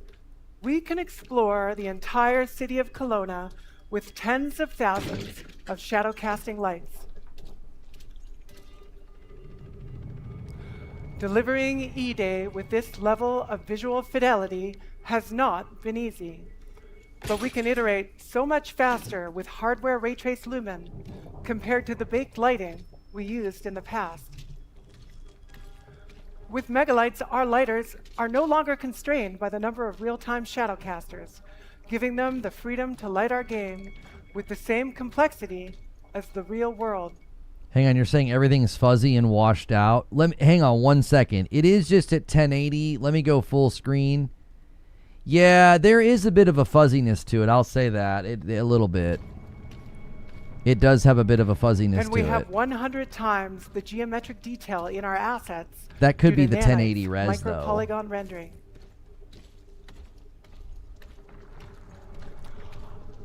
If you guys haven't hit the like button All on of these YouTube, systems work together to help us out. Get us to 400 likes. create a highly scalable engine that allows us to consistently deliver a visual showcase across Xbox and PC. Can you do the enhanced bitrate? Yeah, let me do that and then back it up. I don't know if it's going to change. No, I think it's because it's 1080. It just lacks that sharpness. I don't know if it's because the game itself is that way. Like, it's 1080. Like, I'm really used to watching a lot of videos at 1440. A highly scalable engine that allows us to consistently deliver a visual showcase across Xbox and PC. As developers, many of us know there is a difference between a compelling demo and delivering a fully realized vision at 60 frames per second. The Coalition is pushing Unreal Engine 5 and the hardware it runs on to their limits to reimagine the Gears world at an unprecedented level of detail. We can't wait for you to see for yourselves when E-Day launches on October 6th. Thank you.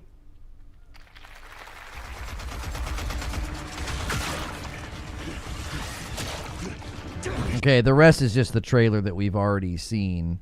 So, get my music back on. Okay. Yeah, I thought that looked pretty good. If that's running on the Series X, again, the concern would be it was obviously a vertical slice. You missed my super chat? No, I didn't. I shouted it out, Cowboy. You must have stepped away. You asked if I had played Heavenly Sword, and I said no. My first exposure and experience with Ninja Theory was Hellblade 1, and I've heard good things about Heavenly Sword. A lot of people would love PlayStation to snag them and make another Heavenly Sword. I've seen a lot of people saying that on Twitter. And thank you again for the super chat, Cowboy. You know I like you. You know I love you. You the homie. Yeah, I mean, that was obviously a vertical slice. Like, that's a little concerning, but that's an easier thing to do a tech demo with at a presentation like that. So, like, I'll like forego concern and judgment and hope that, like, hey, when that sucker launches, it better look and run that well on my Series X. Because if it doesn't, then yeah, I'll be pretty disappointed. Came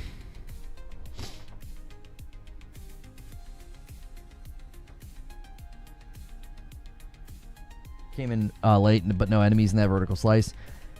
Right, there's no enemies, there's no fighting, there's no blood splattering, there's no high-speed action. So again, I think those are all valid points of concern to be like, hopefully this thing runs really, really well. Hopefully it runs well on the Series X, because that's where I'm going to be playing it. Obviously, that's even more of a concern then, too. Like, if I'm going to be playing split screen with Madam, it really makes me want to grab another Series X so that we could play, so we could play each on our own screen. We tried Godfall last night, and I thought it felt so much better than when I first tried it. I think one of the mistakes that Godfall makes is they have on the targeting in the game, like you can target an enemy, and you can't do it in the tutorial. So the tutorial feels really not great. And then when we got actually into the game, I liked it. I really liked the first boss fight. It was the telegraphs were good. The combat felt good. Madam didn't like it, so we won't be continuing our journey with Godfall. But I actually thought it was pretty good. So you should be able to find Series X's on Facebook Marketplace for some pretty good prices. I think I'm actually logged in over here on Facebook. Let's see here. Marketplace. Search Marketplace. Xbox Series X. I'm seeing one in Louisville that was just listed for $300. I'm seeing people giving them away for free. This one says they'll trade for a PS5 Pro. Good luck, homie. Good luck, homie. Yeah, dude. I got one. I gave it to you for free. Well, I mean, for free as in like you give me a PS5 Pro. How much are they used at GameStop, for crying out loud? You know what I'm saying? Let's see. Xbox Series X. How much do they got them for over there? $550. If I'm a pro member, I can get it for $522. Pre-owned $522. Refurbished $522. That's not terrible. I have a standard PlayStation 5 I could go trade in. I have a bunch of stuff I could go trade in. I've got a Switch 1. I've got a Switch Lite. I've got a PlayStation 5. My frustration with doing that is it's like it's another Xbox that it would likely just sit and not get a lot of use. You know what I mean? Although Clockwork Revolution, well, that's not going to be a two-player game, though. It's not going to be a two-player game.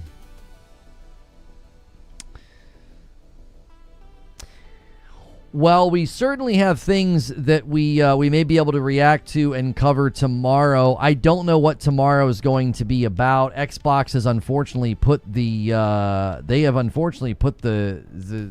news structure into a bit of a stranglehold. Yeah, they put the news into a bit of a stranglehold. So sadly, we've I don't want to keep beating this dead horse. Like I don't know how much left I have to say. Unless there's new developments, I don't know how much left I have to say. Now, I'd love to bring some people on, maybe, have a little bit of a round table, hit the ball back and forth. I'd really love some of the Xbox homies to come on if I can get some of them. So maybe I'll put out some feelers and see what we can drum up for you guys tomorrow.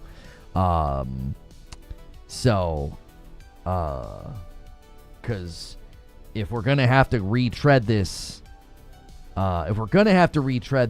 then I'd like to get some other voices in the room. Did you cover rumors Lafayette launches sooner than next year? What? sooner than next year? When the heck would they launch it? When would they launch it? Like, September is Wolverine. October or November? That's a terrible... No, that'd be awful. I think Lao Fei is March. I think Lao Fei is like somewhere around March, like February, March, April. I think they want to get Lao Fei out before the fiscal period ends, but I don't think they want to put it in this calendar year. That would be awful. I don't know where they would frickin' put it. They'd have to put it in August, which would be fricking insane. December 19th?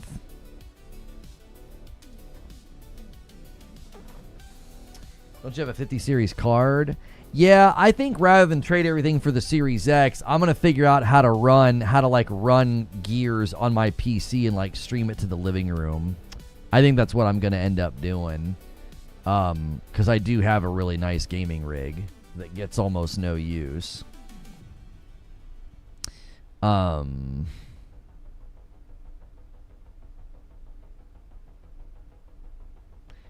Following the news from Epic about the use of Gen AI, Ponkel is now reviewing the Vampire Survivors Fortnite collaboration. Brought to my attention. Listen, man, if people are going to start burning bridges with Unreal and Fortnite over the Gen AI, oh golly, you guys are... but folks are going to find out. Folks are gonna find out, dude. I think the purity testing is it's just not gonna go well.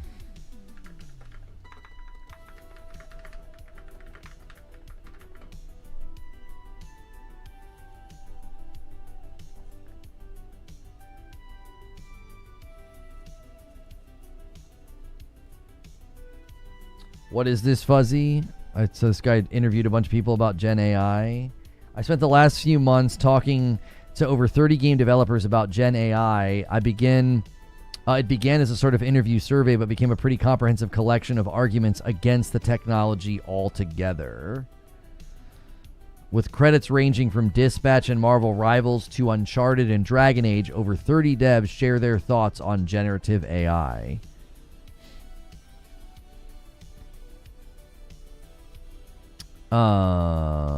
It remains taboo. Game developers like Stardew Valley's Eric Barone, Subnautica's 2, Unknown Worlds, they openly avoid or malign it. The makers of trophy-adorned RPGs like Kingdom Come Deliverance 2 and Baldur's Gate 3 face severe backlash over whiffs of generative AI. NVIDIA DLSS 5's AI-powered filters stoked fierce rejection among devs and players. Other game developers and especially executives do see value in AI. Bethesda boss Todd Howard called it a potentially useful tool, just not for generation.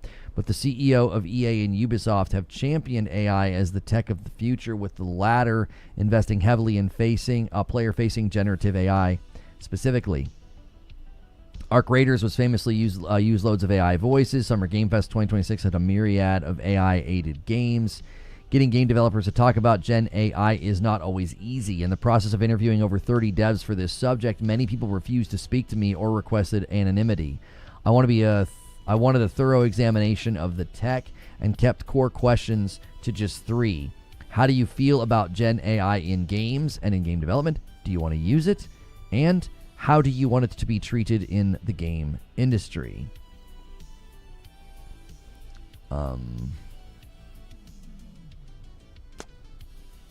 Perhaps pro AI developers didn't want to talk to me, or I just didn't run into any during my survey because I heard an overwhelmingly negative assessment of generative AI's origins, capabilities, and risks. By the end, I'd heard dozens of developers make the case against using it at all. While there are enormous physical server stacks, AI data centers guzzle water for cooling and incur massive power costs, with electricity draw for just one center equaling tens of thousands of homes, while the infrastructure required puts pressure on local communities and environments. These centers also have disruptive hardware markets and supply chains, leaving consumers facing price hikes as AI projects make key components scarce. RAM prices, for instance, have more than tripled under 2 years. Meanwhile, AI-generated assets frequently rely on references which were scraped without creator permission. And many of the biggest AI providers, from OpenAI's ChatGPT to AI's Grok, face legal action over what their AI tools produce, all while companies using these tools are grilled over how implementing AI often means firing people, sometimes even using them to train AI. Iron Lung and Dust creator David Szymanski, who is not categorically against AI as a whole technology, believes it needs to clean up its act before it can begin to be taken seriously. Like many devs, Szymanski is unwilling to hand-wave all the ethical concerns about plagiarism, environmental impact, and job security tied to Gen AI. When you generate words, images, or sounds with many of today's biggest AI tools, you can't know exactly what or how many references were used for that asset and how that many include a wealth of copyrighted work. David Geider, former Dragon Age narrative lead turned Summerfall Studio co-founder, focuses on the moral issue. Artists did not consent to having their idea pillaged, he says, and he's not moved by the argument that AI won't work as well if it can't scrape literally everything. The counter-argument is obvious. If rampant theft is integral to the tech as is, perhaps it should not be allowed to exist as is. Well, I would actually say the only flaw in this argument, or at least how he's positioning this, is you're going to have to compel people that sourcing is theft. Like, I think that's going to be where you get hung up. Like, that's the crux of the entire argument. It's facts-based that they source it. It's facts-based that it uses it for reference. You're going to have to make the ethical and moral argument that it equates theft. That's where you're going to get stuck. You're going to have to compel the courts. You're going to have to compel judges that this technology looks at these images, uses those images to learn how to draw a tree, and therefore it sourcing those images is equal to theft. I think that's going to be the hardest part of the battle. I think that's everything hinges right there. If you can't make that argument compelling, you'll lose. And the courts will say that's not theft, and then it's over. It's because, see, the premise of the argument is assuming it's theft, and it's like, that's your belief. You're free to have that belief. You're free to have that conviction. You're going to have to compel the courts that sourcing is equal to theft, and I think that's going to be your battleground that I think you're going to have the hardest fight. As soon as it's in view of the public, as soon as people can see it, they can take inspiration from it. They can download it into their own mental canon of what artistic trees, shields, swords, and characters can look like in a video game. As soon as it's out there, you're going to have a hard time saying, well, if you source that, it's theft. Oh, they didn't consent to that. Again, if it's in the public and viewable, anybody can see it and take inspiration from it and mentally storyboard it, mood board it, source it, right? It being automatically sourced by the AI programming, you're going to have to argue that is equal to theft. I think that's going to be very difficult. That's going to be very difficult. Because theft as a legal concept is to take the property of another, right? So as a legal concept, the court's going to have to be like, you need to compel us that this is equal to theft. That's the battleground. This isn't even an issue of fair use. It's just an issue of it's something visible to the public. So logos, fonts, character faces, art direction, all these things can be sourced by AI. You can be like, hey, I need a logo for my company, right? And you could use AI to make a logo. Well, what's it going to do? It's going to source all, it's already sourced every logo in view of the public. Okay? Now, if you come to a graphic designer who pulls up a mood board and is like, okay, what are logos that you like? And you're like, well, I really like these 4 fast food logos. And they pull that up, they create a mood board, they create a color palette, and they're like, all right, I'm going to take inspiration from these logos. They're sourcing and using your logos. They are. So that's the difficulty, is that you're taking human action and you're automating it, right? And if you're going to say that that's equal to theft, I think courts are going to have a hard time. I don't think they're going to be compelled by that. I'm not saying one is right and one is wrong. I'm saying the legal battle is over that right there. That's the legal battle. The machine learning, the library itself, the program itself is sourcing my work, and that's theft. You don't have to convince me. You got to convince the courts. You got to convince judges and legislative bodies that sourcing is theft. So that assumption's baked into this article. So already we're dealing with sort of a baked-in presupposition that sourcing is equal to theft, and that's where you're going to have to create very, very compelling legal arguments that is the case. They continue here. The legal hazard is also enormous. Games have been pulled from sale over lapses in music, copyright, serious regulation, or litigation of AI-generated assets could shatter entire studios. To many, the tech isn't worth the copyright landmine. Marvel Rivals executive producer Danny Koo says this is partly why the hit hero shooter doesn't use Gen AI at all. Quote, I think it is better for us to very confidently say all the assets in Marvel Rivals are created by everyone on the team without any assistance from the outside, so it's not poisoned, he explains. There's another major risk that using Gen AI in game development and beyond. When companies boast about replacing staff with AI, first of all, they may be lying, as Take-Two Strauss-Zelnick argues, and simply using AI as a smokescreen for cost cutting. But when AI does truly stand in for people, it often puts at junior level it's put on junior level tasks. Wage-free labor might sound great to shareholders in the short term, but multiple developers warned that eliminating junior positions jeopardizes the long-term health of the industry. Well, and it's also this wage-free concept is a lie. It's not wage-free. You're going to be paying to use the AI. There is a production cost here. This isn't free to use, right? There is a line item cost for the studio. It's just they're thinking it's going to be less than the person in that role. It's going to be less than the salary of the person that they quote unquote, fire or let go or what have you.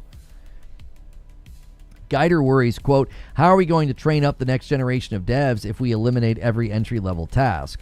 Rami Ismail, veteran dev and consultant and once half of Studio of Lambier, sees the collapse of the junior pipelines brewing, and this is happening at a time when the games industry is already struggling with brain drain at the top after cataclysmic layoffs, with the key devs exiting studios or the industry altogether and taking invaluable knowledge with them. Further cannibalization of junior roles by Gen AI could shut out would-be talents, squeezing the industry's workforce from both ends and making a career in games even tougher to navigate. Yeah, the talent problem that we're going to see brew over the next 20 years is real, especially with layoffs.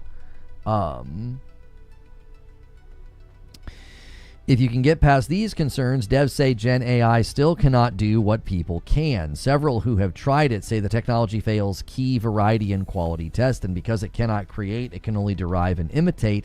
It is unavoidably behind in creative industry when it's already hard to stand out. We've heard the case that using AI for conceptual or non-final assets, but that brings concerns about the foundation you're laying for yourself with that approach.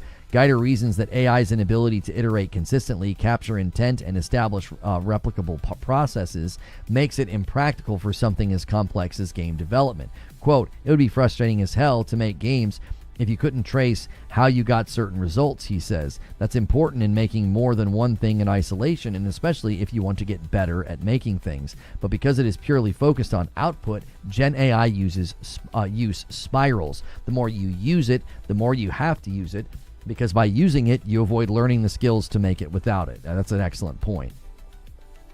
It wouldn't be so bad if generative AI was seen more as an assistant, Geider finds, but often sees people trying to clean up after AI is left to do the important work instead, which makes time and leads to mediocre outcomes.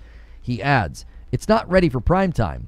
There's just a lot of executives who really, really want it to be. Yeah, with rising costs and inflation, everybody's hungry to bring costs down. And this feels like a very quick shortcut. It feels like a very, very quick shortcut. Like, this is obvious. It's obvious why executives are salivating, because they're all dealing with rising costs. And this feels like a very, very quick shortcut to be like, oh, that'll lower cost. It's a Band-Aid at best. Well, I would say it's a Band-Aid with poison on it, because it might stop bleeding and it looks good on the surface, but it's probably going to cause an infection. It's gonna cause more harm than healing, because you're going to create, like they're saying, you're going to create a problem that festers from within, eliminating junior positions and making people too reliant on these things. And then it'll raise your costs and hurt your return, right? If it damages the product, then yeah, great, you saved money by letting Frank go in such and such department, but Frank did good work, and Frank knew to check certain things, and the AI doesn't, and then your product ends up worse for it, sells worse, and now the money you saved doesn't really matter. New Blood head Dave Oshry says, we were fine for decades without it, and we don't need it now, bluntly calling the tech garbage. Ku reiterates that preserving the identity of Marvel Rivals and the passion of the dev team is a priority. Ismail won't use it, he explains, because I like my job and I won't offload it to a machine. I'm going to continue to say that the purity testing is where gamers are going wrong here. Like, it's not just any use of AI or even use of Gen AI. Like, you have to have more nuance than that. If some small team used Gen AI for voices because they literally cannot afford a voice team, and you're going to berate that team and not even give them a chance, that's not the same as some big studio firing their voice crew, replacing them with Gen AI, and then the quality of the voices goes down from a studio that you expect better from. Do you know what I'm saying? Like, if a little two-man team uses Gen AI for like a shopkeep, and it's a minor part of the game, but they really wanted a voice and they found one that they thought was pretty good, and you're going to like berate and purity test that small team, I'm like, I think there needs to be a whole lot more nuance in application here, because there are obvious different use cases that are more egregious than others. Similarly, Pocket Pair and Palworld comms lead John Buckley finds Gen AI unnecessary because we have a lot of artists who like doing stuff themselves. You'll notice all the people speaking on this are from giant, successful edifices of like development. It's not from like a 2-man team or like a 10-man team. Like, if you talk to those teams, I wouldn't be surprised if they think differently about music and voices given the cost they likely save. Blacklist them forever, shun anyone who thinks different. That sounds really thoughtful and fair. Buckley has fielded Gen AI accusations throughout Palworld's life. He says Pocket Pair doesn't use it and there's no discussion to be had at all. He reckons using AI as a search tool or coding assist is a very different conversation, but on Gen AI he stresses the case is shut. Gamers don't want it. And again, I don't think this is necessarily true. I don't think gamers at large gave a frick that there were Gen AI voices in Arc Raiders. They didn't care. Like, the gaming public was just playing Arc Raiders and having a fun time. They weren't like incensed, angry, uninstalling, and walking away from the game because of Gen AI. They weren't. I think people are speaking too broadly on this. Listen, the reason I'll say you're speaking too broadly on this is if you want to win people to your side, you can't make sweeping statements like that. You're not going to win people to your side. Because a lot of gamers are going to be like, yeah, I don't really care about this. Why are you speaking for me? Right? You want to win people to your side, you have to compel them with better argumentation other than like, it's trash, it's bad, gamers don't want it. And it's like, okay. Good luck trying to convince people. I don't think that's a very compelling way to win people to your side on this. 99% of gamers won't even know what you're talking about. Yeah, especially if it's in there and you can't even tell. This Gen AI side of gaming feels kind of similar to early crypto stuff, says Buckley. It feels intrusive. It feels like everyone who is super gung-ho about it isn't from the industry. They're, dare I say, outsiders looking to get rich quick, where I think it's very different in the case that the gaming lives and dies by the consumers, the players, and the players say they don't want it. Again, you're ignoring one of the most successful games in the last 2 years. Arc Raiders used it for voices, and I wouldn't say that's an outsider trying to get rich quick. It was a shortcut to avoid either slowness of development or cost that they didn't feel was necessary. Put AI voices in your game and no one bats an eye. Put a woman in your game and people lose their minds. Yeah, especially if she isn't half naked.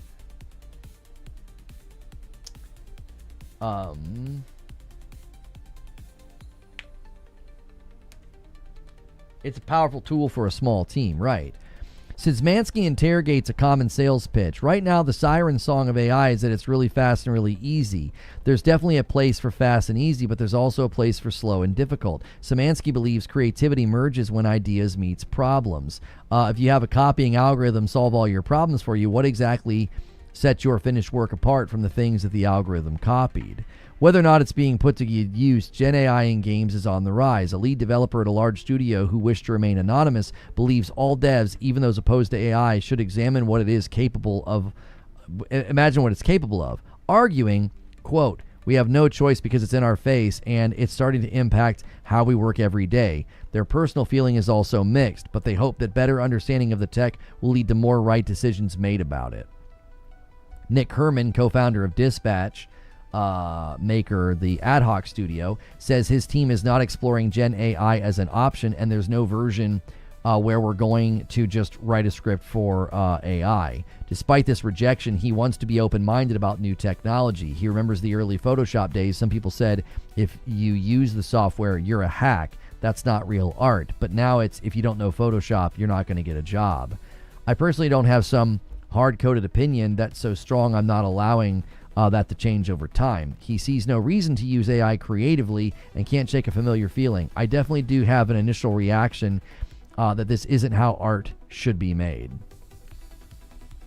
When Gen AI is used in games, it routinely fails to meet expectations. It's not necessarily that AI has no use cases whatsoever, but many devs told me it's being oversold and underregulated, and they resent seeing it forced into roles it's not suited for, often despite resistance from people in those roles. I mean, every day I stream, you guys are listening to music that I made with AI like a year ago. It's the same tracks. I don't even know how many tracks it is. It's 146 tracks. It's just background synthwave. Now imagine this song in your video game, and it took, you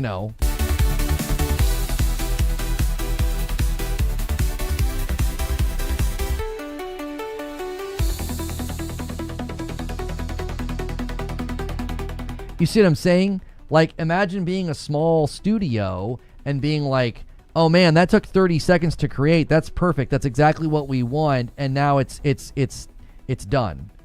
It's not perpetually costing us money. We don't have to deal with licensure. We didn't have to hire a musician. We didn't have to do any of that. Now, I'm not advocating for removal of jobs.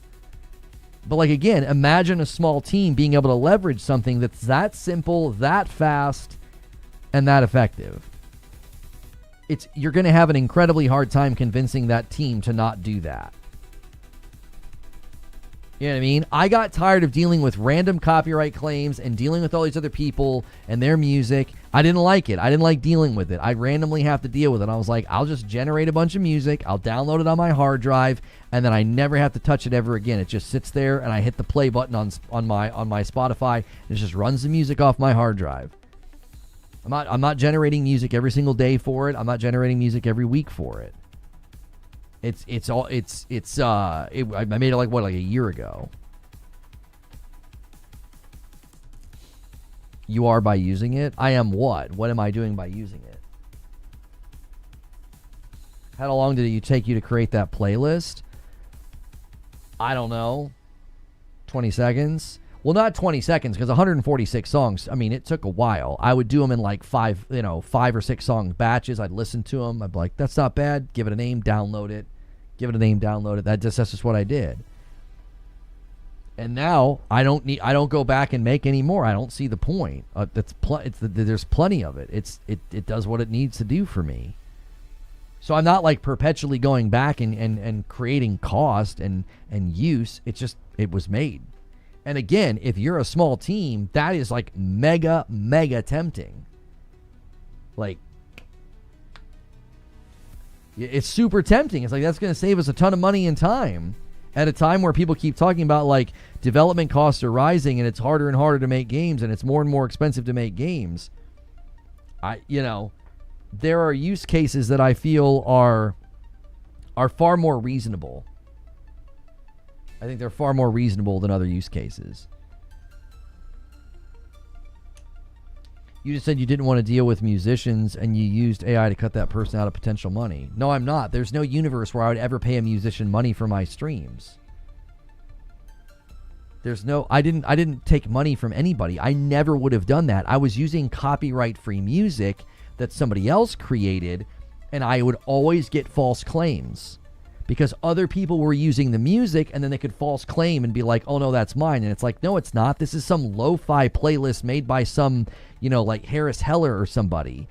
I got tired of the false claims on the channel, and so I was like, I'm just going to make my own music with this AI website, and then I download it. It doesn't exist anywhere else. It's only here. And so it's like, and then I don't have to worry about that. I don't have to worry about any of those stupid false claims that show up. There's not a universe where I would have given anybody money for music on my channel. Now, when I was doing the shows, the SNTR network in the past, and I was doing shows and billing shows, I went to a member of this community, Peter Iliak, and I had him making me music. No. Panda Beats would not claim my videos. The problem, Zenthos, is as soon as you do that, you make a copyright-free music playlist like Panda Beats does, and 25 different YouTubers in a given day use that music, all it takes is one of those to be an idiot who sees, oh, hey, the music I use, I'm getting a copyright report. Somebody's using my content. And then that person could file a claim on my video and say I'm using their content when I'm just using a song that we're all using. Like, that was happening periodically. People were false claiming music that's not theirs because they'd get the little ping on the back end of YouTube that the music lined up with their video, and they're too stupid to check. So they just file the claim, and then I'm like, no, this is copyright-free music. The rise in popularity of the music created the problem. More and more people using Harris Heller and Panda Beats was triggering these people that don't know their butt from their elbow. They just see that report, and they're like, oh, I'm going to file the claim. It's like, you're literally using copyright-free music, and it's triggering it, and you're just supposed to ignore it. After I cover a showcase, I get countless copyright notifications. They say, hey, people might be using your content. And guess what? I go and look, and it's just everybody's reacting to the same trailers. So what do? I check all the boxes, and I ignore them. I'm like, no, nobody's using my content. This is fine. But there's always enough dum-dums on a platform like this who they're either trying to scrape your video for money because they're scummy, or they're stupid. Either way, I just got tired of dealing with it. It's YouTube's mistake for letting people do that. They have to take every single copyright claim seriously. That's the problem. Even if it's erroneous. Even if it's erroneous, they have to take every claim serious because it could be a genuine claim. That's the problem.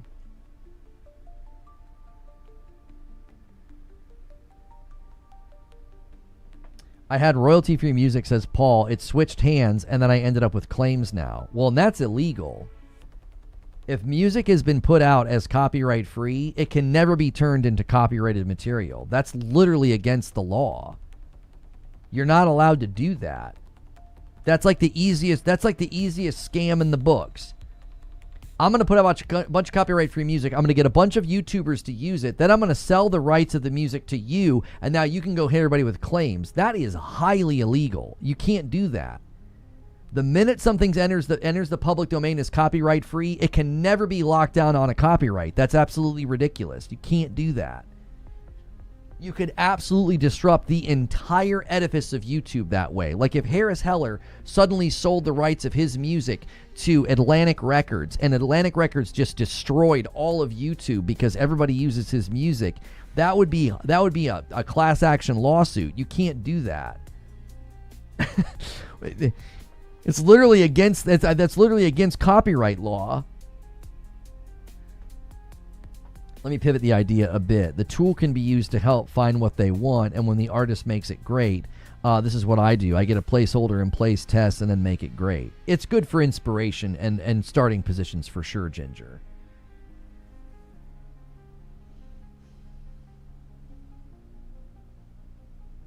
It's not worth my time. Oh, of course. That's what they do, Paul. They take advantage. They know the average person is not going to fight it. They're like, oh, frick it. And they'll mute the section of the video or they'll just give up. And I just got tired of giving power to people like that. I loathe them. They're parasites. I don't know how much more of this article there is. Hang on, let me scroll to the bottom. Okay, we can read the rest. That's not that much. Many devs have been told by higher-ups that AI will unlock their creativity, but a lot of the devs expected to find proof of that themselves, yet heavy-handed integration can instead make AI an obstacle. I mean, this is always a problem in development when you have executives that think they know better and they force things. This is a problem beyond AI for sure. Sam Barlow, former Silent Hill writer, now known for Her Story and Immortality, calls the current use of AI inefficient and broken. He proves Geiger's point, mentioning a colleague who was asked to clean up AI-generated dialogue for a lower rate on a shorter timeline, but the actual work was much harder than writing anything fresh because they had to keep trying to figure out what the original intent was or fix things that made no sense at all. Gen AI has been held up by some as an antidote to the swelling production costs and timelines in the industry, particularly for AAA games. Strange Scaffold boss, how do you say his name? Zoliver. It's Zoliver, right? Zoliver Nelson Jr. He's really sharp guy. I just saw a really good interview with him. A prolific dev who worked on over hundreds of games says Gen AI won't solve these time and money problems because it doesn't address their real cause, and if anything, could enable more excess. And again, the U.S. copyright code does allow the original author to reclaim work after 35 years. This is a statutory right.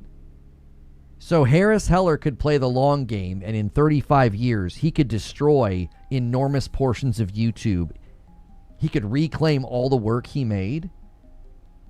That is absurd if that's even a possibility. There are probably at this moment in time hundreds of thousands of videos that have used his music or others. And so what they could do is in 35 years, they could just absolutely destroy. That would destroy the platform. That's a freaking ticking time bomb. I'm not saying Harris Heller would do that. I'm saying, but anybody that does the copyright-free music thing has the power to do that. They just have to wait 35 years. That's absurd. Now, when you say reclaim the work after 35 years, reclaim it in what context? In the context of something being listed as copyright-free? That doesn't reclaim. You can't reclaim something that was never copyrighted. The act of reclaiming, that verb doesn't make sense in this context. You're not reclaiming it. You publish it copyright free. There's nothing to reclaim.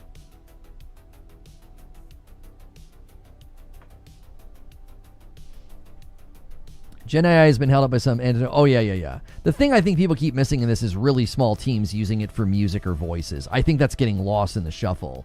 Gen AI is a can button, not a should button, and every game you have loved is built off of shoulds, he argues. For all the people who say it will let us finally make our big games cheaper and costs exponentially go up, the unspoken decision that occurred is that rather than ask the size of the game is feasible and whether it provides the thing that's most meaningful for a player, they've decided that the sheer scope is the god of their development process and it must be fulfilled at all costs.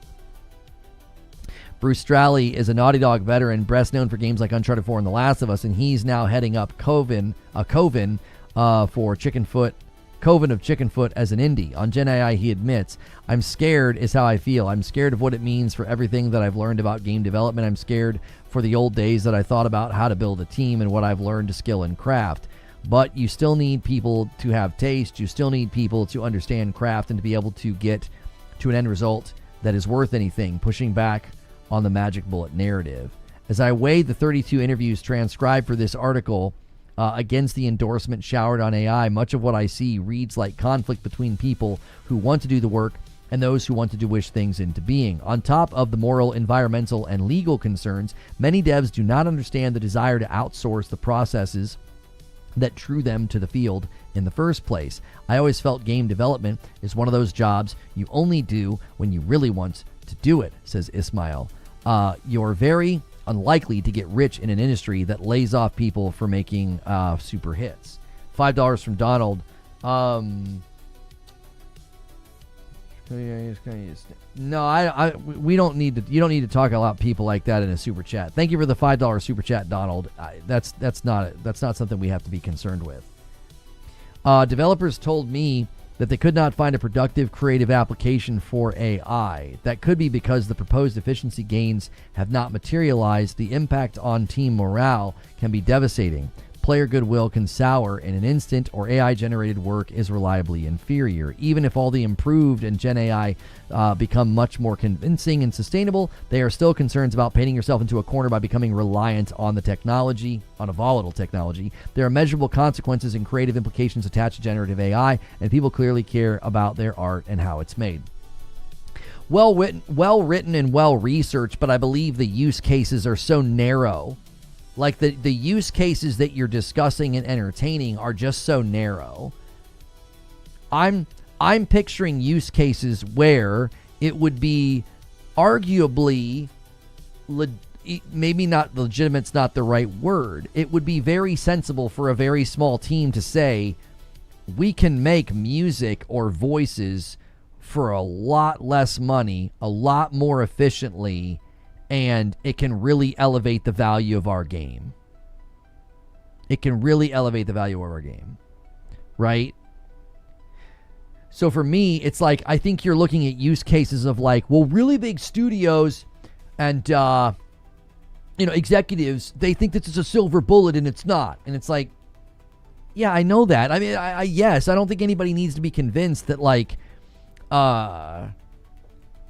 I don't think anybody's arguing that, like, yeah, just start hitting the Gen AI button and create worlds, characters, and missions, right?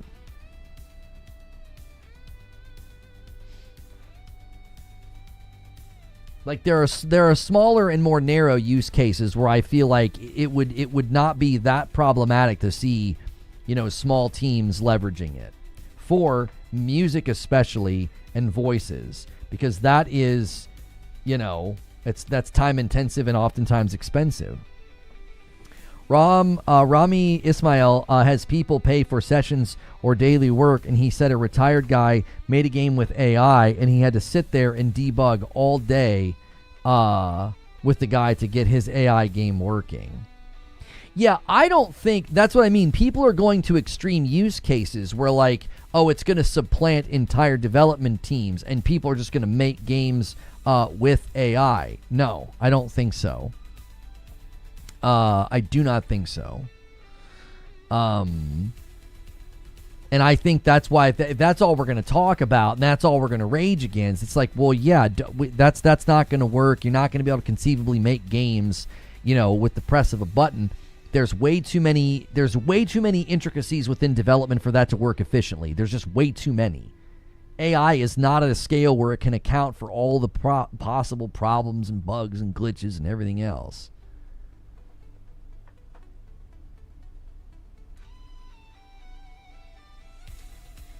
Wait, is this true? When was this posted? Jason Schreier is saying no Xbox studio has received a closure order. Is this true? Can anybody verify this? Somebody's quoting him. They're not even posting a screenshot.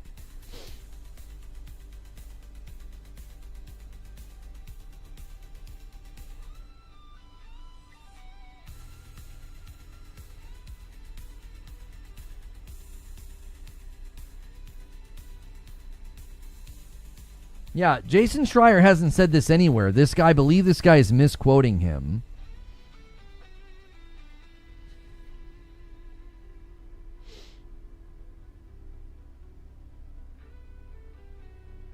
He says he's not going to comment any specific studios unless he's 100% sure about their status. Yeah, he has not said this. This guy is misquoting him. Jason, so this tweet here, this guy is saying, Jason Schreier, no Xbox studio has received a closure order. Jason said that all these journalists posting that the teams are being shut down are wrong, and it's just serving to create stress amongst Xbox employees. Asha is simply reevaluating all the studios and trying to see a path forward for the new direction that is focused on creating impactful games, but no studio has received closure orders yet. Is it in that video? He posted this yesterday. All right, hang on one second. Breaking. Several Xbox studios, including Compulsion, Ninja Theory, and Double Fine, are negotiating with Xbox to try to avoid closure. Some or all could spin off. Lots of influx as many studios remain unsure about what's happening. Yet Schreier literally reported that they're trying to avoid closure. Did he say in that YouTube video that nobody has received closure orders? Is that even factual? Again, I believe this guy is misquoting.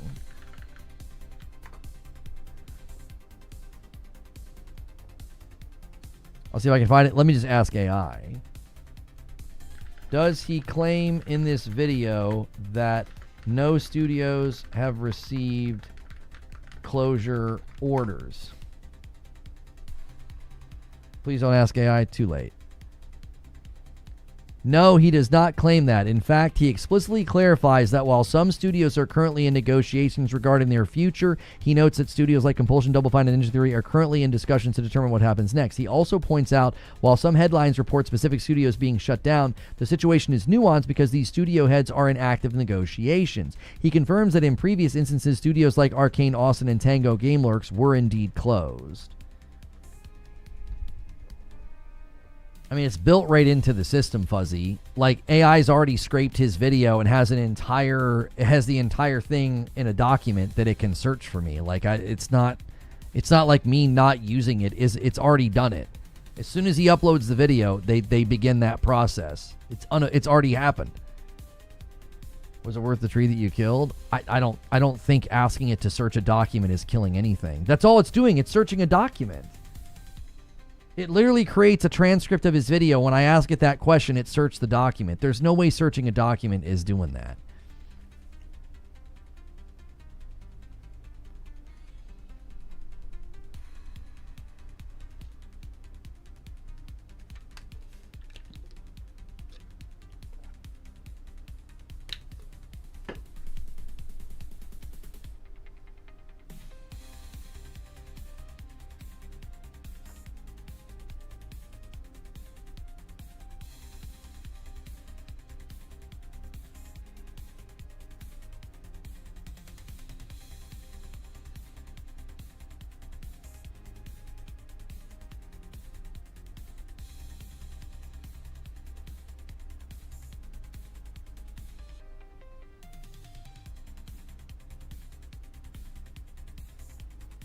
Sorry, my daughter's at her first camp, so I was getting a video from somebody there.